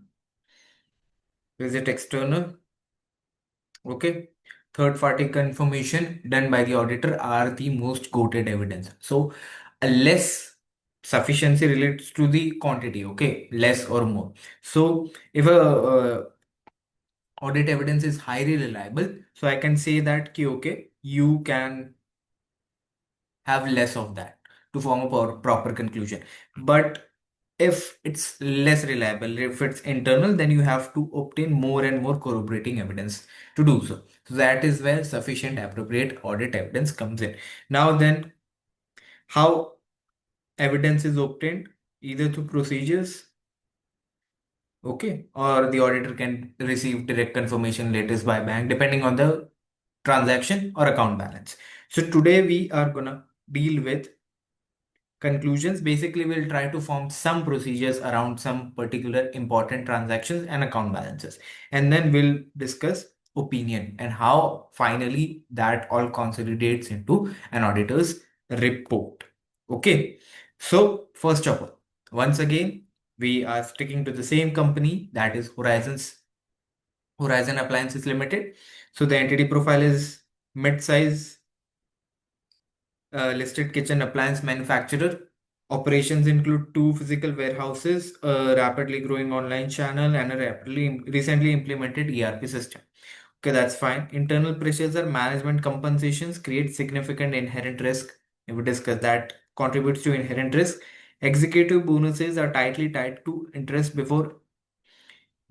before interest, tax, depreciation, and amortization, and profit before tax targets. So, okay, that creates an inherent risk. Environment is risky. If inherent risk is high, so definitely risk of material misstatement is also high. Okay. The active audit risks are rising warranty claims. We have gone through that.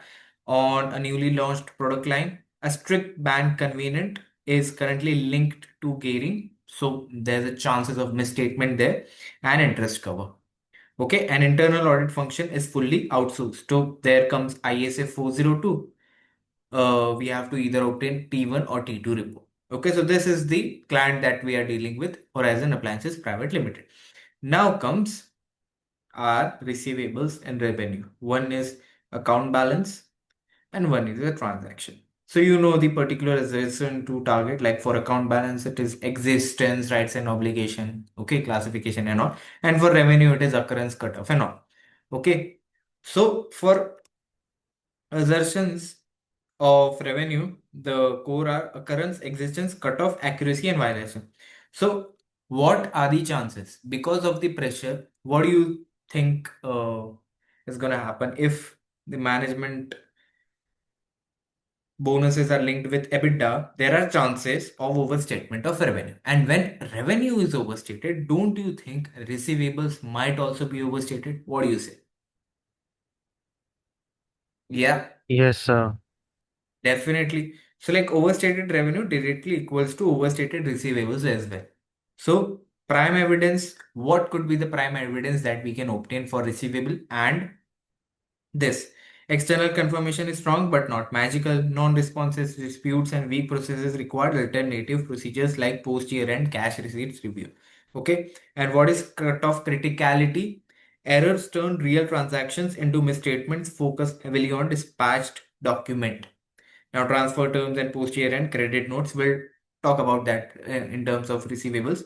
And with respect to Horizon appliances, what exactly is happening? High management pressure to boost EBITDA. See, so dramatically increases the risk of early aggressive revenue recognition so that they can get their bonuses.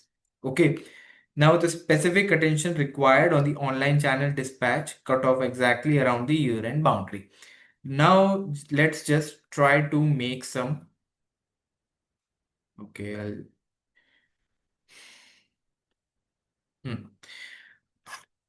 some procedures, proper procedure. Now you know if I'm concerned with revenue.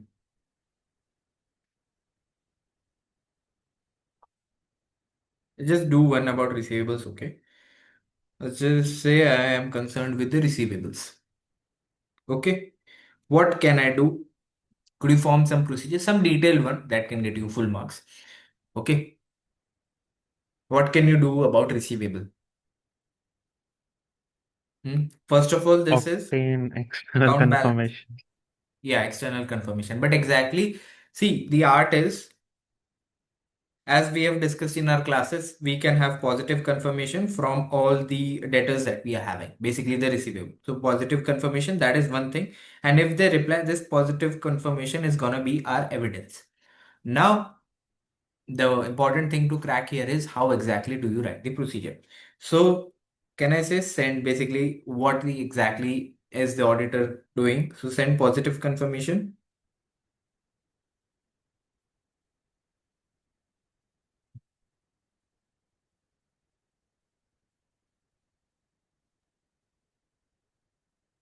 Directly to customers. And what if they fail to do so? And follow, you can take follow up on non-responses. So here comes the part of alternative procedure.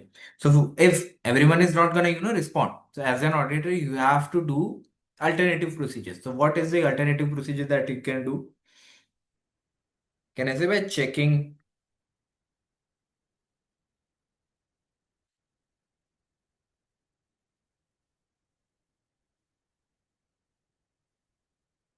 receipts, and then you can match them to supporting invoices. Now don't worry, you don't have to write this much of, but I want to say, see, here the important part is, first of all, send positive confirmation, that's good. Okay, but when you read that particular thing, alternative procedure, you just that keep in mind, because this is a particular alternative procedure that you can do. Okay, now what exactly can you do? Just think about it. If some of the receivables, they are not replying to the follower, so what could happen? By checking subsequent cash receipts to supporting invoices. So if there are cash receipts, then you can say that this receivable exists, they are complete, and they do actually exist, because no one's gonna pay you if they don't owe you. Got it? So these are alternative procedure. Positive confirmation is the most reliable evidence if they confirm that we owe the company this much. Got it? Yes, sir. Yeah, what else we can do? Batao.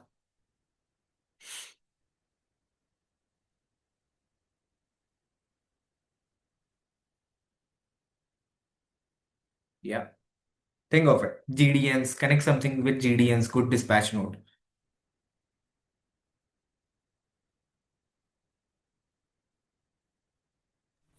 Recalculate the receivables turnover period. Recalculate the receivables for, yeah, that's more of like valuation side of things now. How much receivables do you exactly have? But that's a very vague, like incomplete. Recalculate the receivables. That's not gonna fetch you more marks. Okay. So if I am concerned with occurrence, okay, if I want to prove that this particular transaction I mean, basically, revenue is a transaction, receivables are account balances. So when revenue occurred, then only receivables are created, right? So if I want to target as a occurrence is basically whatever pertains to the entity is recorded. So that particular sales, let's say I made a sale of $5,000. Okay. If I made a sale of $5,000, did this 5,000 actually, does this pertain to the entity? That is basically occurrence. Okay. So for this, what can I do? What do GDN stand for? Good dispatch note. So can a GDN be created if goods are not dispatched? What do you say? No, sir. So if the goods are dispatched and they have a corresponding invoice, so can I say this particular transaction occurred to the entity? This particular sale occurred to the entity, and then okay, finally I can also say okay, receivable exists because revenue occurred. And then that's a different thing how I'm gonna perform on the receivable. So for the occurrence of revenue, what can I do? Think of a procedure around these two.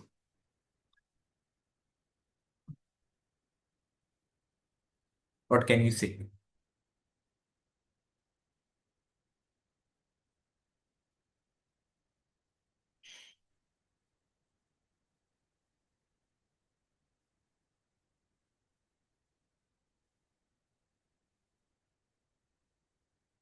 So can I say select a sample of receivable balance?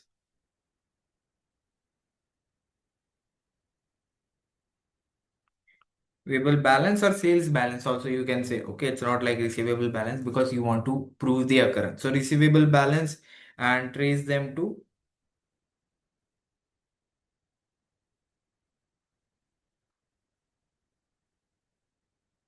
NGDN to confirm recorded revenue actually occurred to the entity.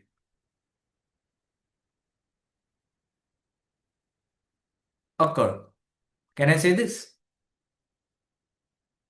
Yeah, Yes, sir. does make sense. Got it, Madhav? Yes, sir. Perfect. Now comes inventory. What comes to your mind when I say inventory? Obviously, has been posted so many times. IAS to lower of cost and NRV. So that is basically a judgmental area also, and also concerns with valuation. Right or wrong? Hmm? Yes, sir. Yeah. So inventory, that's an assertion of account balance. In that we have valuation. Yeah, all the story. So in terms of horizon, what's happening? We have two physical warehouses plus new ERP system. So don't you think there's heightened risk around cycle counts, discrepancy, investigation, and pricing transfers? According to this only, you have auditors' responses. That's how you become a pro.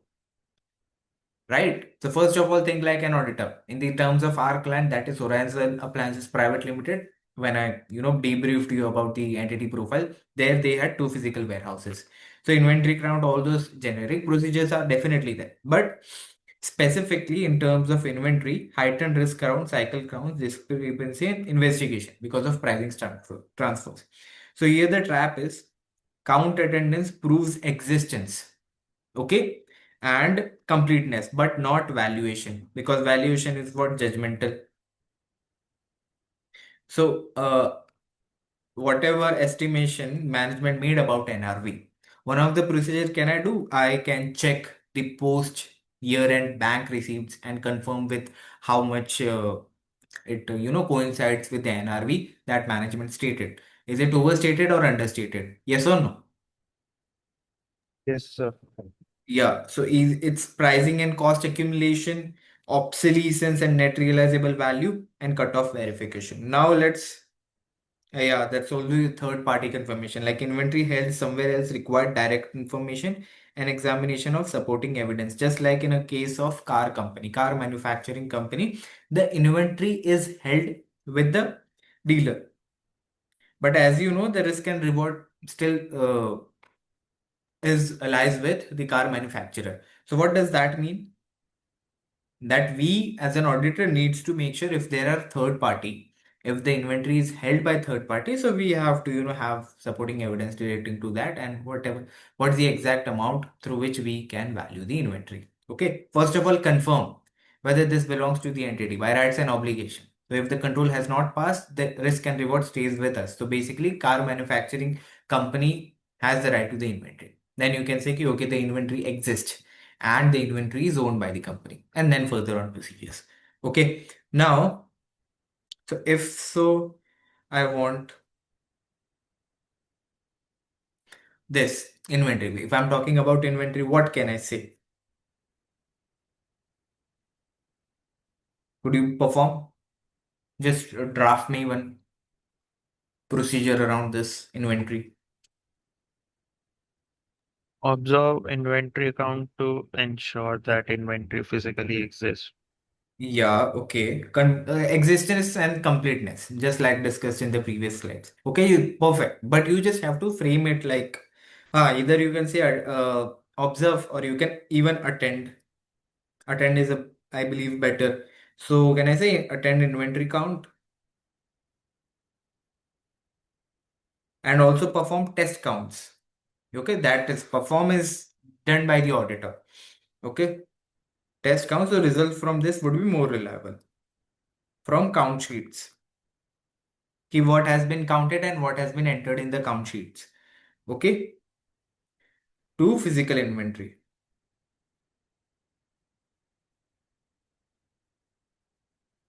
And vice versa also can be done. So there is no discrepancy. To confirm existence and completeness. Can I, draft this? Yeah. You know exactly which. Okay, to confirm existence and completeness. Okay, so now I know exactly which lesson I am targeting for this and what exactly am I doing for that. Do you guys agree with this particular procedure? Make sense? Yes, sir. Perfect. What else can I do?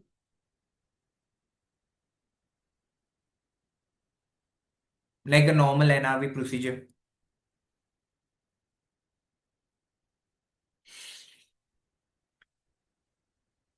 Hmm. What do you say? What else can I do? If I am concerned with NRV, lower of cost. See, here again, once again, I'll remind you, IAS2 is our set criteria. Okay. Set criteria is basically appropriate financial reporting framework. So what does IAS2 require? Lower of cost and NRV. So this is required. And what is reported? We don't know for sure, but we'll design our procedure around that. What exactly is reported? NRV is reported, but is it accurate? That is why we are performing. The difference between what is required and what is reported is a misstatement. Okay, and we are just responding to misstatements. Okay, auditors respond to risk of material misstatement. Okay, so what can I design? How can I design a procedure around NRV? For a sample of inventory items, compare their sales value with the cost. Yeah, good one, good one. Yeah. So for a sample of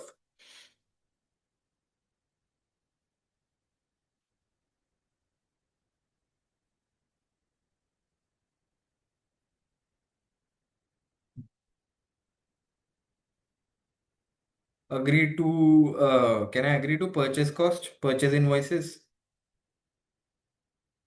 and compare them with NRV? Yes, sir. Yeah. To ensure lower of cost or NRV, right?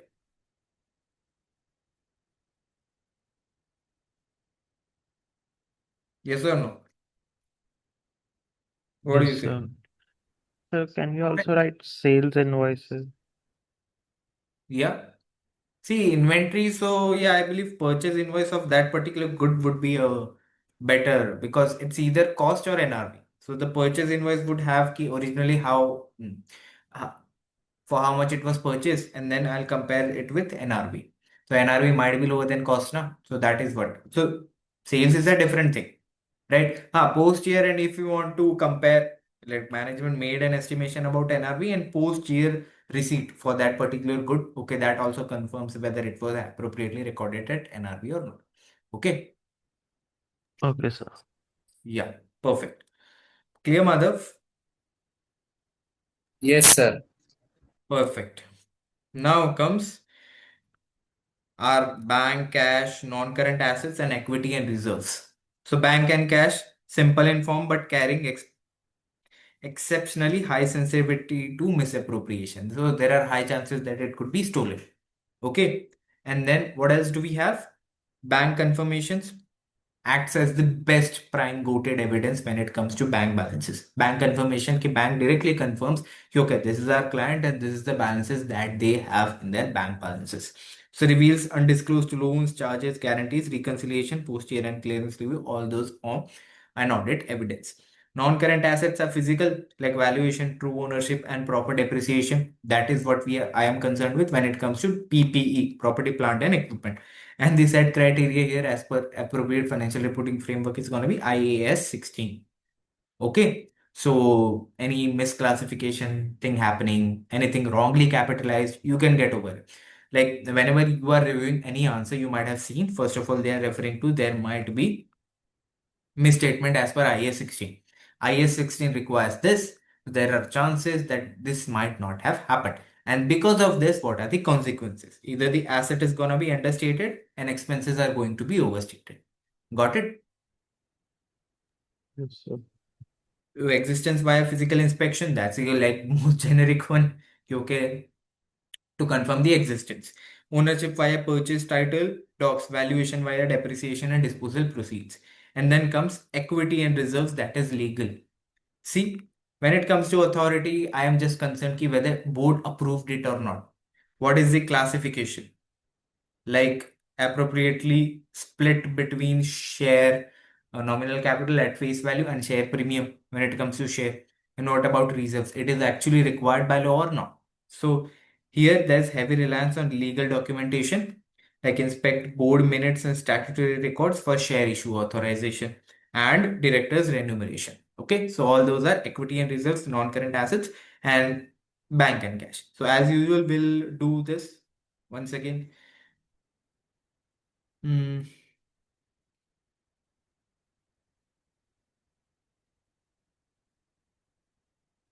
Yeah. So let's just do one simple for bank and cash. What can I do? Let's just draft one procedure around bank and cash.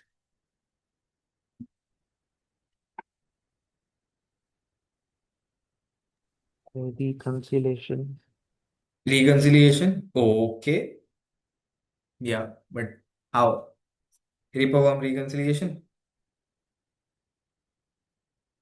See, reconciliation is an exact. We can do reconciliation where the auditor can definitely reperform. It also counts as like the most relevant things the auditor can do. So, as you said, reconciliation, but can you frame it properly? Agree to what? After agreeing to what? First of all, have the action verb. So the auditor is basically reperforming, right? So reperform bank reconciliation, yes or no? And agree bank statements, checking for outstanding items. And to do, because of this, what am I gonna get to ensure accuracy? Got it? This Yes, sir. is, I confirm this. I reperformed and I just reperformed what? Bank reconciliation done by the other employees, okay, of the company. So through that, my reperformance is an audit evidence only, right or wrong? Because it is auditor generated evidence. It's gonna be more reliable than internal evidence. And bank reconciliation, this is what am I reperforming? And agree that particular after reconciliation and agree that statement checking for outstanding to ensure accuracy. What else can I do when it comes to bank and cash? The quoted one. So can I obtain direct confirmation? The most quoted evidence, direct confirmation from bank for balances, loans overdraft. Yes or no? And guarantees.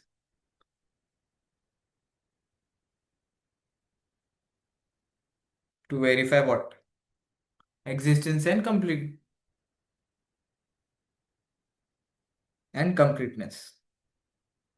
Okay, because when the bank is providing me with the balances and if I'm checking it with the company's financial statement, so if anything is missing, that also concerns completeness. And if bank, do not confirm any particular balance, so that also questions the existence. So through this procedure, I'm targeting this both.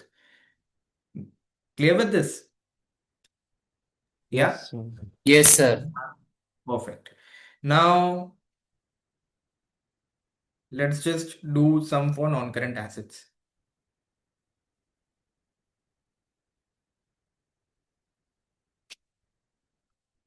Yeah. What can you say about non-current assets?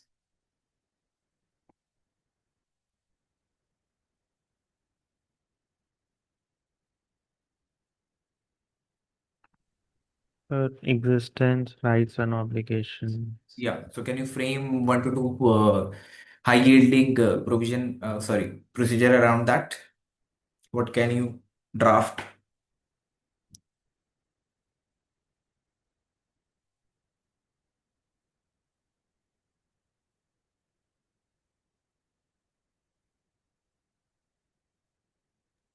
The examined title leads to ensure the company That's owns an the obligation. asset. Yeah. But if I want existence, so physically impact, so I can get information about the condition as well. Yes. Yeah. So if I'm targeting the assertion of existence, what can I say? Physically. So physically is the action.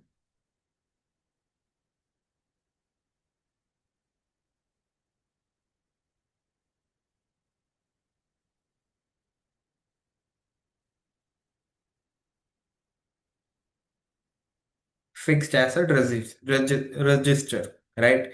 So now think of it this way. Physically inspect, I'm going to the buildings. If there are 3 buildings, so and agreeing them is basically this is my financial statement. I'm having an account balance in it. So physically inspect assets and agree them to fixed asset register to confirm existence. Got it? Yes, sir. Yeah.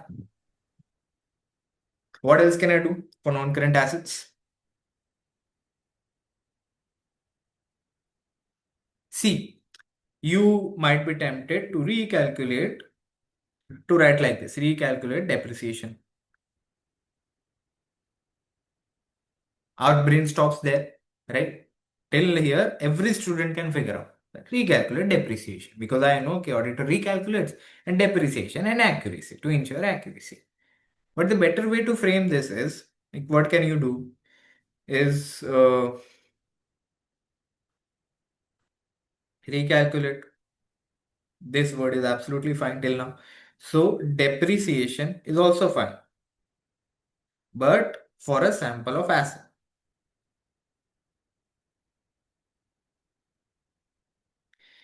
And if you are recalculating, so basically you're ensuring this consistency,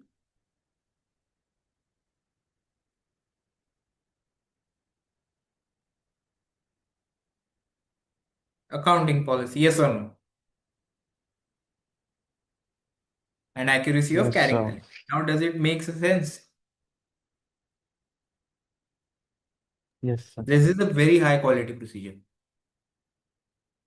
See, by reading this, you might think, okay, तो मैं लिख सकता था, right or wrong? Yes, After sir. reading, there's no rocket science in it. See, recalculate depreciation, each and every student would think. Okay, when it comes to property, plant, and equipment, just do the recalculation. But just think of it. Why am I recalculating depreciation for a sample of assets to ensure consistency? Whatever the account policy is adopted by the company is it accurate as per that or not? If they are applying revaluation property, are the depreciation amounts, expensed in the P&L account? What about the revaluation surplus and all? So all that ensures consistency and accuracy as well. So clear till this? Non-current assets. Yes, sir. Yeah, perfect. So now let's just do about liabilities. These are our payables. What can you think about liability? Account balance. Obtain external confirmation from payables, From bank, if there are loan outstanding. from creditors. From creditors, yeah. So what can you say? Can you say that supplier statement? Hmm? Can you call them as a supplier statement? Yes, sir. So can I say obtain supplier statement? Okay. And what can I do with the supplier statement? And reconcile them with the payables ledger. I would be having the payables ledger, right? That is basically why it's an account balance with the payables ledger, right? Yes or no? Yes, sir. Yeah. So through that, what can I? What's the output that I'm getting after doing this?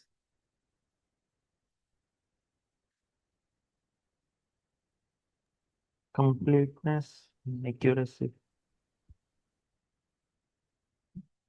See, you can, creatively also play invest. Oh, sorry. Spell. Investigating any differences, right? To ensure basically completeness only, all liabilities are recorded. Yes or no? Yes, sir. Got it? Yeah. What else can you think?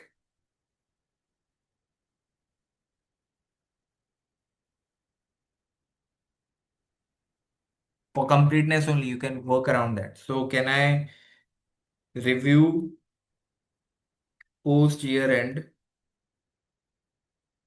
payment from bank statement? Because unnecessarily no one is gonna pay, right?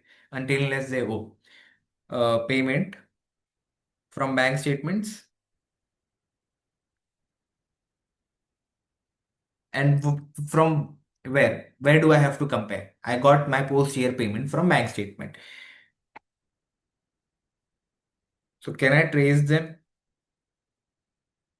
to supplier invoices? Like this particular supplier owes me $10,000. So if there's a transaction, so through that, don't you think I can ensure completeness? What do you say? Yes, sir. To identify unrecorded liabilities. So if there has been a payment, but it has not been recorded in the supplier invoices, okay, there exists. So that is incomplete. So identify unrecorded liabilities. Okay, clear with liabilities? So these are very high quality procedures. It is not expected that each and every five of the procedures that you are writing are of the same length.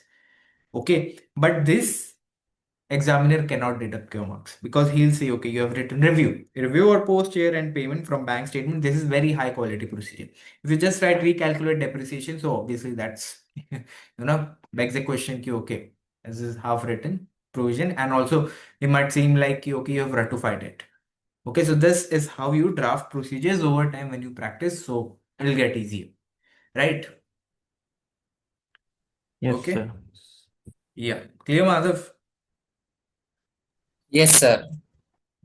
Now comes liabilities, provisions, and contingencies. Liabilities we have discussed. Provision is basically a liability of uncertain timing and amount. And contingency, we don't know for sure whether the payment is gonna be there. Depends on the situation. Okay, happening or not happening of a particular situation.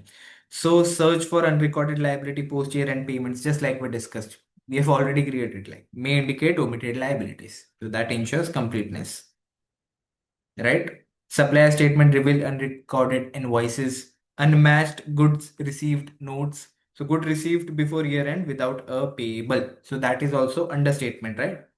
If you have already received the good, okay, but you have the GR and you have received the good, but the corresponding entry is not in your payables ledger. So that's understatement of payables, right? Yes, sir. Yeah, that is up.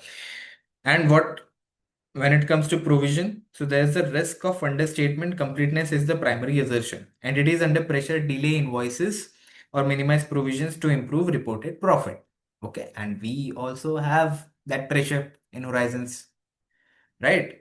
Now, provisions versus contingencies is what requires intense judgment combining legal correspondence, probability analysis, and measurement. So for Horizon, rising warranty claims on the new product line require carefully assessed mathematical provisions, not just contingent disclosures, because warranty provisions, as you know, are required. Okay. How do you?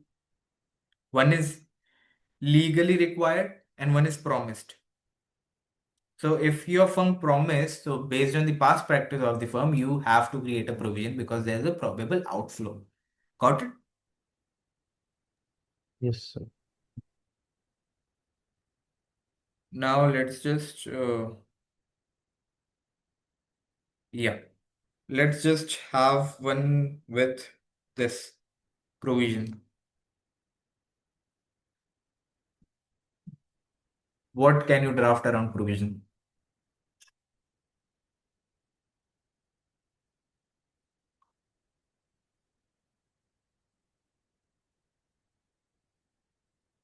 Yeah. So in assertion, we can check its valuation. Yeah, valuation. What else? See, provision is a judgmental area. Yes or no? Yes, sir. Yeah. So whenever it comes to provision, can I say review action verb? So review management's calculation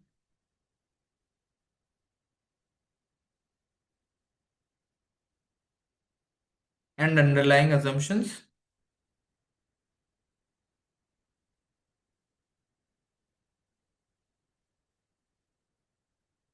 to assess the reasonableness of provision. What do you say?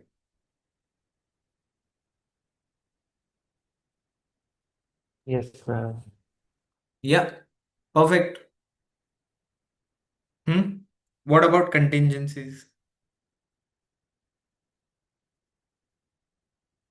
Less than probable. The outflow is less than probable. That's why we have contingent liability. So what can you do? And usually it's about legal. So we do not have a specific context. So can I say, can I obtain written representation? ISFI 80.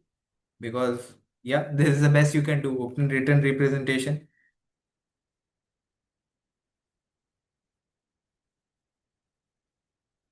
and review legal correspondence. So do we have to write the ISA number in response? No.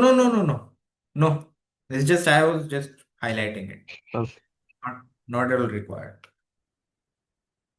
It's just then you click na written representation as if IIT, how it goes. Like when you do not have, because what can you say when there is no contingency? So for receivable, you can have external confirmation. For this, can you have? No, sir.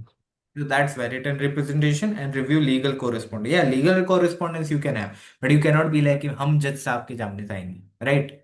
So what from auditor's perspective, what he can do, obtain written representation. Okay, whenever someone asks, even if he is challenged about his working, he can have. Okay, regarding this contingency, I was having written representation from the management. Got it? And legal correspondence to do what? To confirm the existence of present obligation. Got it? Yes, sir. Yeah. Perfect. Now,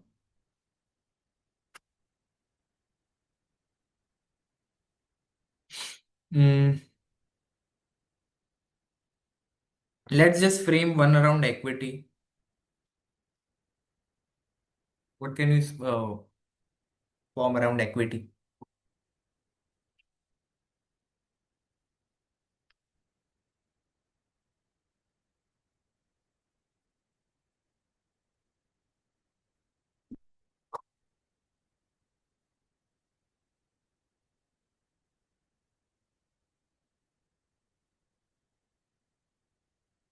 See, always whenever there's equity, inspect.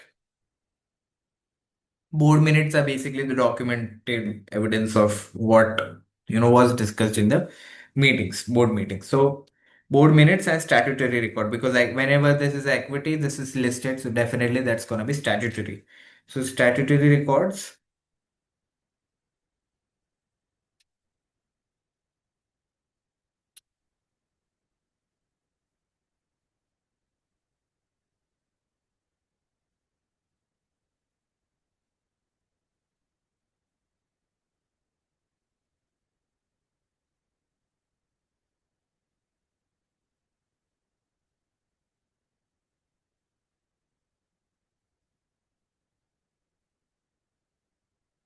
Can I say this? For proper authorization, here authorization is an important one. If it was authorized, then only you can proceed. Okay, equity share was properly issued. And completeness regarding the movement in statement of changes in equity. Got it? Can I say about this for equity? Yes. Yeah. So this was for equity. Now moving forward, it is not like we are always auditing for public companies. There are small and medium enterprises. So what comes to your mind when I say small and medium enterprises? More owner intervention? Yes or no? Yes. Hmm? But these are small medium enterprises, so you cannot command them or expect them to have a dedicated internal audit department, audit committee, and all that, because definitely they have to manage costs, so they cannot be like for segregation of duties will have five employees. Okay, so this particular is an advantage because there is more owner intervention. And what was the need for audit? Okay, managers and the shareholders are different, so that is why an external practitioner was required. But here in this case, in some cases, small medium enterprises, they might not require for themselves, okay, because they are interfering in the day-to-day operations of the business, and definitely they won't be deceiving themselves. But there are situations like they want to apply for a bank loan. Now bank requires audited financial statements. In that case, small medium enterprises might run into a need for audit. Okay, so and audit principles remain identical. Definitely, it's not be like if for smaller entities it's gonna change, but the operating environment changes, the available evidence, yeah, and the way risks manifest. Because for a small and medium enterprises, the control risk is mostly gonna be high. Why so? The challenge here is weaker segregation of duties due to fewer staff. But evidence shift is heavy reliance on owner managed review is insufficient, necessitates vastly increased substantive procedures and direct observation by the auditor. Now comes non-for-profit organization. See, public companies, they are working for profit, they have financial statements, they have statements of changes in equity, you have management integrity. But what about the organization who is not working for profit? So here there are no managers, as in the same, but there are trustees. Now, trustees are concerned with trustees and donors. You make donations, right? So they are concerned with whether the funds that they are providing, and this organization obviously has an objective. It could be like feeding, it could be like education to the underprivileged. So donors and the trusted, they are concerned whether the funds that they are providing, the organization is benevolent to their funds or not, whether they are utilizing their funds in the way they intended or not. So here also, there's the situation changed. In that case, there was stewardship concept. Here also there's stewardship concept because they are trusting their money with them. Okay, I want to donate for this particular cause. So organization is supposed to deliver on that. May not be in profit. So here what's going to happen? They are mostly reliant on volunteers. So you can imagine that mostly donations might be coming in the form of cash. So how they are connected. So at a deeper level, there are also some organization who might be, used as a money laundering scheme. So here the challenge is differing objectives, complex income streams. Okay, and there's no structured way. Okay, they also have an equity because yeah, they are not listed. They are not working for the profits. And stringent donor conditions. So here the evidence shift is going to be focused, pivots heavily to restricted funds, grant compliance, conditions of donations, and the completeness of physical cash collection. This is really important. If there's going to be an audit for NGO, so how the cash is collected. Okay, the risk of misappropriation of cash is really high. Okay, so the definition of audit does not change, just the environment changes, and accordingly the auditor adapts. So here the control risk is high, so detection risk must be kept low. Here also inherently risky. This is inherently risky, and there's no question about control risk, because definitely there's not going to be segregation of duty and all that, because this organization, they have 3 E's. Like the funds that they provide should be economical, efficient, and effective, because they are not concerned with profits. Got it? How the auditor would respond when it comes to small, medium entities and non-for-profit organization. Clear? Yes, sir.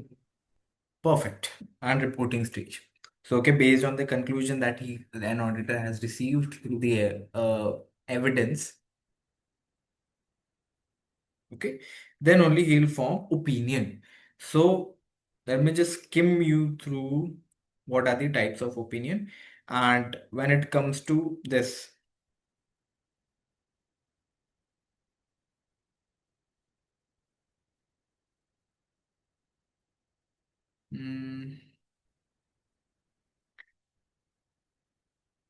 types of opinion, here now we have the series of ISA 700, basically ISA 700 audit report. Okay, so the reporting standard. So we have ISA 700 is an unmodified opinion that an auditor, in his opinion, there is no material misstatement, and the financial statements present a true and fair view. So when I broadly talk about audit opinion, we have first of all unmodified opinion. Okay, there are no material misstatement.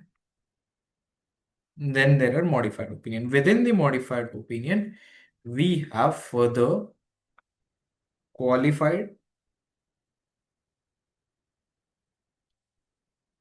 adverse,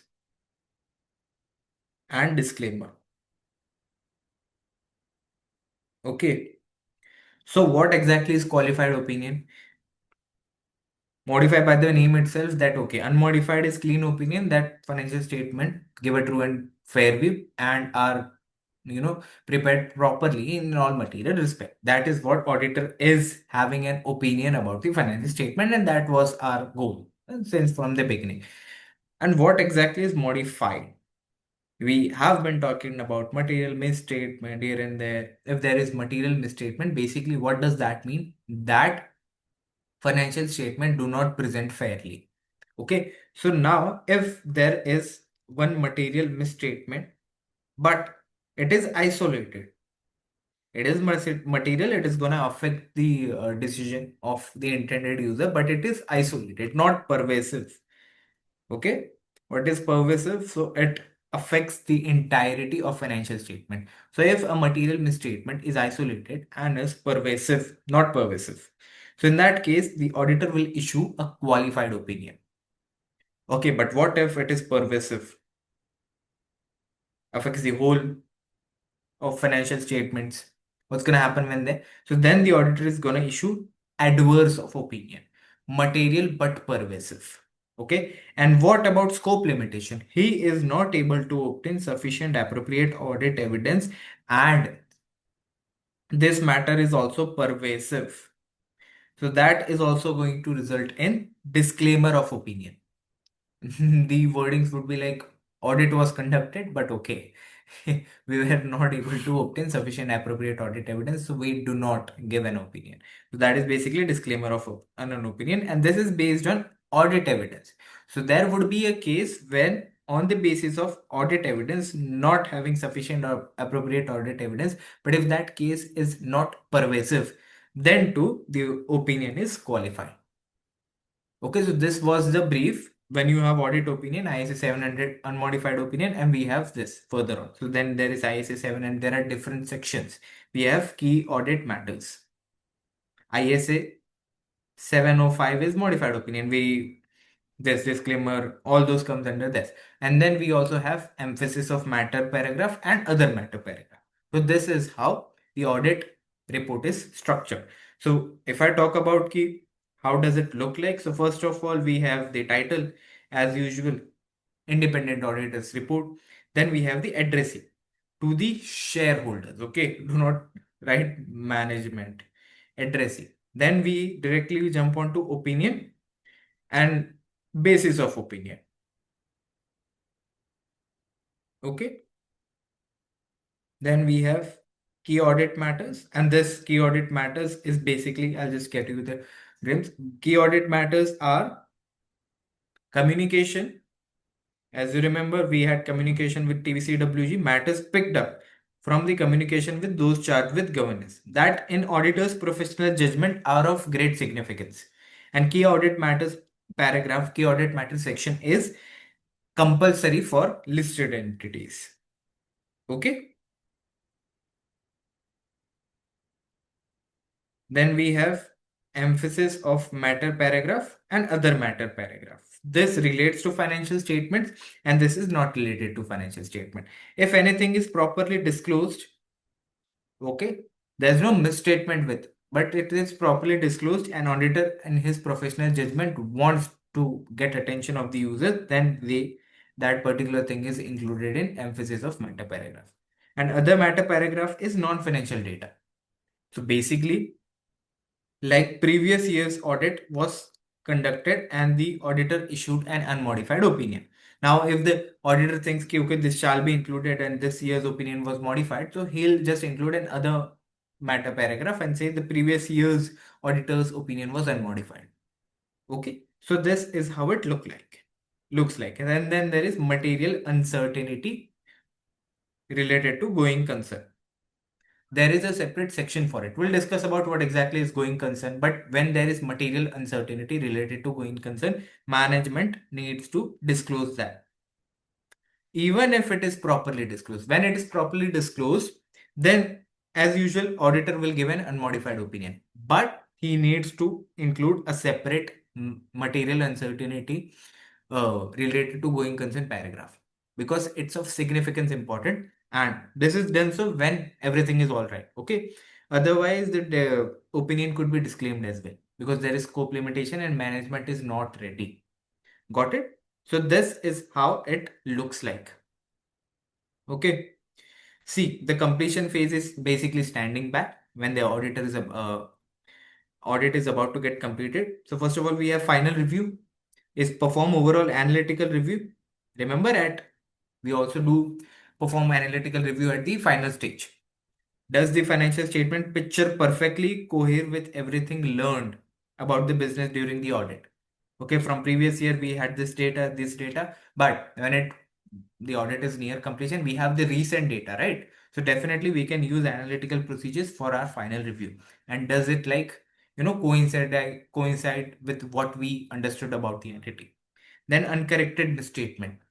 At the review stage, must be assessed individually, all the misstatement that the auditor found, and in aggregate. Severe small unadjusted items like in inventory, accruals, receivables can collectively exceed performance materiality. That's why we had performance materiality, basically safety buffer, or clearly indicate a pattern of management bias. Then comes written representation. Formal management confirmation. This is really important.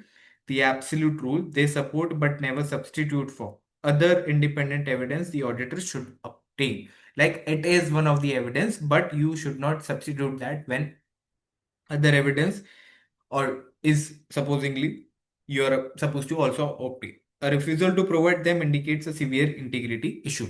And then we'll see whether a disclaimer of opinion or adverse of opinion is required because that questions management integrity. So this is all done at the completion stage. Then comes subsequent events.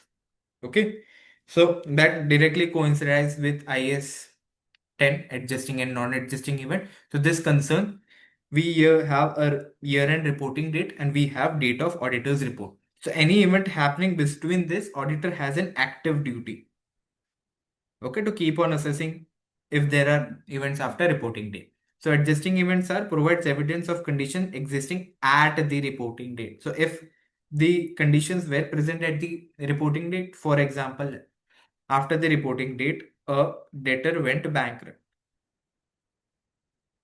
Okay. For example, so it's not like he was all fine up until the reporting date and then he suddenly went bankrupt. obviously he would be having some liquidation issues at the reporting date. So if he was having liquidation issues, that is basically your evidence. Okay, he was having a liquidation issue. So it was present at the liquidation, so that automatically makes it an adjusting event. Okay, so for example, consequences required adjustment, like whatever write-off is required, you have to make changes to the financial statement. So requires adjustment of the numbers in the financial statement. For example, a large customer entering liquidation shortly after year end, proving the receivable was already impaired at the reporting date. So this automatically becomes a adjusting event. And non-adjusting event is relates to conditions arising after the reporting date, like requires disclosures if material, but absolutely no adjustment to the year-end number. For example, a factory fire or a bank refusing to renew a facility after year-end. So conditions did not exist at year-end for these cases. So in that case, if this is material, I believe a factory fire is really material. So in that case, a disclosure would be required. If the management is not, willing to disclose it, then is also a misstatement. Okay, and definitely it's material, so it's material misstatement. We have to communicate with the management that you have to disclose it. Okay, and then it would have its implication on the auditor's opinion. Clear with this? What are subsequent events? Yes, sir. Perfect. Now comes going concern. See, what happens is you might have, in the beginning of when you commenced your commerce stream, we have been taught that we always assume a business is going concern, right? A business is going concern, which means ये चलता रहेगा चलता रहेगा चलता रहेगा. हम वो सोच के बिजनेस स्टार्ट नहीं करते कि कल 2 साल बाद बंद हो गया तो क्या. वी ऑब्वियसली अज्यूम कि ये चलता रहेगा. ठीक है, बट ऐसा हमेशा रियलिटी में नहीं होता. Like obviously there are uncertainties in real life, so that if any particular thing that is related to business that questions your going concern assumption, you would naturally assume that the business is going concern. But what if there are liquidity constraint, you're not able to pay anything? What if there is weak cash generation? What is debt convenient breaches? Basically, if there's debt convenient breaches, so you are not gonna have refinance. If you have refinance, that is basically your arrangement. Okay, so management needs to prove it. Lawsuit exposures, inventory overstatement to the foreseeable future. The concept is, can the entity continue in operational existence for the foreseeable future? So management has to assess that for at least 12 months. So auditor rigorously evaluates the assessment and assumptions. For example, in case of Horizon, will the rising post-year end warranty claims combined with strict band convenience? Here, convenience is a very major link to gearing aggressively threaten Horizon's ability to continue as a going concern, because in future they might face severe liquidity issues. So if refinancing is not available, so that is material uncertainty related to going concern. So you, as management, you have to properly disclose it, and if required, you even have to change the basis of accounting. From normal accounting, you have to go to breakup basis as if the business was to be liquidated. And depending on the situation, it will have an impact on auditor's opinion and report as well.